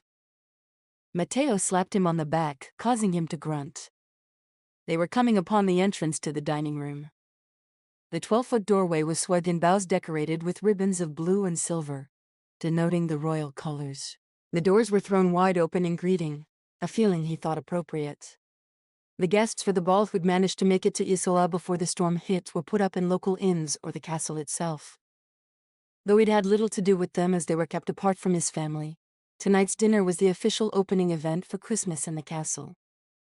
He stopped outside the door and ran his eyes along the trim. I used to love this archway as a child. Going through it felt as though I was stepping into another land. He stopped to turn to Alfredo. I believe the decorations had much to do with that feeling, and these do not disappoint. You may give my compliments to the designer. Alfredo's smile was one of satisfaction, though Matteo wasn't sure if he was more pleased with the way the doorway turned out, or the way he had. Heaven knew the man had a heavy hand in raising him. Perhaps that was why Matteo bristled so under his father's dictates. A part of him didn't believe the man had earned the right to tell him what to do. And yet he was king and had every right. Matteo would do well to remember that, even if it raked against his skin, because it seemed like he spoke more often to his king than his padre these days. Soft voices and the tinkling of silverware and napkin rings on plates met his ear. He focused on the crew at the other end of the room and jolted. Avery was here. He jumped and pressed his back to the open door, afraid she or one of the others had seen him. Alfredo raised an eyebrow. Did you see a spider, Principe? Shoo! Matteo motioned for him to get out of the doorway. He moved, albeit slower than honey in December. Once Alfredo was out of the way, he whispered, Avery's in there. And you do not wish to see her? I was under the impression you couldn't get enough of her time. He picked an imaginary piece of lint off his jacket. I would very much like to march in there and sweep her away, but Sabrina is there. She knows I'm a prince. Alfredo took a peek around the corner of the doorway. Matteo grabbed his jacket and pulled him back and tucking him on the other side, away from the open door. I hate to break it to you, Principe, but the entire world knows you are a prince. Not Avery?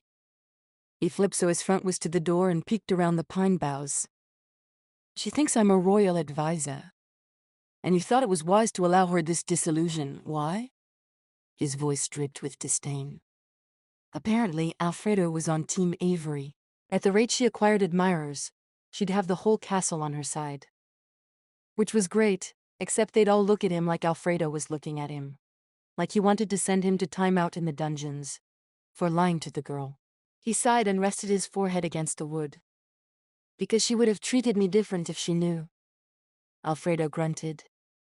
I believe you have underestimated the woman. Had he? Probably. But what was he to do about it now? His father was breathing down his neck to marry another woman. Luciana was already campaigning for the pet project she wanted to take on when she was a princess. His brother was ready to wrestle him into doing his duty to God and country. The only ones on his side were his mother, his younger sisters, Alfredo, and everyone who'd tasted her cookies. He thought about what he would say, but none of it made a difference, because as a prince, he wasn't free to give his heart. At least as an advisor, he could pursue the woman of his dreams. I don't want her to know I'm the prince until I can offer her more. More what? Alfredo asked as if there was nothing more valuable than his title, though Matteo knew he didn't think that. More than cookies and a snowman. Christmas Eve is tomorrow. Must you remind me of the deadline? I'm working on it, he ground out. He was working on it. Changing traditions took time, which he didn't have much of. But Madre was quietly working behind the scenes on Padre today. He had to give her a chance to lay a foundation he could build on. Come, let us check the ballroom. He darted across the opening, praying the chatty women at the other end didn't see him dash by.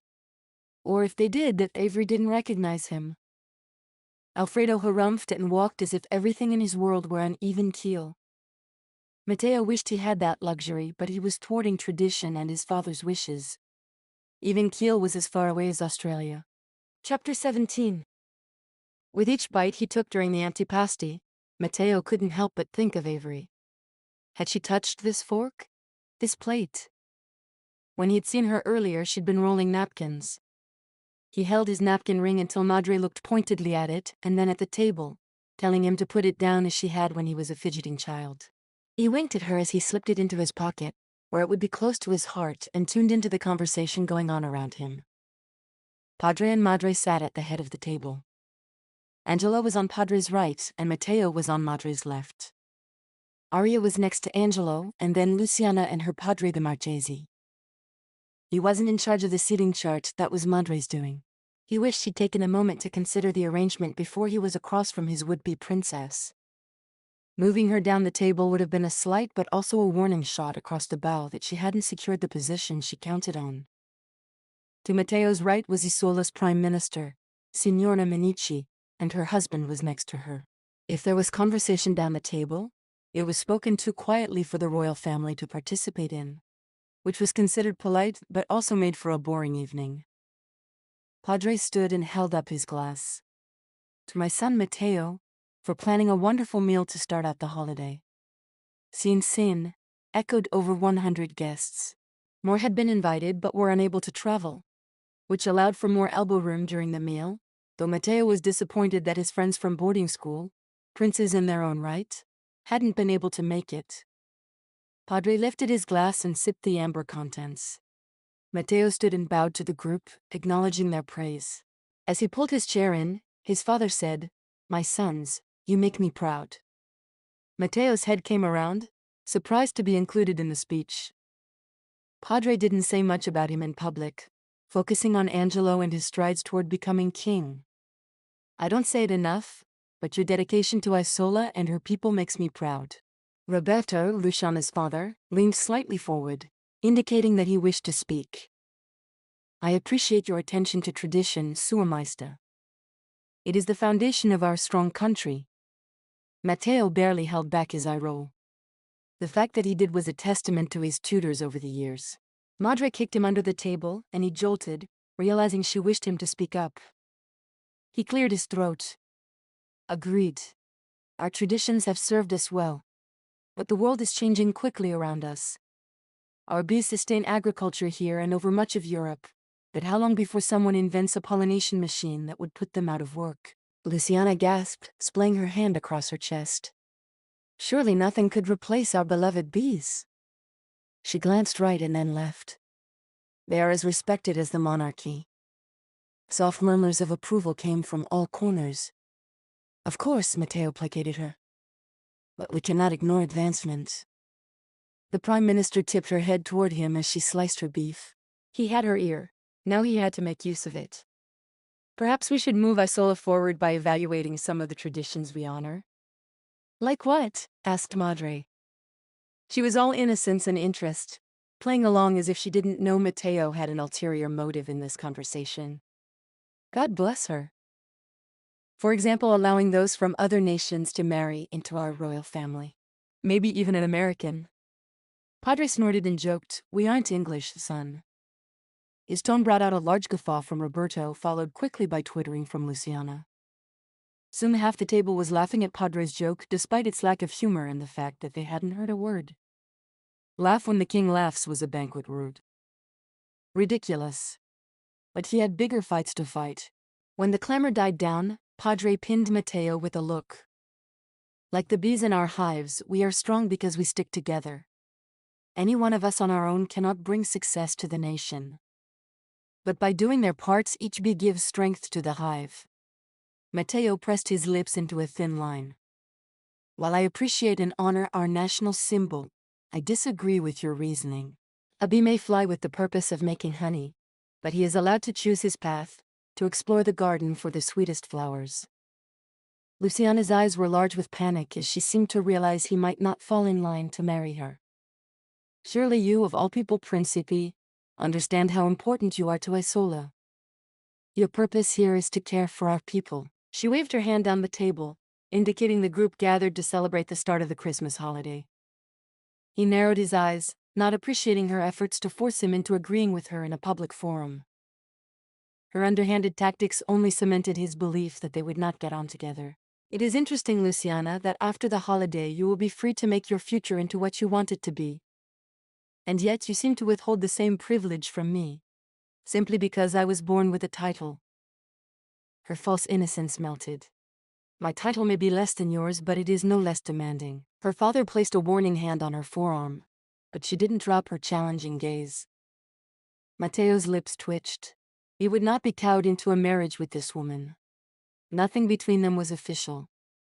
She didn't have a guarantee of his proposal, and her parents only had vague references from his parents to stand upon. If he walked away from this engagement, she would not be shamed or written off by the press for anything except her own declarations and assumptions. Besides, this was the first time her true colors shone through in front of his family, and he wasn't about to let them miss what they'd chosen for a daughter-in-law. Padre cleared his throat, a sure sign he wanted Matteo to change the subject. However, Matteo wasn't through making his point. I believe the Prime Minister could attest to the fact that changing certain traditions have benefited our country, as can we all, as we recognize the great contributions she's made to foreign affairs since her appointment. Which he held up a finger for emphasis. Would not have happened had the law not been changed to allow women to hold the position. He smiled at his seatmate. Tell us, Prime Minister, how do you feel about keeping up with world culture? He barely held back his grin as she seemed to gather herself like a dragon, drawing a deep breath. Signora Manici was known for her forward-thinking and somewhat radical ways. Appointing her had been a calculated move to appease those who wanted change in politics without overthrowing the government. The next step would be to appoint a cabinet, elected by the people, to rule along with the king and queen. Padre was silent on the possibility. Signora Manici swallowed a bite, dabbed her lips, and sipped her wine. I believe laws and traditions that withhold personal freedoms must be changed. We cannot expect our people to be their best selves if they are not given every opportunity. To do so while hiding behind tradition is cowardly. She lifted an eyebrow at Roberto, daring him to contradict her. He dropped his eyes to his plate. Matteo could have kissed her. Instead, he patted her hand. Well said. Grazie. She was a woman who spoke her mind, despite knowing it would not garner her additional time in office. Instead, she opted to do as much good as she could while she was in power. Matteo applauded her convictions. That was probably why the people, and Padre, looked to her for guidance in navigating world economics. There was something comforting about knowing a person would tell you the truth no matter what. Her honesty reminded him of Avery, which was another reason he'd kept his identity from her. He didn't want her to look at him differently. He didn't think he could bear to see that same calculating gleam in her eye that he saw in Luciana's. It would hurt him more than the daggers Padre threw his way for the rest of the meal. He was fine with those. After all, you couldn't stage a coup without upsetting the king. However, upsetting Avery, or seeing her morph into a princess wannabe, would cause major damage. His gut said she would never put on airs or seek a position in the monarchy by marrying him. But as he sat among his peers, many of whom had married into their titles, doubt crept in. He had to believe she was good and pure. Fingering the napkin ring in his breast pocket, he prayed that he'd chosen the right woman to fight for. If not, he'd never marry. Because if Avery wasn't who he thought she was, then there wasn't a woman on earth he could trust. Chapter 18. You are thin, see? Avery yipped as the seamstress pinched her ribs. You should eat cookies, not give them away. Her good-natured grumping told Avery exactly how much she valued the neighborly gift, and it warmed Avery's heart to know that she'd brought some holiday cheer into her life. Rosa was in her 70s. Like many of the older women in Isola, she wore her gray hair like a badge of honor. Avery admired that about the culture. Wrinkles, a few extra pounds, even a crooked tooth wasn't reason enough to hate yourself as you dressed every morning. They accepted their bodies, flaws and all, and continued on with their day. It was refreshing. Avery looked at herself in the mirror. Wearing a long slip, she couldn't believe how much her shoulder blades poked out. It's been a rough year. And then we backpacked across Europe, so there was lots of walking. Also lots of pasta, bread, sodas. The list went on. Rough year? Rough years mean you eat more gelato. Where's your mother? I keep feeling I need to ask. Avery smiled sadly. Strange that Rosa had that question, but probably not so strange considering she was in a foreign land, traipsing about with her best friend. My mother passed away, she said softly, hoping that Rosa wouldn't take the words as a rebuke. That was the funny thing about being the survivor. She worked so hard to make sure people didn't feel uncomfortable around her, even though the accident wasn't her fault. Rosa's eyes softened. She sat on a stool and dragged the dress across her lap to take in the sides. Quando? March. She wrapped her arms around herself and shivered. It was a car accident. My father passed too. It's been a hard year. She flapped her arms out to the side. I'm afraid there are no other words, English or Italian, that adequately express what I've gone through. Rosa whipped thread through the satin fabric without looking down. The woman was a master seamstress. You're a good daughter to remember them with love. They were good people who taught you about love, see? Avery smiled. See? Rosa stood up quickly, turning the dress right side out as she did so. Here, you put this on. I adjust. Avery did as she was told, shimmying into the sultry fabric as if sliding into a warm pool of water. It was exquisite. Dark blue, cobalt, perhaps. The fabric moved, catching the light in the most wonderful way. She twisted around, letting the hem move. You can breathe? Rosa stepped back to take in the fit. See, it's tight, but I don't think I'll be breathing much tomorrow night anyway. This whole experience has taken my breath away. She ran her hand down the front of the dress, feeling the Texan beads brush her palm and wondering what it would feel like to have Matteo hold her close. Rosa smiled fondly. I am an old woman. Avery opened her mouth to argue the fact, but was stopped by a stern look over the top of magnifying spectacles. But I know some things. Rosa held up her finger. Una, when a man's mother arranges for you to attend a ball, it is a good sign. Avery tried to hold back her grin. She'd had the same thought. She'd also countered it with the idea that Matteo's mom had taken pity on her. Either way, she'd ended up in this dress, and that was a blessing, so she was taking it. Do when a man follows you around the castle to carry your cookies. He likes you. At that, Avery laughed happily. I don't think it started out that way. See, but I saw his face, Signorina. He didn't know what to make of you, but wanted to figure you out. Avery blushed. You're saying I'm strange. I'm saying you're interesting. She pulled Avery's arms out to the side and glanced over the gown. And in my dress, you are captivating. You will have his heart by the end of the ball, or I will resign as seamstress. Avery's hands flew to her mouth. Don't say that. You'll jinx us. There's no jinxing from Isolanonas, unless you see us spit on the ground. Then you run because we curse you. Rosa patted Avery's arm, her face growing serious. Perhaps it is because I am old, but I feel the space between this world and the next grows smaller as time goes by. I become less scared of walking through death's door. It is because of this that I can say your parents are watching over you. I felt them follow you into the studio. They want you to find love. Avery blushed and glanced down at her bare feet. It would be lovely if that were true. She didn't dare hope that her parents were involved in her meeting Matteo. If it didn't work out, she didn't want to blame them for a broken heart. But if it were true, then she could have hoped that their holiday romance could blossom into more. Knock knock. Matteo's deep voice interrupted the expectant silence that had fallen over the workspace. Ah? Muovi le gomme. Have you come to torment me with your fidgeting? Rosa lifted up to plant a grandmotherly kiss on Matteo's cheek. He chuckled in response to being called wiggle knees, as if he were a child. Avery's mouth had gone dry because the man standing in front of her was no child. He was devastatingly handsome in his blue dinner jacket and silver tie. The royal colors did wonderful things against his dark hair and olive skin. His deep brown eyes were full of amusement at Rosa and appreciation when he stared at Avery. He stared and stared as if drinking her in. She suddenly felt like she was swimming in eggnog. I see Rosa has worked her magic once again. Rosa twittered. It was not difficult. She has a fine figure, see. Avery's cheeks positively burned. Her bare shoulders and collarbones suddenly felt very exposed, and she knew the fabric hugged her curves, even giving her a little boost thanks to the bone corset sewn between the lining and the satin. She is bellissima. He held out his hand like a gallant knight in a fairy tale. She must have dancing lessons, essay? See?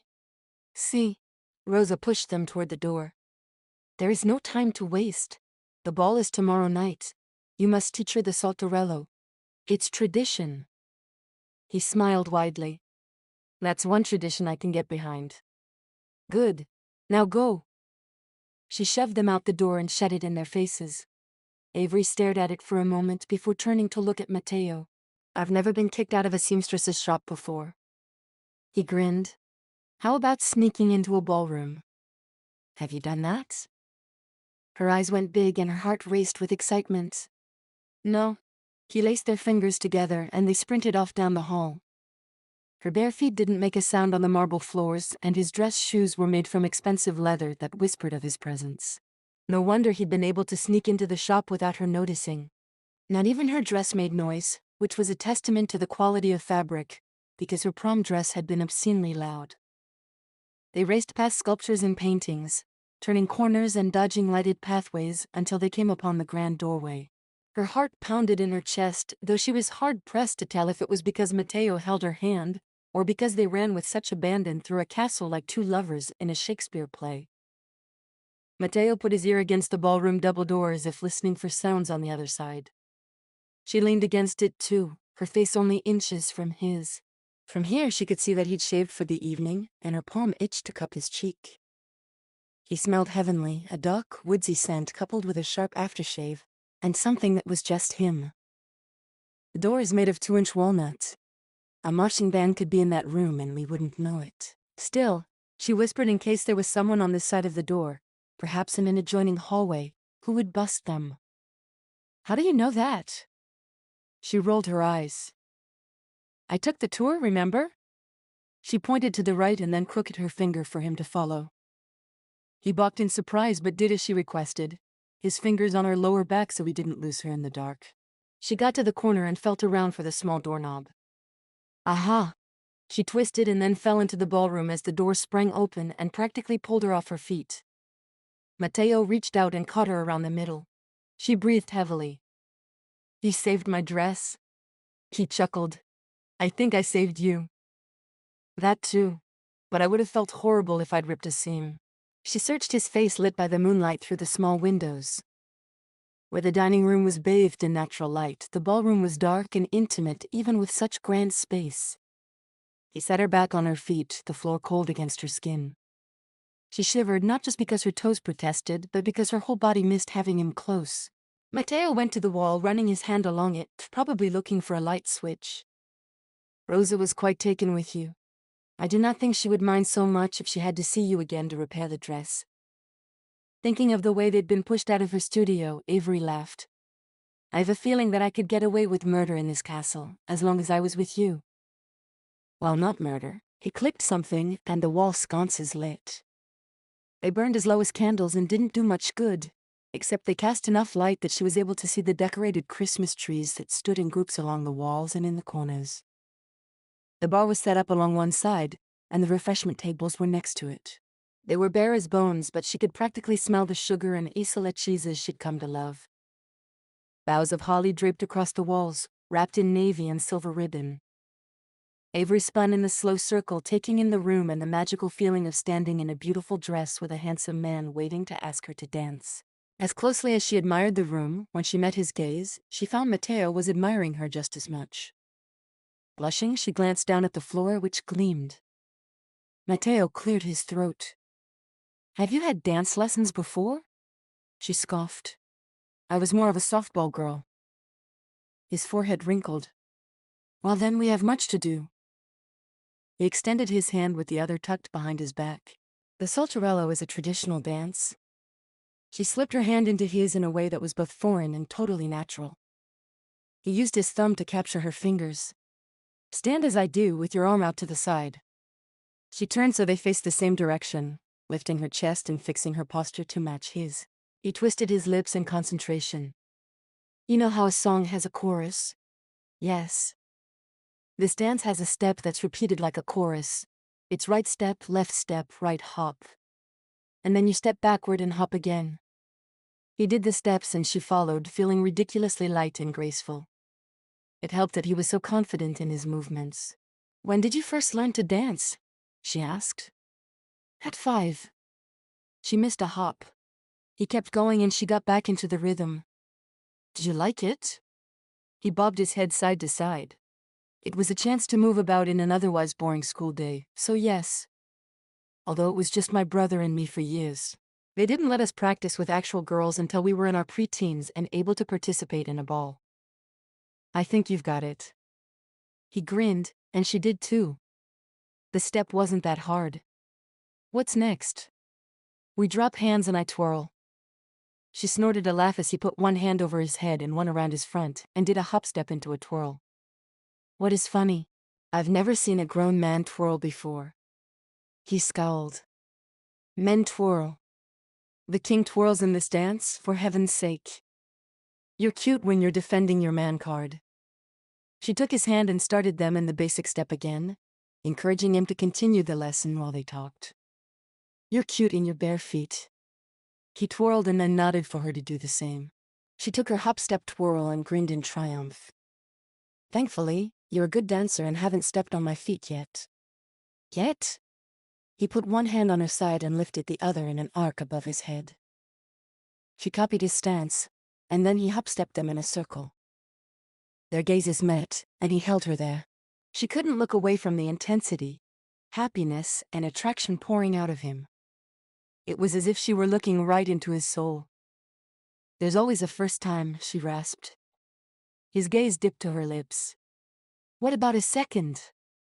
She instantly flashed to the moment in the garden when he kissed her. "I'm a fan of second times." His arm at her side slipped behind her and slowly drew her closer to him. Even with the layers of clothing, she could feel the warmth of his body and wondered what it would be like to have someone like him to lean on and lean into on a regular basis. No, not someone like him. Him. She wanted to be with him. His hand cupped her cheek and his mouth lowered to hover above hers. She grabbed his hand. "Matteo," she whispered, hardly able to get words past the attraction thudding in her chest. Fear of having to walk away when the blizzard stopped had her gripping his jacket. "Is this for real?" He paused. Running his fingers over her cheek, he leaned in and nuzzled her neck. "You are the most real thing in my life." Heady sensations at his touch threatened to overtake her. "What about after Christmas?" He pulled back, tracing his eyes over her face, and then looking her in the eye. "I'm working on that, cor mio. I promise to do all that I can so that I will be free." He took her hand in his and kissed her fingers. "To explore a future with you." Her mind spun as she worked to grab onto what he was saying, even as her body seemed to float above the floor. Were her feet even on the ground? "You aren't free now?" He shook his head slightly. "Tradition and expectations hang over my head, but not my heart. My heart is right here." He touched just below the hollow of her throat. "With you."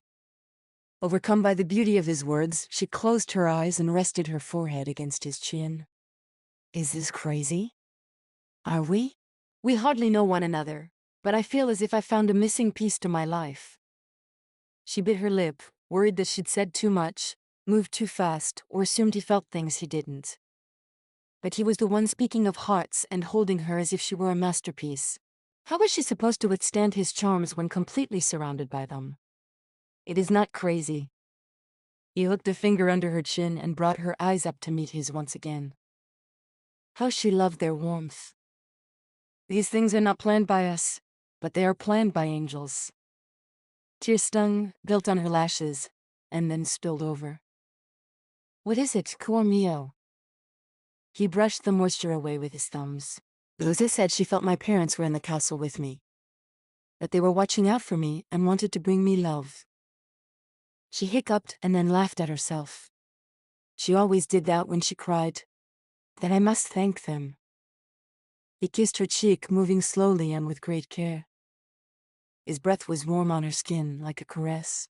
She shivered again, this time from the delicious feelings Matteo lit on fire with his touch. His hands moved across the sides of her dress and to the back, where he pressed his hands flat and began to sway them back and forth. She moved with him, not needing music to dance. Her arms wound around his neck, and she buried her fingers in the soft hair at the base of his skull. He moaned softly, the hum running through his chest and into hers. She trembled at the sensation, never having been this close or this in tune with a man. Never having danced with a real man before, one who knew how to lead her body in such a way that she was carried away. He kissed her cheek once more before brushing his lips across hers. The touch seared her with heat, at the same time it created a hunger inside of her for more. She moaned and he responded by tipping her head and deepening the kiss. There was no urgency in his movements, but a sure confidence that had her gasping for breath. He pulled back, swallowed, and breathed. His forehead came to rest against hers, and she couldn't stop the smile that lifted her cheeks. You feel this? He took her hand and laid it over his chest. His heart beat fast, pounding against his ribs. Avery gasped. Did I do that? She stood in awe that she'd had that effect on such a strong, devastatingly handsome man. He nodded. Her smile widened. Not too shabby for a Midwest girl. She giggled and Matteo chuckled in response. Stay, he whispered. Stay and dance with me. He began to sway again. Avery tucked her head between his shoulder and his chin, loving how perfectly she fit in that space, like it had been carved just for her. I'll stay.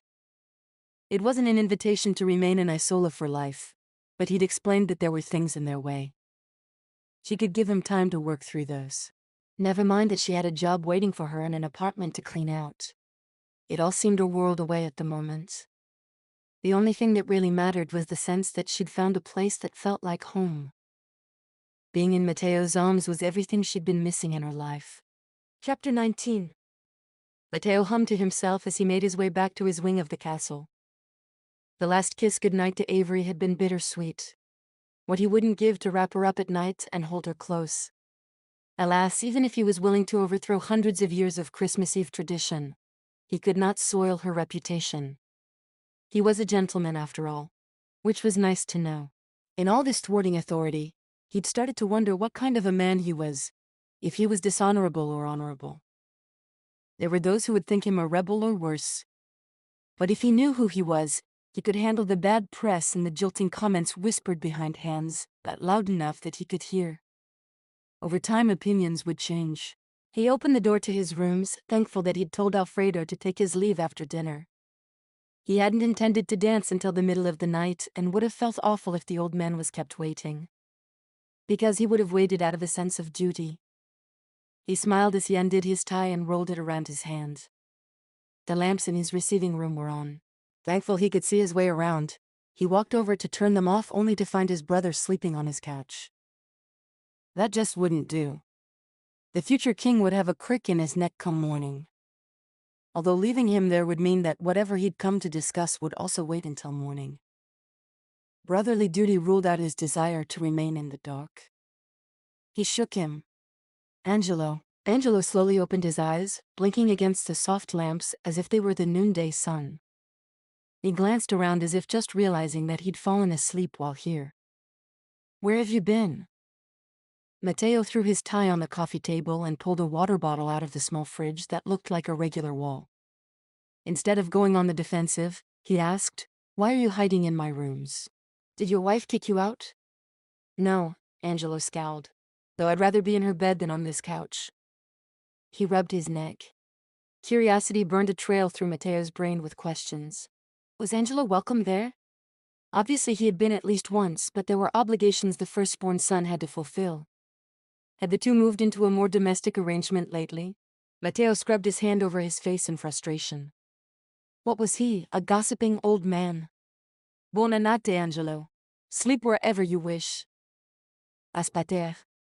He held up a hand to stop Matteo from leaving. I came to speak with you. The hairs on Matteo's neck stood up in warning. They'd done that since he was a child. Madre called it a gift of premonition. He'd never been so sure. He turned, folding his arms and planting his feet. Then speak. Angelo sighed. You created quite the stir at dinner. Dinner was ages ago, a whole different time.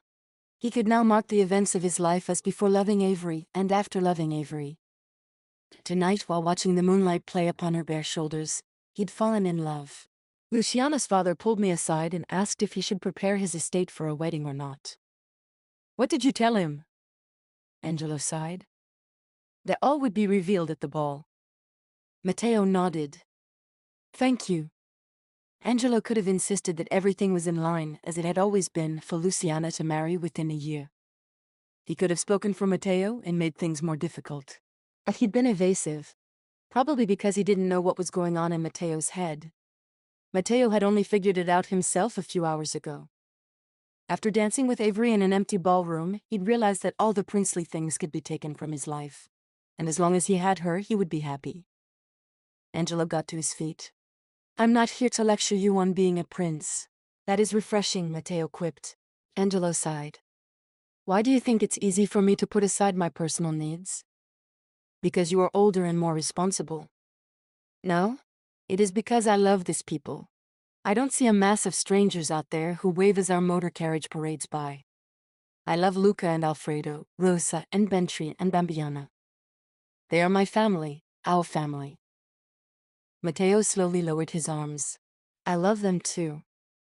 But I also believe I know that they love me and want my happiness. I think you underestimate them. Angelo shook his head.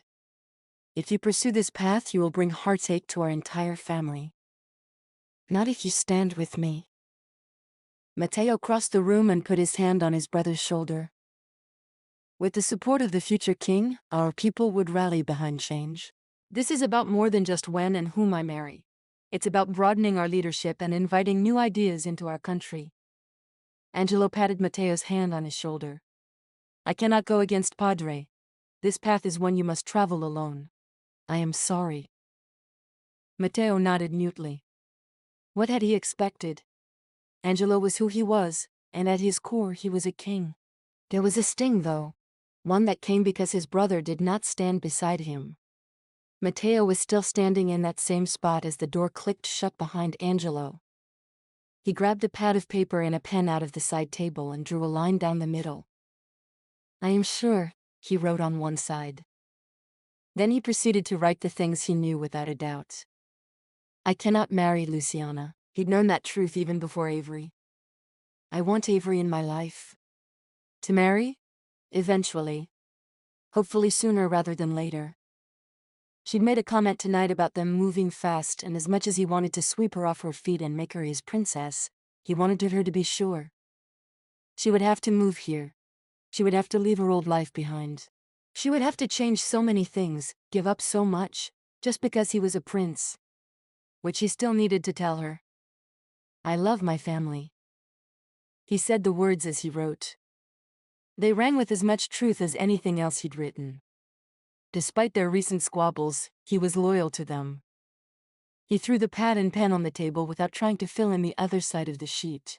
What was the point when two of his top 3 truths contradicted the other?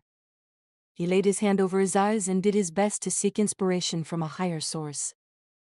If there is a way out of this, Father God, please reveal it to me. His plea was met with nothing but the ticking of the grandfather clock in the hall. Chapter 20. Avery hugged herself as soft snowflakes fell on her hat and piled on her shoulders. She should be cold, but snuggling up to Matteo in the back of a sleigh kept her plenty warm. Their driver, an older woman with round shoulders and a dark green coat and top hat, kept her eyes forward. Matteo's face was hardly visible, what with the thick scarf he'd wrapped around his neck. But his eyes were expressive enough. They spoke of kisses and promises and a night of dancing at the royal ball. She still wanted to giggle at the whole idea that she would attend a ball. It was wonderfully ridiculous that her life had taken this turn. If someone had asked her at age 8 what she thought her life would be like when she grew up, she would not have come anywhere close to sleeping in a castle, let alone leaving the country where she was born. Yet here she was, sitting next to a man she adored and delivering food to those in need. And she loved him. There was no denying it. She was in love with Matteo. How could she not be when he was everything she'd ever wanted and never hoped to find? He helped her be better, to see the world brighter, to open herself up to love once again. He was her match, her person. "Thank you, Mom and Dad," she silently whispered to the open sky, hoping her angel parents could hear her and know that she was happy. They could rest in peace because she'd found her place. The sled stopped at a small home, the wreath sad and worn-looking. Matteo jumped out and offered his hand. She took it, stepping down carefully so she didn't slip. She'd almost fallen at their last stop, and Matteo had cautioned her about injuring her twirling foot. "Real women twirl," she'd said with a wink. He went to the smaller sled behind them and retrieved a box. Inside were several bags of noodles, ravioli, tomato and Alfredo sauces, fresh vegetables and fruits, the traditional fish, and a whole chicken along with a bouquet of fresh herbs from the greenhouse. Fixings for a proper Christmas meal for the family who had applied for aid after a personal hardship. The forms with the addresses didn't say what the family was going through, but sometimes it was easy to spot. Avery knocked on the door since Matteo's hands were full, and stepped back. This was their last stop for the day. She was sad that their time together outside of the castle would be at an end, but there was so much to do to get ready for the ball that she was anxious to get back. The door cracked open, no doubt to keep the warm air in the house, and a pair of light eyes stared up at them from a small child. Matteo spoke rapidly in Italian, and the door soon opened, allowing them in. Avery hurried to shut out the wind. It wasn't blowing as hard as it had been. The weather reports were optimistic that they'd have clear skies on Christmas morning. It seemed the storm had almost blown itself out. She wasn't afraid of their travel restrictions lifting anymore. Matteo had calmed those fears with deep kisses and softly murmured promises. The child replied. While Avery's Italian was good enough to get her through the streets, to a bathroom, and pick up a word here and there, she couldn't keep up with these two. Matteo pointed to her and the boy rushed her, throwing his arms around her middle and burying his face in her coat. "Grazie. Ti amo." That much she understood. "I love you too." She hugged him back, and then he dropped his arms and went to inspect the box. Matteo motioned for the door. "His madre will be back in a few minutes. We should be out of the area by then." She hurried out, making sure the door shut tightly behind them. "I love this. Leaving the gifts when no one but the children are home. Where are all the adults, anyway?" He glanced up at the gray sky. "Probably shopping. The weather has made it difficult for them to get out." She helped him pull the blankets up over their knees. The large bricks Alfredo had placed under their feet were warm. She smiled. Such an old way of doing things, but it worked wonderfully. She tipped her head up and let the snow tickle her cheeks as it fell. "I wish every day could be like this." "Snowy and cold?"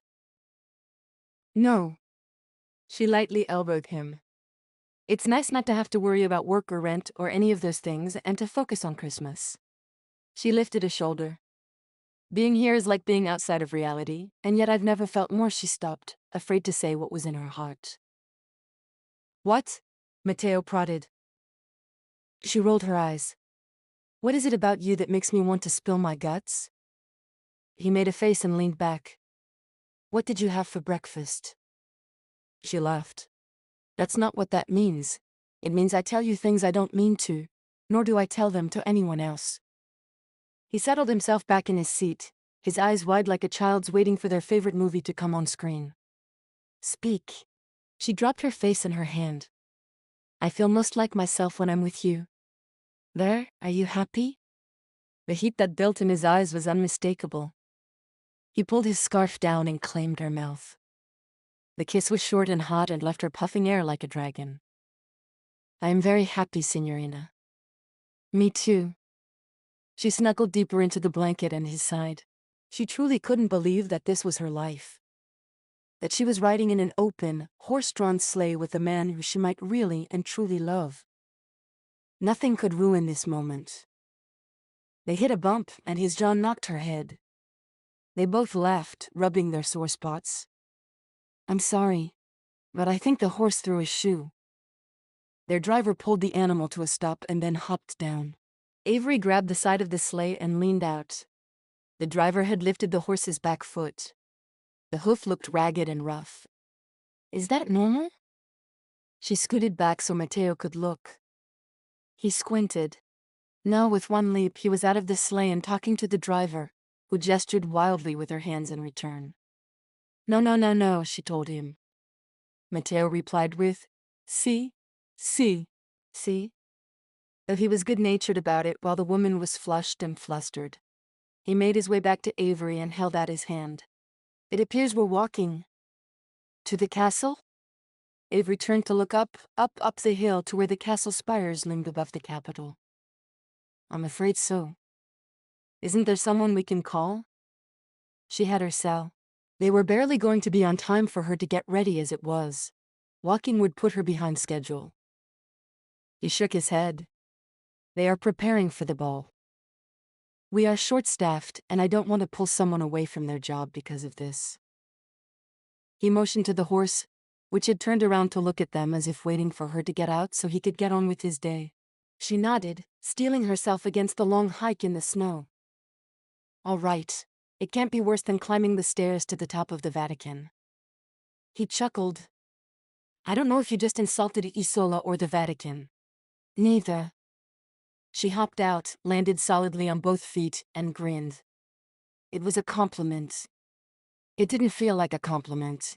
He took her gloved hand and they started off down the road that would wind its way to the castle gate. She laughed, her breath puffing out around her. Come on, we have to hurry or I won't have time to get ready for the ball. Her dress was waiting in Rosa's studio. She'd returned it when she'd gathered her clothes.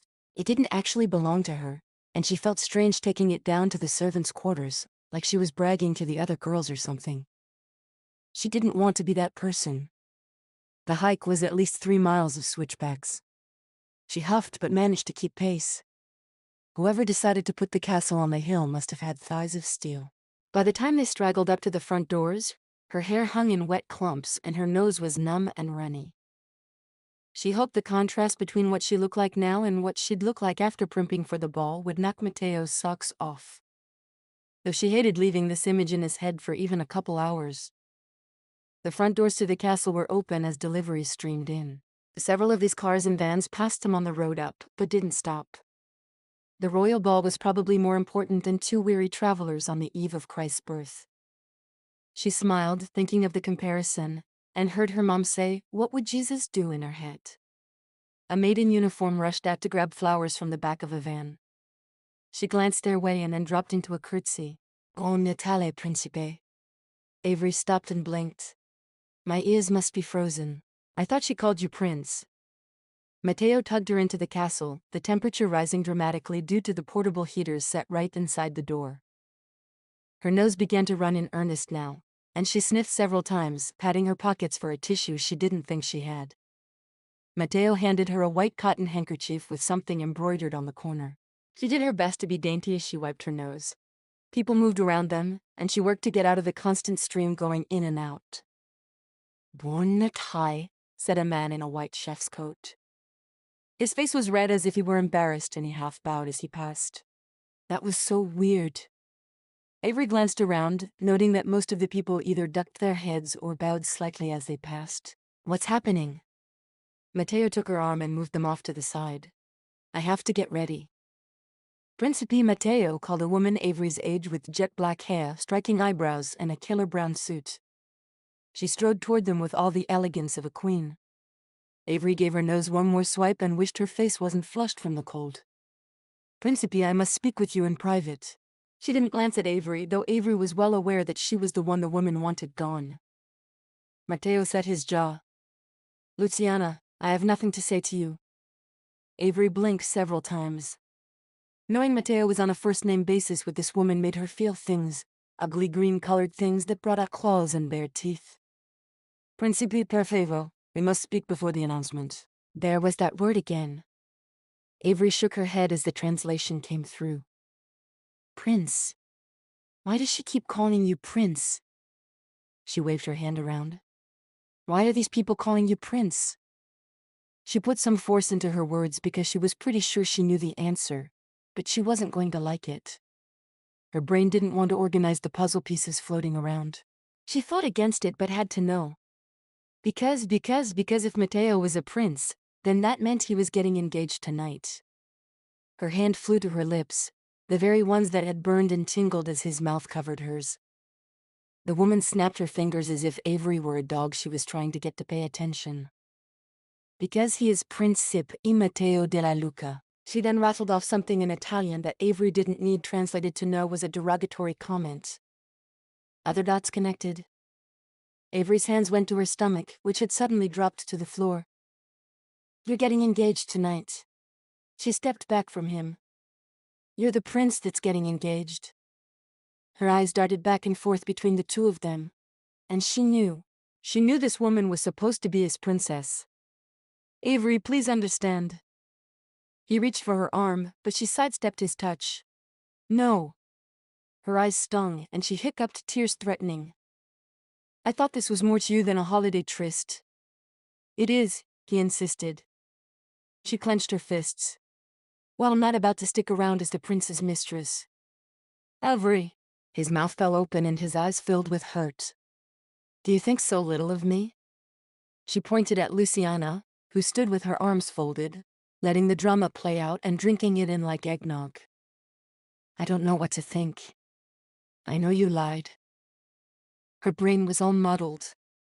Like driving a dirt road in the spring, she couldn't get her mental tires to grip enough to propel her thoughts forward. You said you were an advisor. As the second son, that is all I will ever be. But you are a prince? She had to hear it from him, had to give him the chance to make this right, though she wasn't sure how that would ever be. He swallowed. Yes. See, that's kind of an important part of the conversation. Why? His eyes pleaded with her to stop being angry, to just hold him close and love him forever. But how could she do that when he was going to marry another woman? It just wasn't possible. Because an advisor can quit, but a prince is a life sentence, he finished for her. No. She shook her finger at him, anger at being played the fool building inside of her. You don't get to cry. Poor me. I was born a prince. Not me. You have a family, Matteo. I would give everything I have and more to live in a place like this where you have dozens of people who love you. I have no one. Avery. He whispered her name. She took a step backward. At least for a time, I had you. She wouldn't regret loving him. No. It was that love that had repaired her broken heart. For that, she'd always be grateful. But his lie? That was pain different from what she'd felt when her parents had died, but no less intense. Needing to get out of there before she burst into ugly tears and ruined the carpet, she turned and ran. He wouldn't follow her into the servants' quarters. Hadn't ever. She'd thought he was being a gentleman, but now she wondered if there was a rule about the prince going below stairs or whatever they called it in Isola. She made it through the door and collapsed against it, sobbing. Brandy found her there a while later, lifted her to standing, and walked her to their shared room. The whole time all she could do was cry about the family she thought she'd found and now lost. Then there was man who had captured her heart completely. She hadn't even known how deeply she loved him until she couldn't have him. No woman should lose 2 families in a lifetime. That was too much. But to lose Matteo, that was what brought her to her knees. Chapter 21. Matteo stared after Avery as she ran through the throngs. Servers, delivery personnel, and maids watched him out of the corner of their eyes, trying not to look like they were listening intently as his heart crumbled. He was sure there were cracking noises as it dried up and died. What did you want, Luciana? It took every ounce of training Alfredo had put him through over the last 27 years to keep from screaming at her. I was actually going to ask you about the rumors floating about the castle that there was a mystery woman in your life. She smirked. But I think there's no reason for concern. He gritted his teeth. Luciana, the very fact that you view me as a prize instead of a person is the reason that I will not announce an engagement to you tonight. Her mouth fell open and her usual polish slipped, revealing the ugly woman hiding behind the makeup and designer suits. You cannot do this to me, Matteo. I've been groomed my whole life to be a princess. You'll just have to look elsewhere. Catalonia has several princes of marrying age, even the one in line for the crown. Her eyes actually sparkled and his stomach soured. Perhaps you could provide an introduction for old time's sake. He managed to keep his face passive even as he mentally gagged. See, they'll be at the ball tonight, and after he introduced them, he would pull the prince aside and give him fair warning. After all, he couldn't afford to ruin Isola's relationship with the country that grew rare oranges. They had a nice thing going between their annual crop and Isola's bees. She clapped her hands. I'm going to get changed and talk to Padre. He'll be so excited. See, Matteo said absently. At least one of them was happy about this. He was slowly drowning as the realization of what Avery had said sank in. If it had been anyone else, the words would not have hit him with such force. But she was a woman without a family, and she envied his. He staggered to a chaise and fell into the soft fabric, worn over time by hundreds of women sitting here to remove their boots and put on their house shoes. His own grandmother and great-grandmother had sat here. Everywhere around him there were pieces of his family. He'd always thought it was suffocating, but Avery saw it all as a comfort. Had he been looking at it wrong? His ancestors had made sacrifices and swallowed pride and been women the world admired. They'd borne children and raised them to be full of honor and to have a love for Isola that was greater than themselves. Alfredo rushed in, glancing around the entryway as if looking for a lost cat. When his eyes landed on Matteo, he made a beeline for him. Principe, favor, you must get dressed. Matteo rolled his head to take in the man. He wore his usual stuffy suit and starched collar. Are you comfortable? Scusi. Do you like wearing those clothes? Don't you ever want to wear sweatpants to work? Alfredo placed the back of his hand on Matteo's forehead. Are you ill? Matteo let him check his temperature. Is there something you'd rather do than hang out here every day? Waiting for me to need guidance and a change of clothing? Alfredo's hand dropped. His eyes were sad. Matteo repented. I didn't mean to insult you. I just meant, do you ever wonder if there's more life out there? He pointed to the open door. The number of people coming in and out had thinned as preparations were taken care of. Alfredo brushed off the seat and sat next to him. I used to think that. Really? When? When I was a little older than you. He smiled fondly at the memories. I was a feisty young apprentice to my father, who looked after your father. I thought the castle walls were stifling. He could relate. What changed? Alfredo tugged at his jacket. You were born. He continued to stare at the floor as if the truth were too honest to look at. This child appeared, a second son of a king, and I saw a chance to make a difference in the world. He who influences a prince influences the world. Matteo shrank into the corner. You got the wrong son. I don't think so. Alfredo looked at him then. I see a man who thinks for himself and challenges those around him to do the same. That was not an accident. Matteo really looked at Alfredo. Memories popped into his head. Like the day he'd asked his tutor to teach him how to build a bottle rocket like the one he'd seen online. At first the man had refused, but Matteo had explained that learning the science behind explosions was a sound study for a prince. They'd spent that spring blowing things up on the beach and making fireworks for his birthday party. His mother still broke into a sweat whenever they had firework displays, despite the fact that Matteo made it out of the class with all his fingers and eyebrows still attached. He never would have pushed to learn such a thing if Alfredo hadn't told him that a man must follow his interests. Because God put them there for a reason. I still don't know why I need to know how to blow something up. Matteo smiled sadly at his longtime supporter. Because the knowledge gave you confidence when you needed it. His frank answer both surprised and pleased Matteo. He had struggled that year. His arms and feet had been too long, and he'd had acne. Princes weren't supposed to have acne. Angelo never had acne. Humbled that Alfredo had really seen him, he stuck out his hand. I don't know what I would have done without you. Alfredo looked at it before taking it. It has been my honor, Principe. Matteo sighed. I have made a mess of things now. Avery found out I'm a prince, and she doesn't want to have anything to do with me. I pushed Luciana off on Catalonia's air. I'm sure that one will come back to bite me. And Padre hasn't spoken to me in days. Alfredo leaned his head back against the wall. That is all true, though I did not know about Luciana. He could care less except he liked Prince Tolomeo. How do I fix this? Alfredo huffed a breath. Which one is most important? Without having to think about it, Matteo replied. Avery. I want her in my life in every way. Are you willing to marry her? He smiled. As the Americans say, ready, willing, and able. Then you should go to the ball and make your intentions known to the world. Matteo frowned. Shouldn't I make them known to Avery? Avery will be at the ball.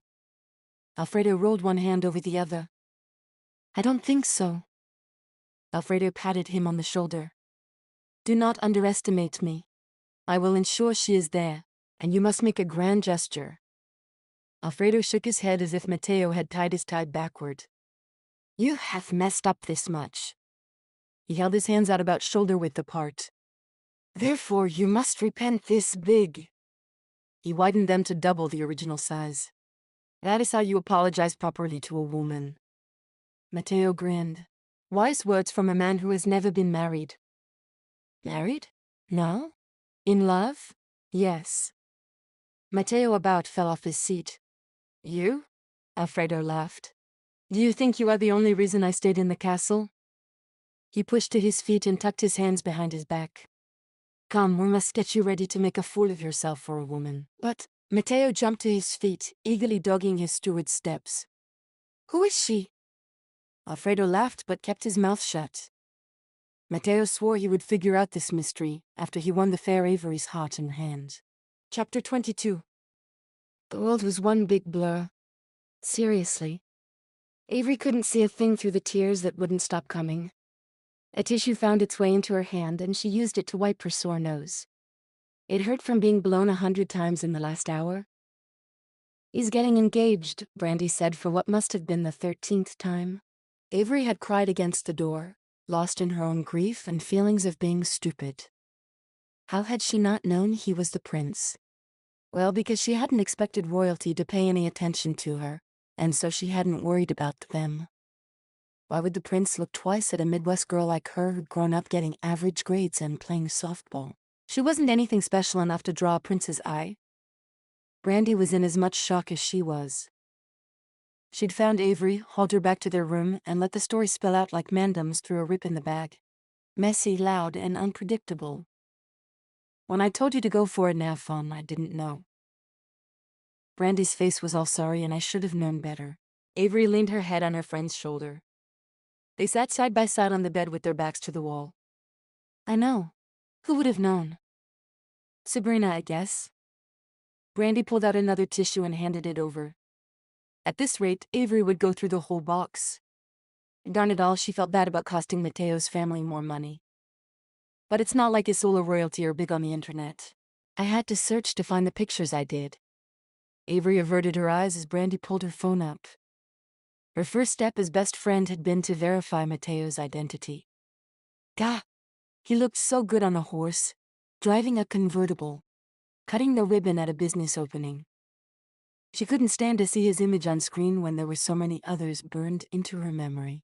And she'd lamented deleting those family pictures from her phone when all she had to do was go online to print out an 8x10 glossy of the prince.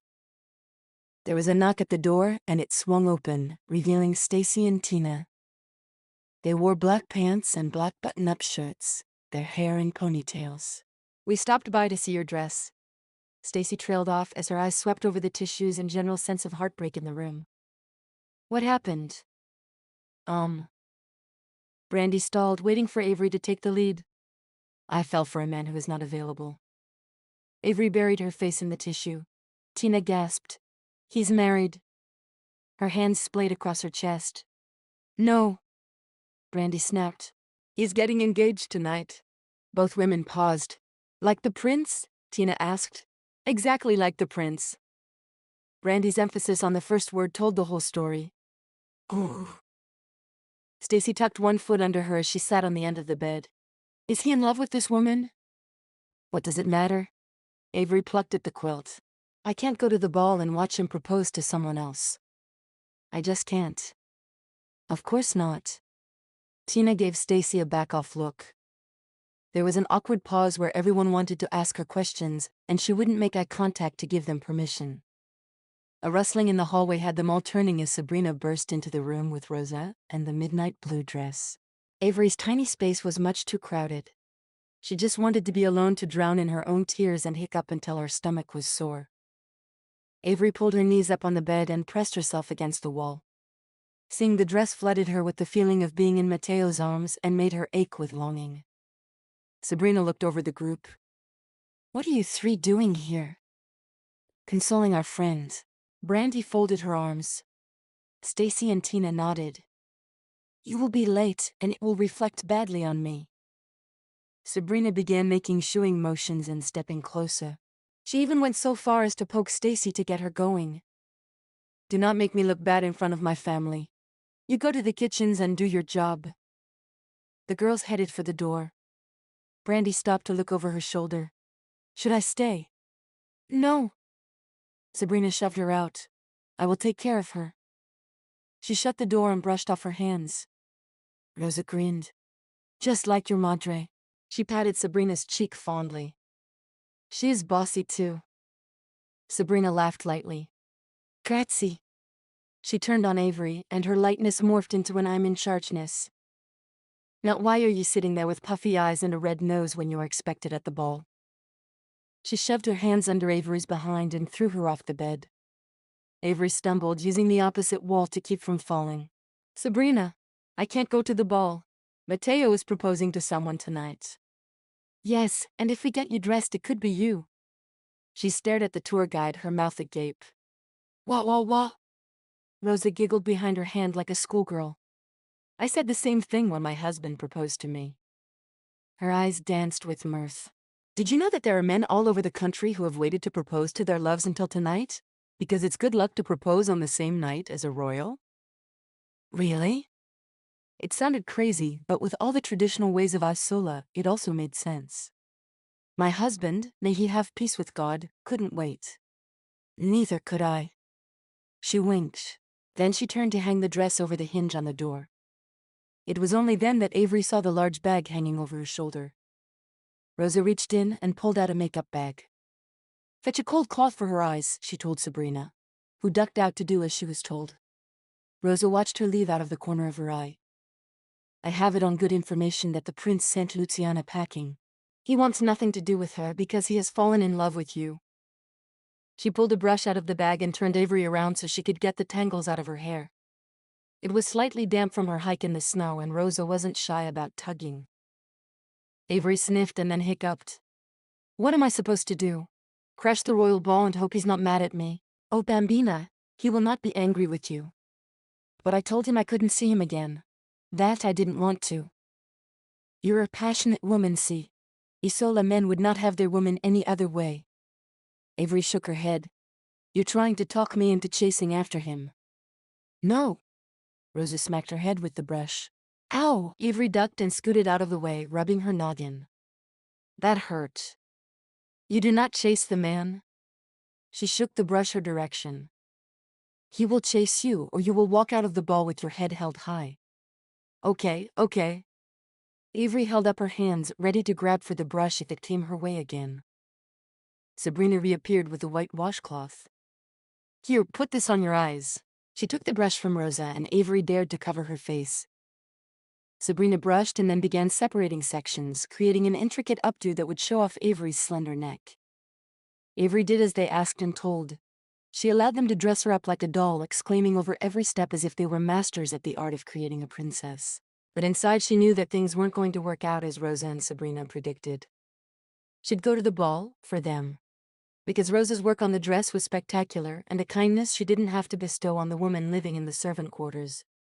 She'd added silver beads in the shape of snowflakes that flurried across the bodice. It was stunning. Avery didn't want to embarrass Sabrina in front of her family either. She'd stick to the walls, maybe taste some punch, and then slip away to her room to pack. As soon as the airport opened up, she'd get a flight. It would be easier to change her ticket if she flew alone. Chapter 23. Matteo lined up with his family for the royal procession into the ball. His parents were first, then Angelo and Aria. Next, he would walk alone with his sisters trailing behind him.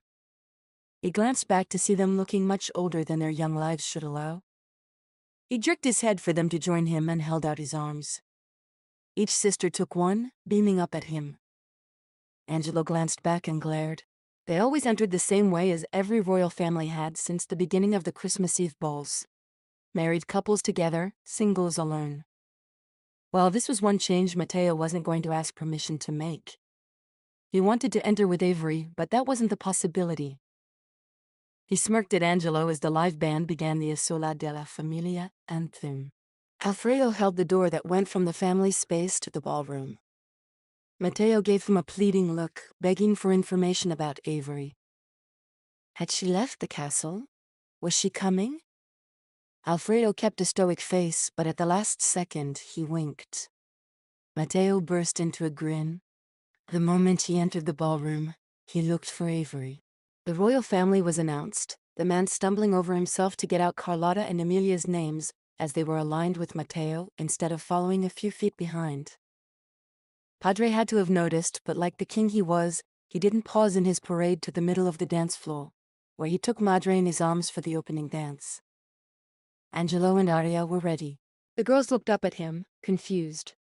They normally stood on the sidelines, as they weren't considered old enough to take a dance partner yet. It was a shame, considering how much time they spent in lessons. Matteo bowed and offered each of them one hand. They accepted with smiles and grace. Padre ignored him, probably thinking this was one of his pranks or a purposeful way to act out. It wasn't. He loved his sisters and wanted to help them enjoy the ball. The music started, and the three of them made a perfect box step. Their smiles were so big the pain in his heart lessened ever so slightly. After several more beats, the king motioned for others to join in, and dancing erupted around them. Matteo used the dance to scan the crowd. He was tall enough to see over many, but he didn't spot Avery. He tried not to worry, tried to have faith in Alfredo and his prediction that all would be well, but he felt as though he were standing on a cliff and a stiff breeze would send him over the edge. When the song ended, he bowed to his sisters. I have forever claimed a place in your history as the first man to dance with you at a ball. They grinned back at him and then tugged him down to kiss his cheek. He scowled. Do not kiss every man you dance with, see? They giggled. See. The music for the next song started. Even though they were in the middle of the dance floor, no one was upset that they didn't dance as the next song began. The girls laughed at his theatrics and proclamation. Madre came alongside him. That was very sweet of you, Matteo.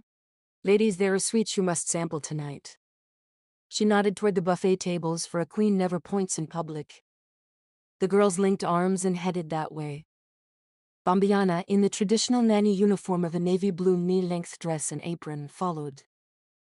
Madre turned so she could stand next to Matteo and take in the room. I heard a rumor that Luciana has set her sights on becoming a queen. Matteo nodded. I felt as though she wanted to rule me. I merely mentioned that running a country may be more of a challenge. Madre chuckled. I highly doubt that. Matteo smiled at her. And what of your American princess? He rubbed his lips together. I'm to make a grand gesture. If she comes, and if she doesn't? I'll probably alienate Padre, upset the whole country, and then chase after her. Madre's eyes softened. Good. Matteo took comfort in her approval. The second song ended, and the royal announcer banged his staff on the wood floor 3 times. Matteo and Madre moved closer to the stage. They would have to join Padre at some point in his toast, though they weren't to ascend the steps until he beckoned to them. Symbolic of the fact that he bore the weight of the kingdom on his shoulders. The king of Isola della Famiglia, Roberto de Luca. Polite clapping filled the hall as Padre took his place on the stage. He held up a cup. Servers flooded the room, bearing trays of warm cider in small glasses with gold rims. This year, the people of Isola have been blessed with abundant crops and vats of honey. Arbusa visited almost every prospering nation and helped provide food for the human family. He glanced down at his cup and then back up. Family is important to our people, it's important to me. He motioned for all of them to come up. Madre went first, holding up her dress so as not to trip over it. Angelo and Aria went to Padre's right, standing a step below. Matteo was one step below them, and the girls were in front on his level. Each year, as we begin the Christmas celebrations, I think of what my life would be like without my family, and it seems bleak, empty, and so very quiet. He made a show of glancing at his two daughters, which earned him a laugh from the crowd. This year is my son Matteo's 27th Christmas Eve. An excited ripple went through the crowd. To witness the engagement of an Isoladian prince was something to tell your grandchildren about. Cell phones and cameras were banned, but the official photographers clicked away, capturing this moment for history. Matteo's stomach churned. Avery was nowhere in sight. He searched for her beautiful face. He'd prayed she would be there. He looked for Alfredo, barely able to hear Padre's words over the rising thump-thump panic in his veins. It is tradition for a prince to choose his bride on this night, continued Padre. Alfredo stepped in from the family's door and lifted his hands. Matteo dropped his chin to his chest. She wasn't coming. But, upon reflection of my heart, I have decided to abolish this tradition. A collective gasp sounded. Matteo's head snapped up. As it did, he caught a flutter of silver on blue, and his eye was drawn to the far wall, in the shadow of a Christmas tree, where Avery stared as if drinking in every bit of him. Padre. Matteo held out a hand for him to stop his pronouncement. He then took a step up and turned to face his father and his king. What are you doing? Padre seemed to soften. As your madre so eloquently pointed out earlier this evening, we are not Isola della Tradizione. We are Isola della Famiglia. You are my son. His voice became gruff, and he cleared his throat. Familia will rule in my household. Matteo surged up and planted a kiss on his madre's cheek. Have I ever told you how intelligent you are? She kissed his cheek in return, squeezing his shoulders. Be bold. He turned to Padre and put out his hand. Padre looked at it for a moment, and then reached out and gave him a solid hug. Humbled by the show of support and love in front of their whole country, Matteo could easily show his Padre the respect due to his king. If it pleases you, I would like to ask Avery Rossi of America to be my bride on this, my 27th Christmas Eve. He didn't speak loudly, but those closest to the raised platform heard and began to whisper the information to those behind them. The whole room was abuzz with the words American and Avery. Padre swallowed as if choking down 100 years of expectations. So be it. Matteo spun, his eyes landing on the shadow next to the Christmas tree. When he spoke, he raised his voice to be heard in every corner of the large room. Amici y familia, he began walking down the steps and across the room. Avery looked in every direction, possibly trying to find a way out. He hoped she didn't run, but if she did, he would chase her. Our country is small in size, but we are large in tradition. We hold fast to the old ways because they have proven themselves over time. The crowd parted in front of him, curious looks abounding. But we are entering a new age. He stopped in front of Avery.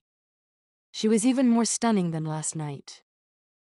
Her hair was up in a traditional Isoladian braid, and her makeup was flawless.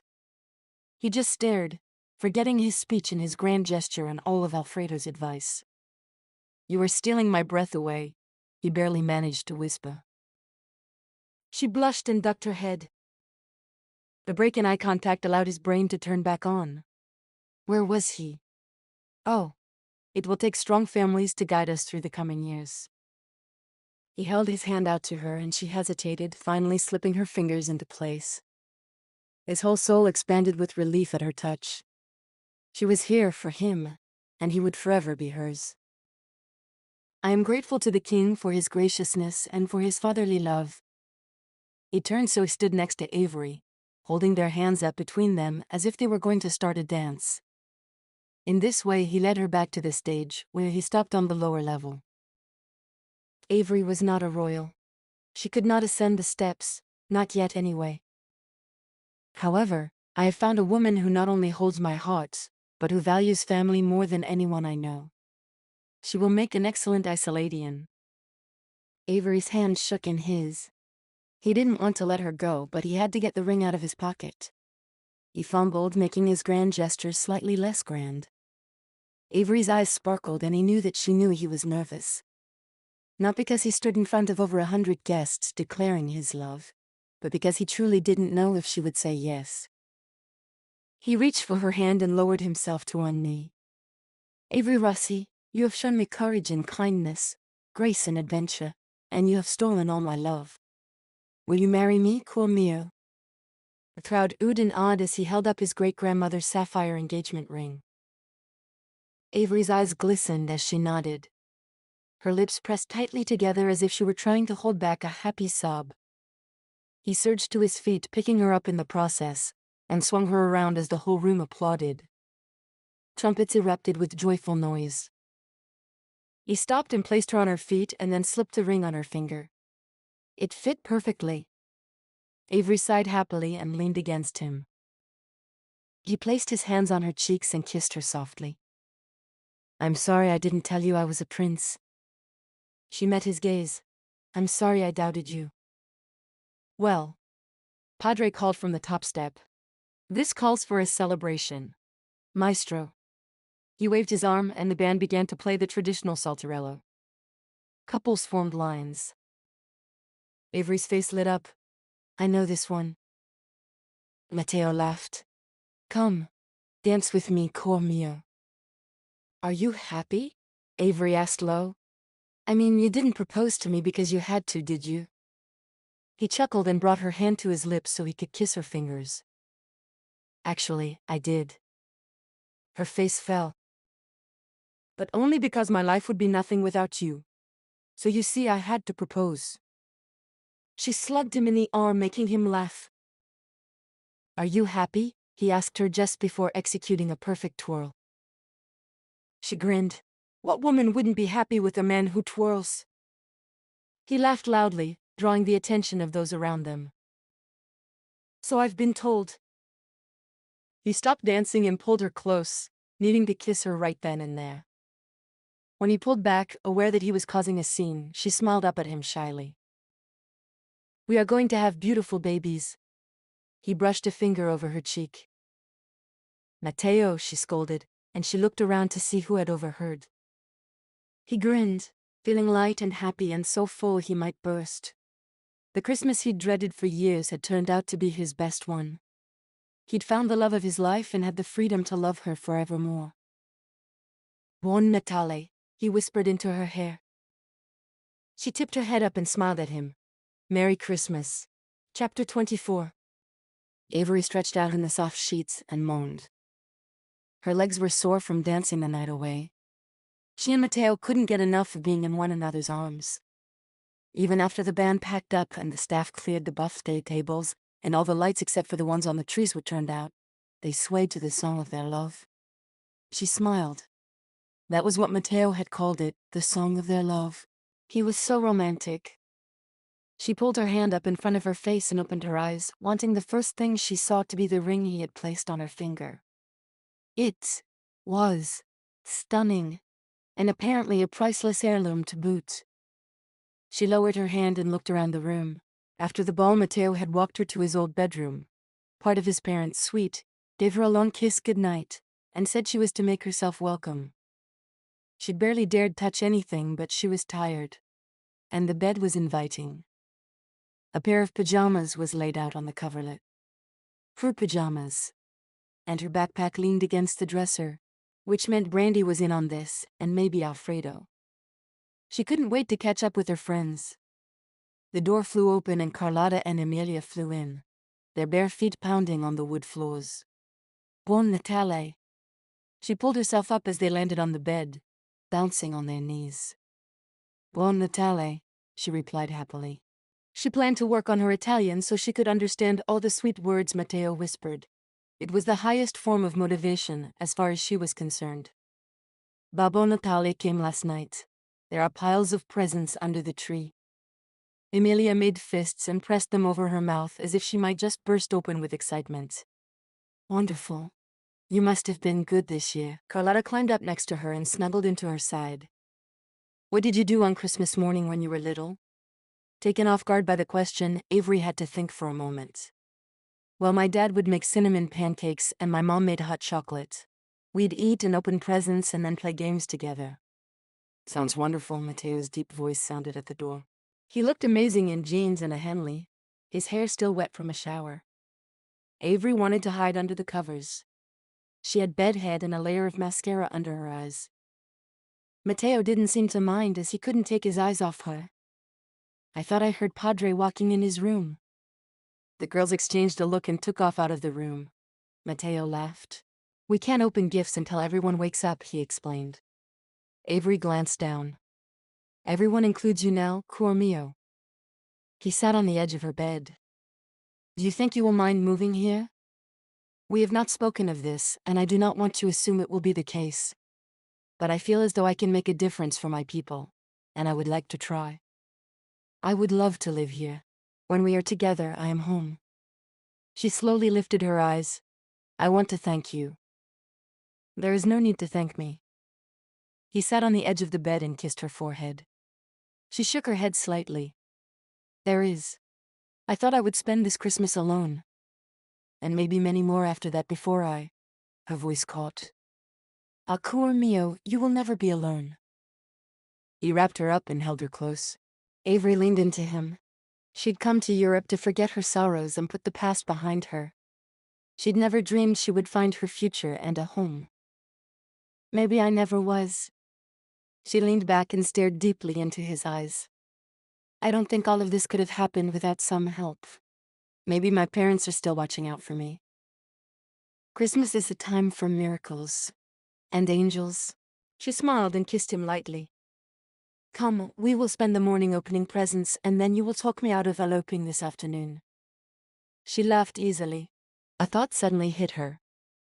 I want to start a tradition. She climbed out of the bed and dug into her backpack. Well, it's not a new tradition for you, but it is for me, and I'd like to make it ours. She made her way back to the bed and stood in front of him. He put his hands on her hips and her knees melted. She tucked her wild hair behind her ear and lifted the box up for him to see. This is, I hope, the first of many. He took the box from her and opened the lid. Moving aside the wrapping, he found the string and pulled out the ornament she'd bought in Venice. I didn't know it when I bought it, but it's perfect for us. She lightly tapped aside, making a clicking sound with her nail. It's blue and silver, your family's colors. He nodded. But look, it has a set of turtle doves, like you and me. And they are flying together as if they just met. She suddenly felt shy and overly romantic. I thought we could buy an ornament for our tree every year, one that represented the family we will be. I love it. He folded his hands carefully over hers. And I love that you want to have a family with me. Tell me, love, how many children do you want to have? She blushed deeply. As much as it thrilled her to talk of these things with Matteo, it was also like bearing her soul. 3. She glanced up, hoping he wasn't disappointed or shocked. His smile brightened the whole room. The perfect number. He kissed her 3 times in quick succession. Welcome home, Avery. She smiled against his lips as the last kiss lingered. She was truly home in his arms. Many years from now, when our grandchildren ask for the story of how we fell in love, I will tell them that it all started when I was snowed in at the castle. He smiled. And I will tell them that you fell in love with me because I twirled. She giggled as he pulled her close and claimed her lips. She breathed him in, reveling in the spicy scent of his cologne and the feel of his broad shoulders under her hands. Real men twirled, oh yes they did. And they kissed. And they loved. And they built a future and a family. Avery had her man and she couldn't have been happier. You've been listening to Snowed In at the Castle, a royal Christmas romance, written by Lucy McConnell, and read by Vivian, an AI-generated voice. I hope you've enjoyed this story. If so, drop me a comment and hit that subscribe button. Then browse for another Christmas story and have a very Merry Christmas.